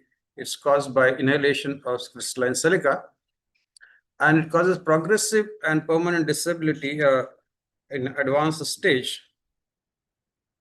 And there's no effective treatment, as Claudia had said in earlier presentation. But the incidence can be controlled and completely eliminated by effective prevention programs. Globally speaking, silicosis accounts for 90% of all pneumoconias which are reported, and its incidents are increasing over the years. The analysis of cases from 1990 to 2019 has shown that silicosis incident have increased by 64.6%, prevalence has increased by 91.4%, and disability adjusted life years lost have increased by 20.8%. It's basically the middle and the high middle socio-demographic index regions which carry the heaviest burden of silicosis. This is a typical picture you would see in case of advanced case of silicosis, and This is what it would look like on an HRCT. You can see multiple nodular opacities which are present all over chest. As far as India is concerned, silicosis is grossly underreported, underdiagnosed, misdiagnosed, and wrongly treated because, as other speakers have said, because of most of the silicosis cases are seen by the normal general practitioners, and only at the latest stage they come into the occupational medicine specialist. Stone carving, stone crushing, mineral processing, mining, and construction are some of the most affected industries. And in India, we have 6 states which have been declared as endemic by National Human Rights Commission because of high incidence of silicosis. In my state, which happens to be Rajasthan, we have certified 43,396 cases of silicosis, including 11,592 cases of death due to silicosis. The Honorable Supreme Court of India has directed the endemic states to formulate policies for providing relief to silicosis victims. So following this particular policy direction by the Honorable Supreme Court, the government of Rajasthan formulated the policy. And just to give you a brief introduction of Rajasthan, Rajasthan is a mineral-rich state which has large deposits of sandstone and other minerals. If some of you have visited Rajasthan, you will see beautifully carved buildings, forts, and palaces, and they are all made of sandstone most of the time. Rajasthan has 0.5% of geographical area which is under mining industry. It has highest number of mining leases, which is 33,122, which are mostly in open cast and sandstone mining or marble mines. Mining and mineral processing industry provides direct and indirect employment to almost 3 million persons. Building and other construction industry, which is another high risk industry, employs about 3.5 million per building and other construction workers as far as silicosis risk is concerned. And this is the silicosis map, which is based on the data up to 2022. You can see some of the red areas in red, like these districts are basically affected because of the stone carving and stone crushing industry, while these districts are from the mining side. So basically the mining and stone carving happens to be the most important as far as the occurrence of silicosis is concerned in Rajasthan. Now, considering the large area of Rajasthan and large number of districts have been affected by silicosis, the government of Rajasthan formulated a comprehensive policy regarding providing the prevention and control of pneumoconiosis as an occupational disease with the ultimate aim of elimination and to provide relief and rehabilitation to the affected person. Specifically, the policy is directed towards cases of silicosis because they remain the most prevalent pneumoconic cases in excuse me, in the country as well as in this particular state.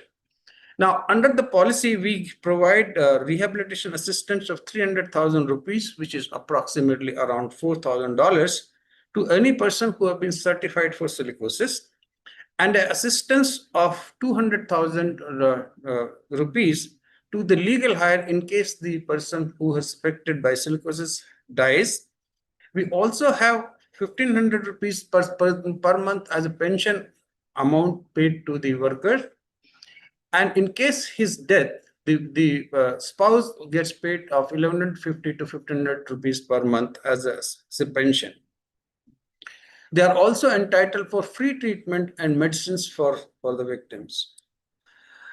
Now, how does the system of detection work in our state is that any person who may be thinking that he could be at the risk of silicosis can get registered through e-kiosks. There are almost 85,000 e-kiosks probably available at everywhere in the state, where a person can go and identify himself and get registered on the silicosis portal.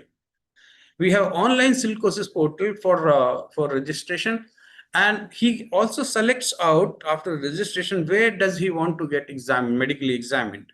We have 129 hospitals which are mapped on this particular portal, He can select out any one of the hospital for examination depending on his convenience and the nearest available facilities. Once he goes to the hospital, the specialist doctor examines the patient, and depending on his symptoms and occupational history, he will decide whether further investigation is needed or he does not have any symptoms of silicosis. If he thinks that person may be suffering from silicosis, then he will refer the case to radiographer for a chest X-ray. The radiographer will conduct a chest X-ray and he will upload the chest X-ray on our portal. Once the X-ray is uploaded on the portal, it goes to a radiologist, which is specialist on X-rays for evaluation, and simultaneously this particular X-ray also go through the AI system, which AI-based analysis system, which we have developed and installed on the portal for analysis of X-ray for silicotic opacities. And this opinion of the AI system is also available to the radiologist before he makes a decision. So based on the analysis of X-ray through the analysis system for AI system and his own experience, he decides whether the person may be suffering from silicosis or he is not suffering from silicosis. Once he decides the patient is suffering from silicosis, then that information is sent to the doctor, which generates the medical certificate as far as the silicosis is concerned. And once this particular certificate is generated, then what happens is this person automatically becomes eligible for payment of the relief, which I already told you. Now, once the patient becomes eligible, depending on the availability of funds and all other certification, this particular amount of relief, whatever he is entitled to, is directly transferred into his bank account, through a direct bank transfer system. Now, in addition to this, the person also becomes eligible to all the welfare schemes of the state, and he doesn't have to visit. He only visits the hospital once for the analysis, for this evaluation, as well as the direct bank transfer. This is the basically flow diagram of our portal.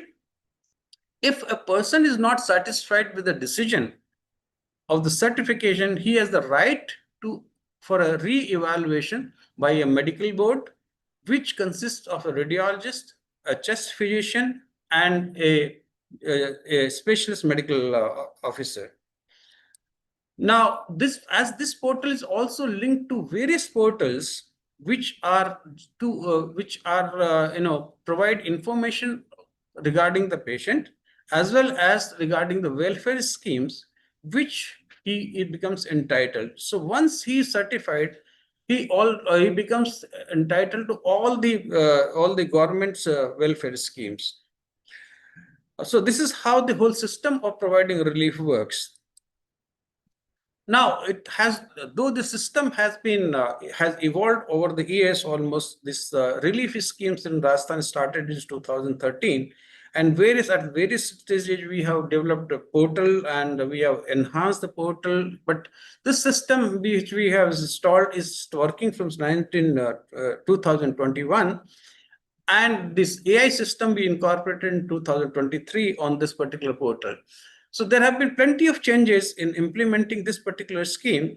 And because we have almost 6 million persons which are in different kind of industries which are entitled or which are at the risk of developing silicosis.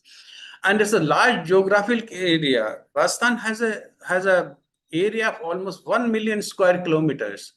And 19 of 33 districts have been identified as silicosis prone. And most of the people who are engaged in unorganized and small-scale sector with primitive working conditions, they are at the highest risk of developing silicosis. One of the major challenges in implementing the scheme has been the poor quality of chest radiographs.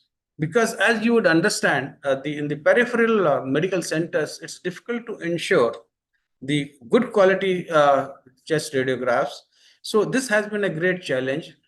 And as Claudia was saying, training of doctors in identification of silicosis cases have been a great, constraint. So we had to train majority of the radiologists in identifying the silicosis cases. And because the system is very open, there have been irregularities in certification for silicosis by commission or omission because of involvement of financial, financial transactions. And there's inadequate legislation for framework for enforcement because majority of these units where the people are working, they fall under the category of small scale sector. So there's no legislative framework which works, which is implementable in this particular industry. And little awareness among the silicosis, among the workers as well as the employers has been the big constraints at the early stage of implementation of this particular scheme. Now, despite all the challenges, we consider that we have done a good job. We have more than 260,000 persons have been registered and screened by silicosis at various stages. So since 2011, since this scheme has started, we have achieved almost 260,000 persons have been screened, and 31,804 cases of silicosis and 11,592 cases of death due to silicosis have been certified. We have given relief to 39,189 persons as on August 2025, and pension is there for 28,310 persons. In addition, the child welfare schemes, the people who have suffered from silicosis, their children are entitled for relief as well as for the educational allowance under the scheme. And we have been able to give this particular benefit to 21,598 families. Food security, the people who are suffering from silicosis, we provide them subsidized rations, subsidized food facilities there. So they get 38,000, more than 38,000 families have been given the this particular relief. And on this particular scheme since 2011, we have spent almost 16 billion rupees, which is almost equivalent to $190 million. Relief has been paid. And this particular scheme, after incorporation of AI-based chest radiography evaluation and auto approval of the payment system, was awarded the National Award for E-Governance by Government of India in 2024. Though I think we have done a decent job, we still have a lot of grounds to cover, and there are no easy solutions, and we have miles to go and mountains to climb as far as preventing silicosis is concerned. Silicosis will remain a challenge for years to come. A comprehensive approach in detection, prevention, and control is necessary if any meaningful reduction in cases of silicosis is to be achieved. Thank you. This is the end of my presentation. Thank you, and thanks for patient listening. Thanks. Okay, thank you, Dr. Sisodia, for your highlighting the challenges and policy approach in India. And your presentation is silicosis as a major occupational health challenge in India, particularly in mining, stone carving, and construction industries. And you explained the silicosis remains underreported, underdiagnosed, and mismanaged, leading to high morbidity and mortality. And maybe it's a challenge remain in enforcement and awareness and sustainability to preventive program. Okay, thank you. Maybe next we have a Q&A session, but right now I start to next presentation. Maybe next speaker, the third speaker is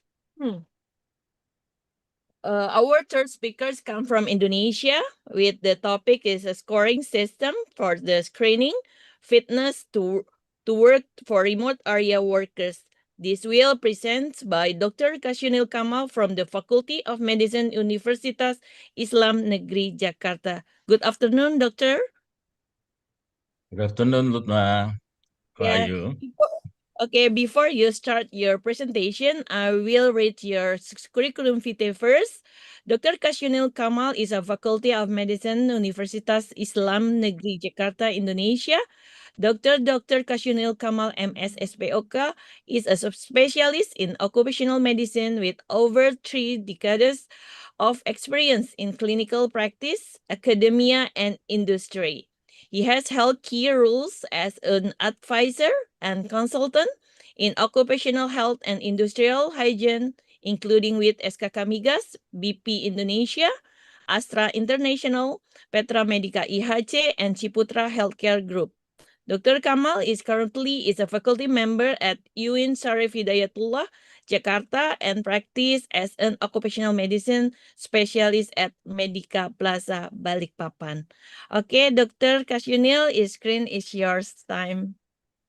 Okay, I want to share, but someone else still is sharing. I can share my PowerPoint. Okay, wait, because maybe the committee can help.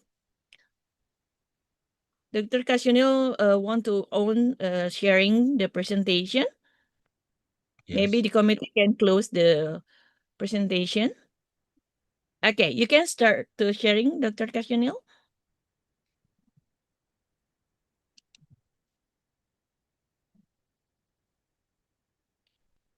Okay, it's clear. Okay. Good afternoon, everyone, especially for Professor Jinky, Prof. Mutar, and other speaker. I want to share about the scoring system for fitness for work, assessment of offshore and remote onshore oil and gas workers. The list of the content, background, development of scoring system, conceptual framework, and fitness screening calculation score.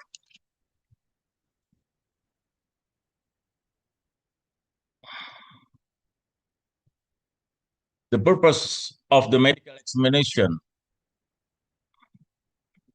of workers is to determine whether he or she is fit to work so the employer can assign roles and responsibilities in accordance with the worker's health status and the potential risk of the job. Workers with health problems can still work despite their limitations. It is the obligation of the company to make adjustments to suit the capabilities and health condition of their workers. Upstream oil and gas company is a type of workplace where workers are at risk of experiencing serious accident and illness, exposed to hazardous chemical and the risk of fire, as well as other hazardous material, especially those working offshore and onshore in the remote areas. Their work sites are often very far from adequate health facilities, and thus they are required to have an optimum health condition. Data from one of the upstream oil and gas companies in Indonesia, especially in the fact is BP, when I worked the BP before, so that 10% of the recommendation about fitness for work made by general practitioner from various medical facilities need to be corrected by an occupational medicine specialist as the company's doctor. 5% of workers need referral, and some need medical evacuation. Data from upstream oil and gas companies in Indonesia from 2010 until 2015 saw an increase in the number of deaths occurring in the workplace. An investigation by company doctors showed that the medical examination and determination of fitness for work, as well as health monitoring, haven't been done properly. A scoring system that takes into account the occupational diagnosis, occupational risk factors, and referral time to obtain the required medical facilities for the case. Help doctors determine the fitness to work status in the upstream oil and gas industry working offshore, onshore in remote area. The scoring system demonstrated high sensitivity, 98.8%, positive predictive value, 99%, and specificity, 79% when applied by general practitioners.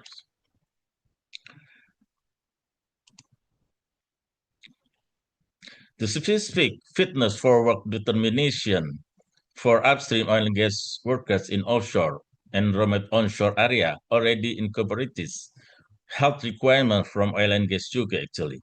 but doesn't consider the time required for referral to a comprehensive hospital. The system considers referral time in determining fitness for work.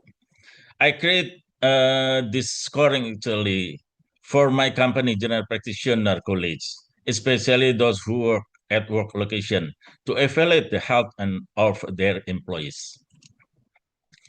The scoring system for each variable was developed based on the risks and threat posed by its condition. The scoring system for health condition was drawn from guidance on medical examination and determination of fitness for work developed by Oil and Gas UK. Adopting the scoring system applied in several companies for occupational safety and environmental impact. In the field of occupational safety and health assessment have been done by company doctors and industrial hygienists who have used scores to create level of severity of impact that can occur in the work process. Scoring system for health condition was developed in accordance with the level of severity illness or disorder, identifying during diagnosis, which can trigger medical emergency in workplace. The highest scores for occupational risk threat in the workplace will be reduced if the risk is already under control or prevention programs. Then the occupational risk score will be reduced before it is added to the total score of screening fitness for work determination. Formulation of score for referral time referred to OGP and procedure of health occupational safety applied in upstream oil and gas companies actually. Scoring system for these variables were then tested and validated, discussed and agreed with occupational medicine specialists and company doctors of the upstream oil and gas company. This is a conceptual framework. We get medical checkup result and we can choose health issue that could lead to an emergency risk factor. Data from measurement of the work environment and workload is according working day or overtime, and time referral, planning to deal with the medical emergency response, and then we determine fitness for work.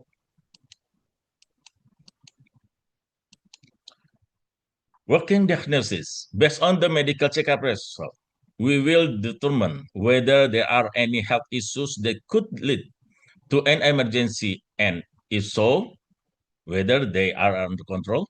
For example, if the treadmill test results show a positive ischemic response, we will select a score of 7. However, if the health issue has been addressed, we will select a score of 5. Risk factors. For risk factor, we will use data from measurement of the work environment and workload. If the environmental measurement result exceed the TLP, but controls have been implemented, resulting in the lower score than TLP, a lower score will be selected. So we have choose, it depend on the occupational risk factor, less than 50% or more than TLP. So we can choose the score 0, 1, 2, and 3. It depends on the condition. Referral time. Oil and gas company in Indonesia actually have plans to deal with medical emergencies so that the referral system and referral time are already in the procedure, and there are also referral hospital to go to, so that we can get the referral time to each hospital. So we can choose the score according to how long the stabilization and the referral time is. So we can see the response time, less than 4 minutes or 20 minutes, or maybe more than 6 hours. This score, we can select 1, 2, 3, 4, 5. It depends the condition of the referral times. Fitness screening calculation score. Based on the scoring result for each the variables above, the following score are determined. Health examination score working diagnosis 0 until 7. A score of 0 indicates healthy, with the score increasing from mild control abnormalities to a score of 7 indicating severe uncontrolled abnormalities. Occupational risk factors score 0 until 3, a score of 0 indicates no or low occupational risk, with the score increasing as the occupational risk increases, up to a score of 3 indicating occupational risk that could cause health problems and maybe can get existing health problems. Referral time factor score to reach the referral hospital 1 until 5, a score indicating of length of the time required to reach the referral hospital, which can impact the speed of the emergency medical treatment. The score used for the calculation is highest score for its variable. The fitness for work screening is determined by adding the highest score for its variable, actually. So from its fitness assessment, we can determine which issues need to be addressed, whether they are related to health issue, occupational risk, or referral time, by identifying which issues can be quickly controlled. We can change the overall score from unfit to work to fit to work. So we can see this is point fit to work and 2 unfit to work. This is explanation of the condition. This is the end of my slide. Clinical pattern using the score in screening fitness for work. So we can see the working diagnosis, risk factor, referral time. Yeah, from this clinical pathway, you can identify what the problem factors need to be controlled or follow up. Yes, note the total score is 8 to 11, and the working diagnosis assessment result are 5. If you feel there is any doubt and it can give rise to legal or management issue, it is best to consult to occupational medicine specialist doctor to get professional advice. I think that's all what I can share with you all. I give back to Lubna. Thank you. Okay, thank you, Dr. Kasunil, for the presenting such a practical screening system for workers. Dr. Kasunil is introduced a scoring system to improve fitness assessment in the oil and gas sector. The system evaluates 3 main variables. First is working diagnosis, occupational risk factor, and referral time. Okay, the system is adaptable and can be integrated into company occupational health program. Thank you, Dr. Kasunil. Maybe we start to the next speaker. Thank you. Okay. Yes. Okay, next, finally, we'll about her pneumococcosis risk in the mining industry in Japan. The presentation will be delivered by Dr. Masamitsu Eituku from the Department of Environmental Medicine, Kochi Medical School, Kochi University, Japan. Good afternoon, doctor. Good afternoon. Thank you for introducing. Okay, before you start your presentation, I will read your curriculum vitae first. Dr. Masamitsu Eituku is a lecturer at the Department of Environmental Medicine, Kochi Medical School, Kochi University, Japan. He earned his Bachelor of Science 2003 and Master of Science 2005 and Doctor of Science PhD 2008 degree from the University of Tokyo.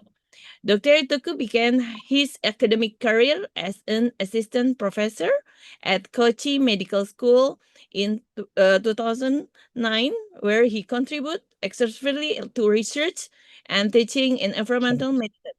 Since 2018, he has served as lecturer in the same department. His research focused on environment health, maternal and child health, occupational medicine, and epidemiology. He has been actively involved in the Japan Environment and Children's Studies, contributing to numerous high-impact publications on maternal exposure, child development, respiratory health, and environmental toxicology. Okay, Dr. Eituku, please, it's your time. Thank you for introducing. I'd like to start by expressing my sincere gratitude to Professor Lee and Professor Jinky. Today, I'll be speaking on the topic of pneumoconiosis risk in mining industry in Japan. This study analyzed statistical data derived from pneumoconiosis health examination in Japan. This slide illustrates the working conditions at Japan. Oh, what?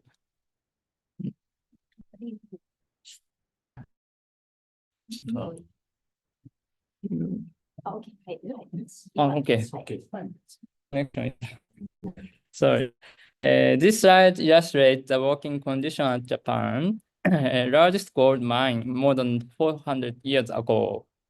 Miners at that time often developed pneumoconiosis within a few years, resulting in extremely short lifespan. Many did not live beyond the age of 40. This tragic circumstance deeply affected their families. Some miners' wives reportedly remarried 7 or 8 times, having lost multiple husbands while still young. Okay.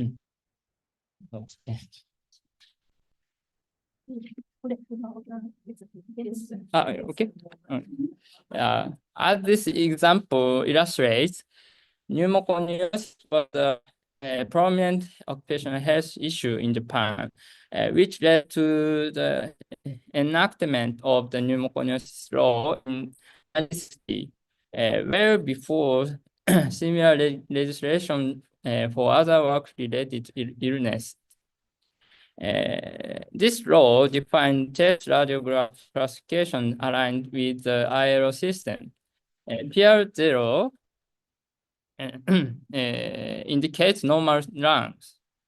PR1 to 3 show small opacities, and PR4 shows large opacities. Further divided into A, B, and C by size. This study, we focused on PRC, which represents large opacities occupying more than 1/3 of one lung field.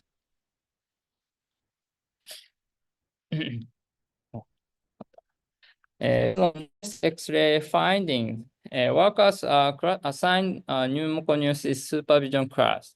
Those with PR4C findings are classified as class 4, making them eligible for workers' compensation and medical treatment. Under pneumoconiosis law, periodic health examinations are conducted for both current and former dust exposed workers. Class 1 workers are examined every 3, while class 2 and 3 workers are examined annually. For those no longer exposed to dust, class 2 workers are screened every 3 years, and class 3 workers a year.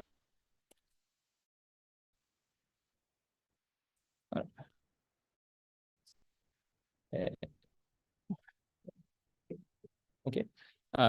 This slide shows trend in pneumoconiosis prevalence in Japan from 1960 to 2022.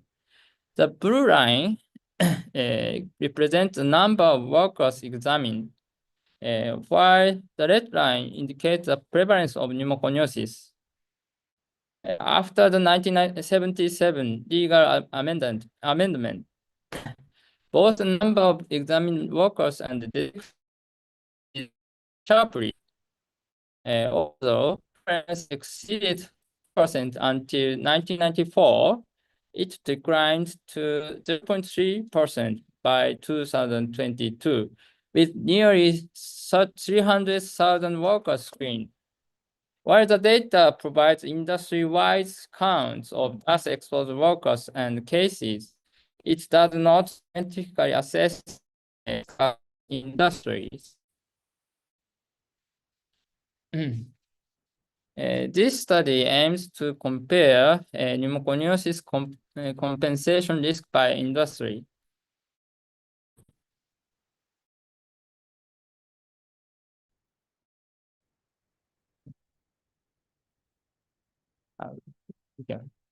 Okay.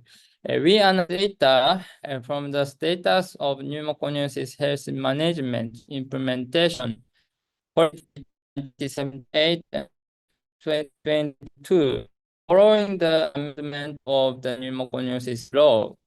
The number of dust exposed workers was considered as a potential risk in this study. The data is categorized by industries based on the Japan Standard Industry Classification.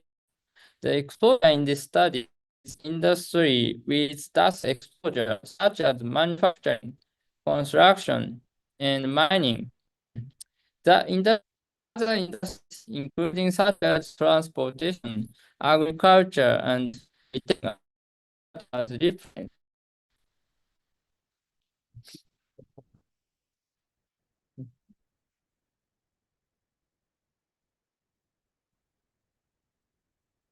The outcome of this study is pneumoconiosis compensation.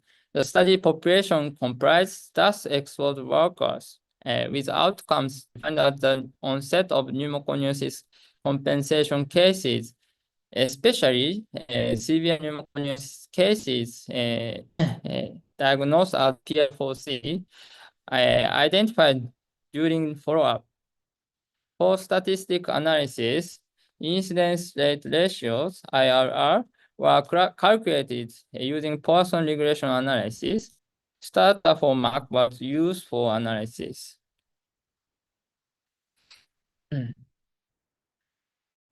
This slide shows the risk of severe pneumoconiosis in industries.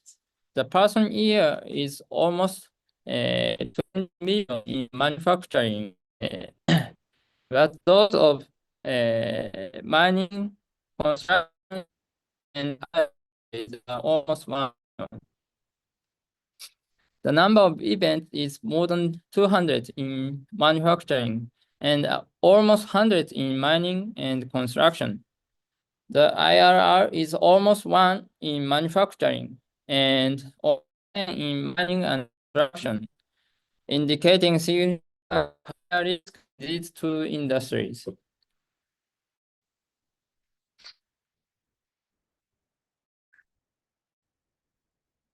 This slide presents the risk of developing severe pneumoconiosis across sub-industries within the mining and construction industries.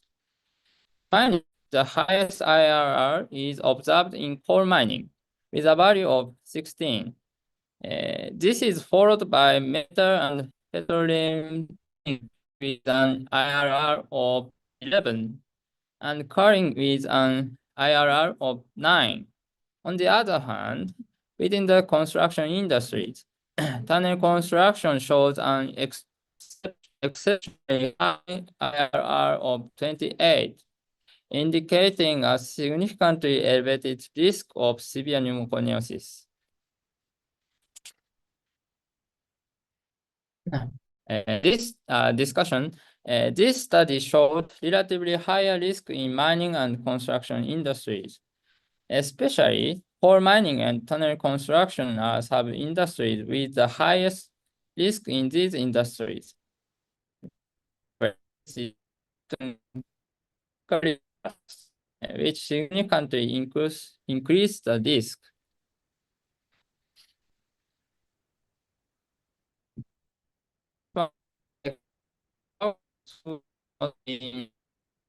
Pneumoconiosis, receive pneumoconiosis health. The number of dust exposed not fully covered.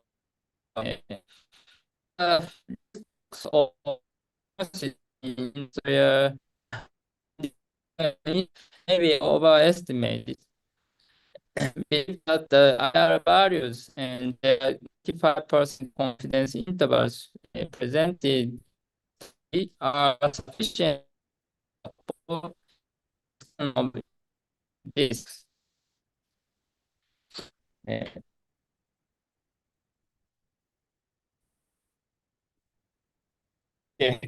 So, thank you very much. Terima kasih. Okay. Thank you, Dr. Yotoku, for that comprehensive presentation on pneumonicosis risk. Is your already presentation. Okay, we now move on the discussion and Q&A segment. I invite all our speakers to please remain available on screen. Dear participant, if you have questions, kindly type them in that chat box or use the raise hand, and I will read the question and direct them to the appropriate speaker. Okay. Okay, I will check first the chat box first. Okay, while waiting for the question, let me start by asking a few questions to our speakers to stimulate the discussion. Okay, maybe the first time to begin is Dr. Yotoku. You mentioned that coal mining and tunnel construction have the highest risk of pneumonicosis. Could you explain in the simple term why these jobs are more dangerous compared to others? Okay. Thank you for question. This is I think this workplace is close environment. I show the risk of culling that is relatively low because this is open space workplace. That may increase the risk.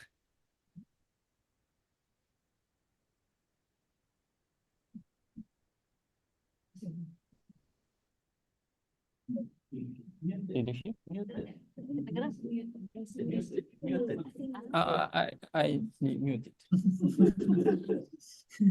Okay, can I talk? Can I use the other laptop? Oh, okay, you can use that. Tadi sempat keluar soalnya. Masuk lagi kayaknya nggak tahu deh. Is clear? Is you have a problem, Dr. Itoku, for your side or not? Sorry. I had a problem in my laptop, so I'm joining with other laptop. Thank you for question. Okay, The yeah. cause of the higher risk in these industries, maybe the environmental workplace. I show the risk of culling. That is open space and relatively low risk. But these industries close workplace, so it may increase the risk in these industries. Thank you. Okay, thank you, Dr. Yotoku. You switch again to your screen. Okay, maybe we have a next question to Dr. Sisodia. I have question for you. Is on prevention and treatment, since silicosis has no effective treatment and can only be controlled through prevention. What preventive measure should be strengthened in industry like mining and construction to protect workers from silica dust exposure? You can answer, Doctor? Yeah, I think it's one of the very difficult areas to work with because majority of the cases where we have seen is in the small scale sector or in the ASM sector, what you are saying. So it's very difficult to implement the regulatory measures because of the lack of resources. So the major preventive aspect which you can implement in this particular small scale industry is probably the awareness among the people that this is the dust is going to ultimately lead to silicosis and the other diseases.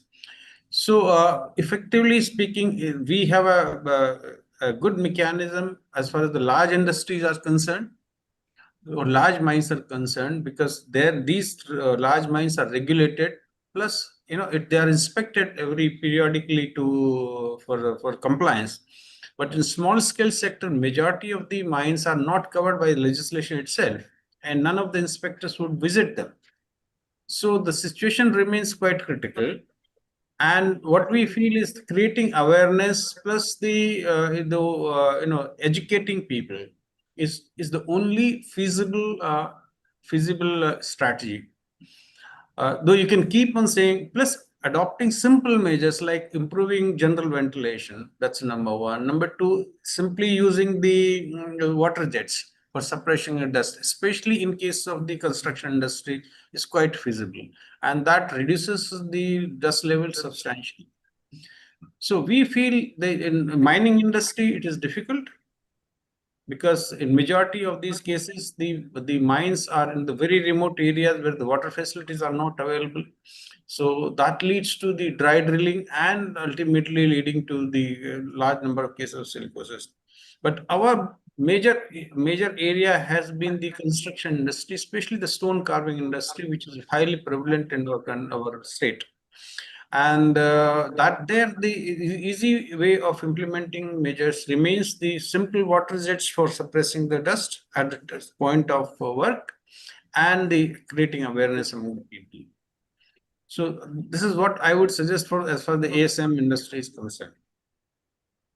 Thank you. Okay, thank you, Dr. Sisodya, for your answer. Okay, maybe next we have a question from for Dr. Kasyunil. I have a question is about referral time factor.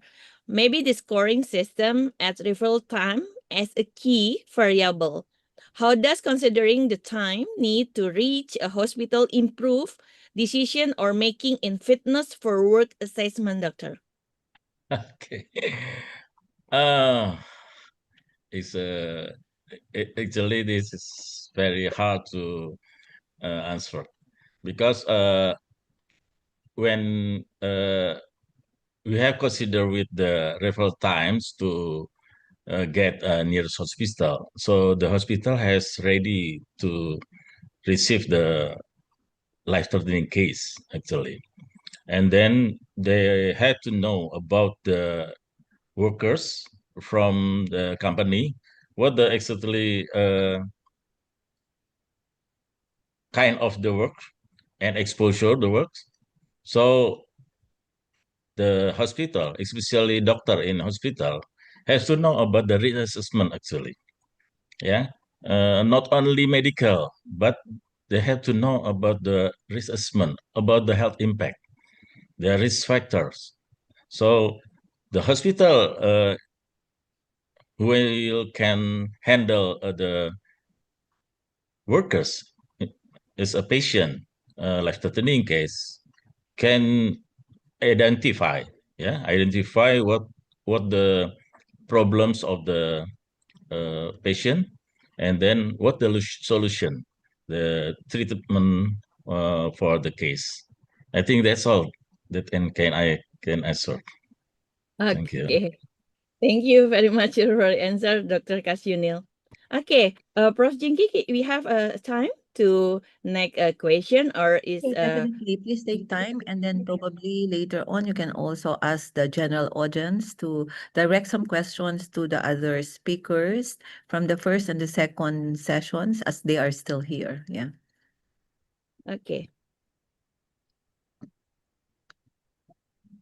Okay, maybe in the we have a closing discussion for this session, for the session 4.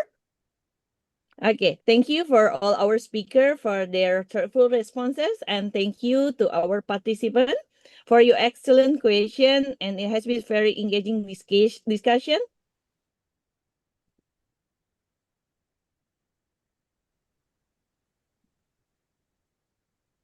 Okay, I back to Prof. Jinky. Yes, what a wonderful webinar we have had today from morning to afternoon. I think this is one of the longest webinars that I have managed and attended. And I am here physically with Professor Mokhtar, who is the main organizer, as well as Dr. Itoko. And we are in one room together with all the residents in the Universitas Indonesia Hospital. And when we talk about occupational health and safety, I think it's a very varied thematic approach covering various disciplines and practices. And we are really very glad that we have discussed about legislations relating to occupational safety and health, the structural systems, whether robust in developed countries or still going to be developed or going to still to become robust in less developed countries.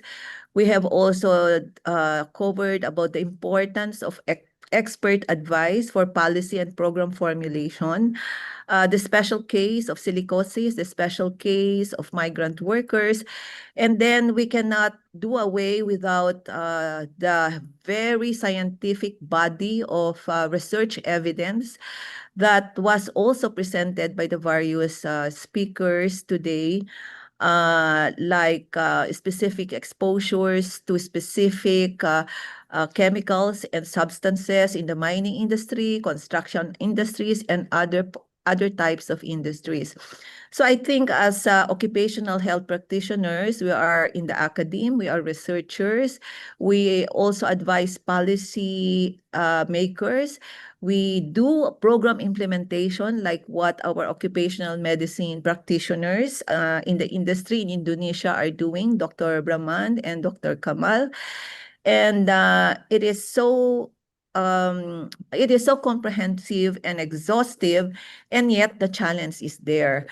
It is both enlightening and at the same time heartbreaking because there have been so many advances so far in occupational health and safety to protect our workers who consist of the backbone of our economy. And yet they are left sick, injured, or ill, or even dying because of work.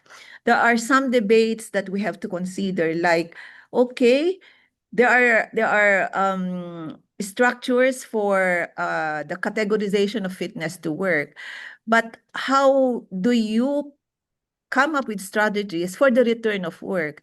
Because in the first place, the worker became sick or ill because of the work, and so there should be industrial and national strategies to enable that worker to return to work as well.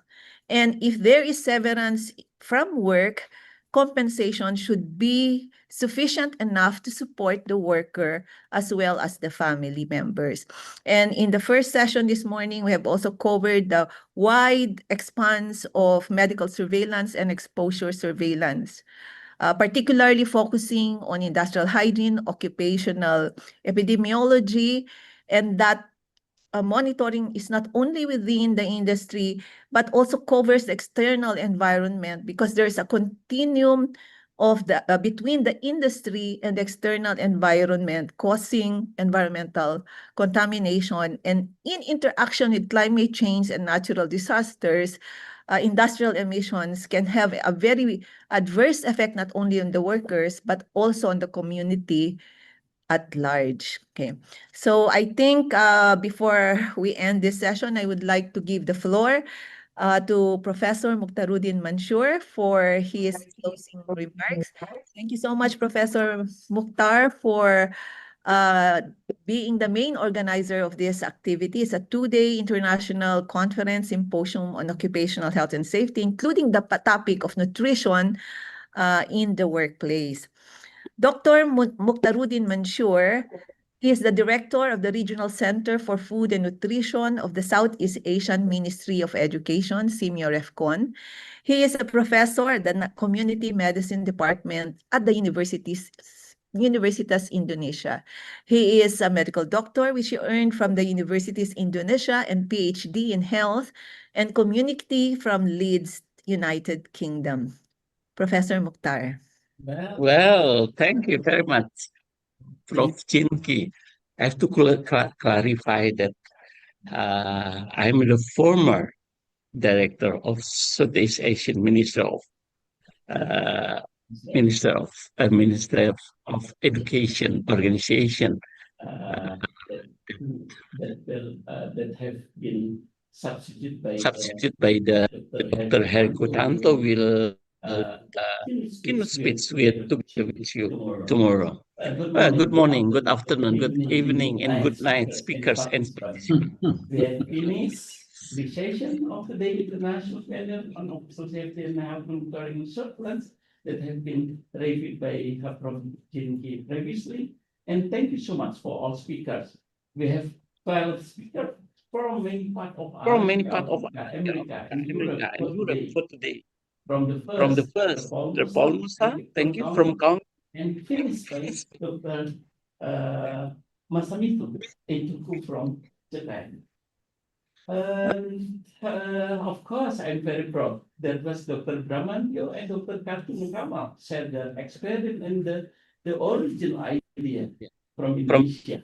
We have learned a lot from biomonitoring and silicosis, as well as the instrument of fit-to-work assessment, especially for the remote site workers. I would not make further discussion for this. All inspirational topic.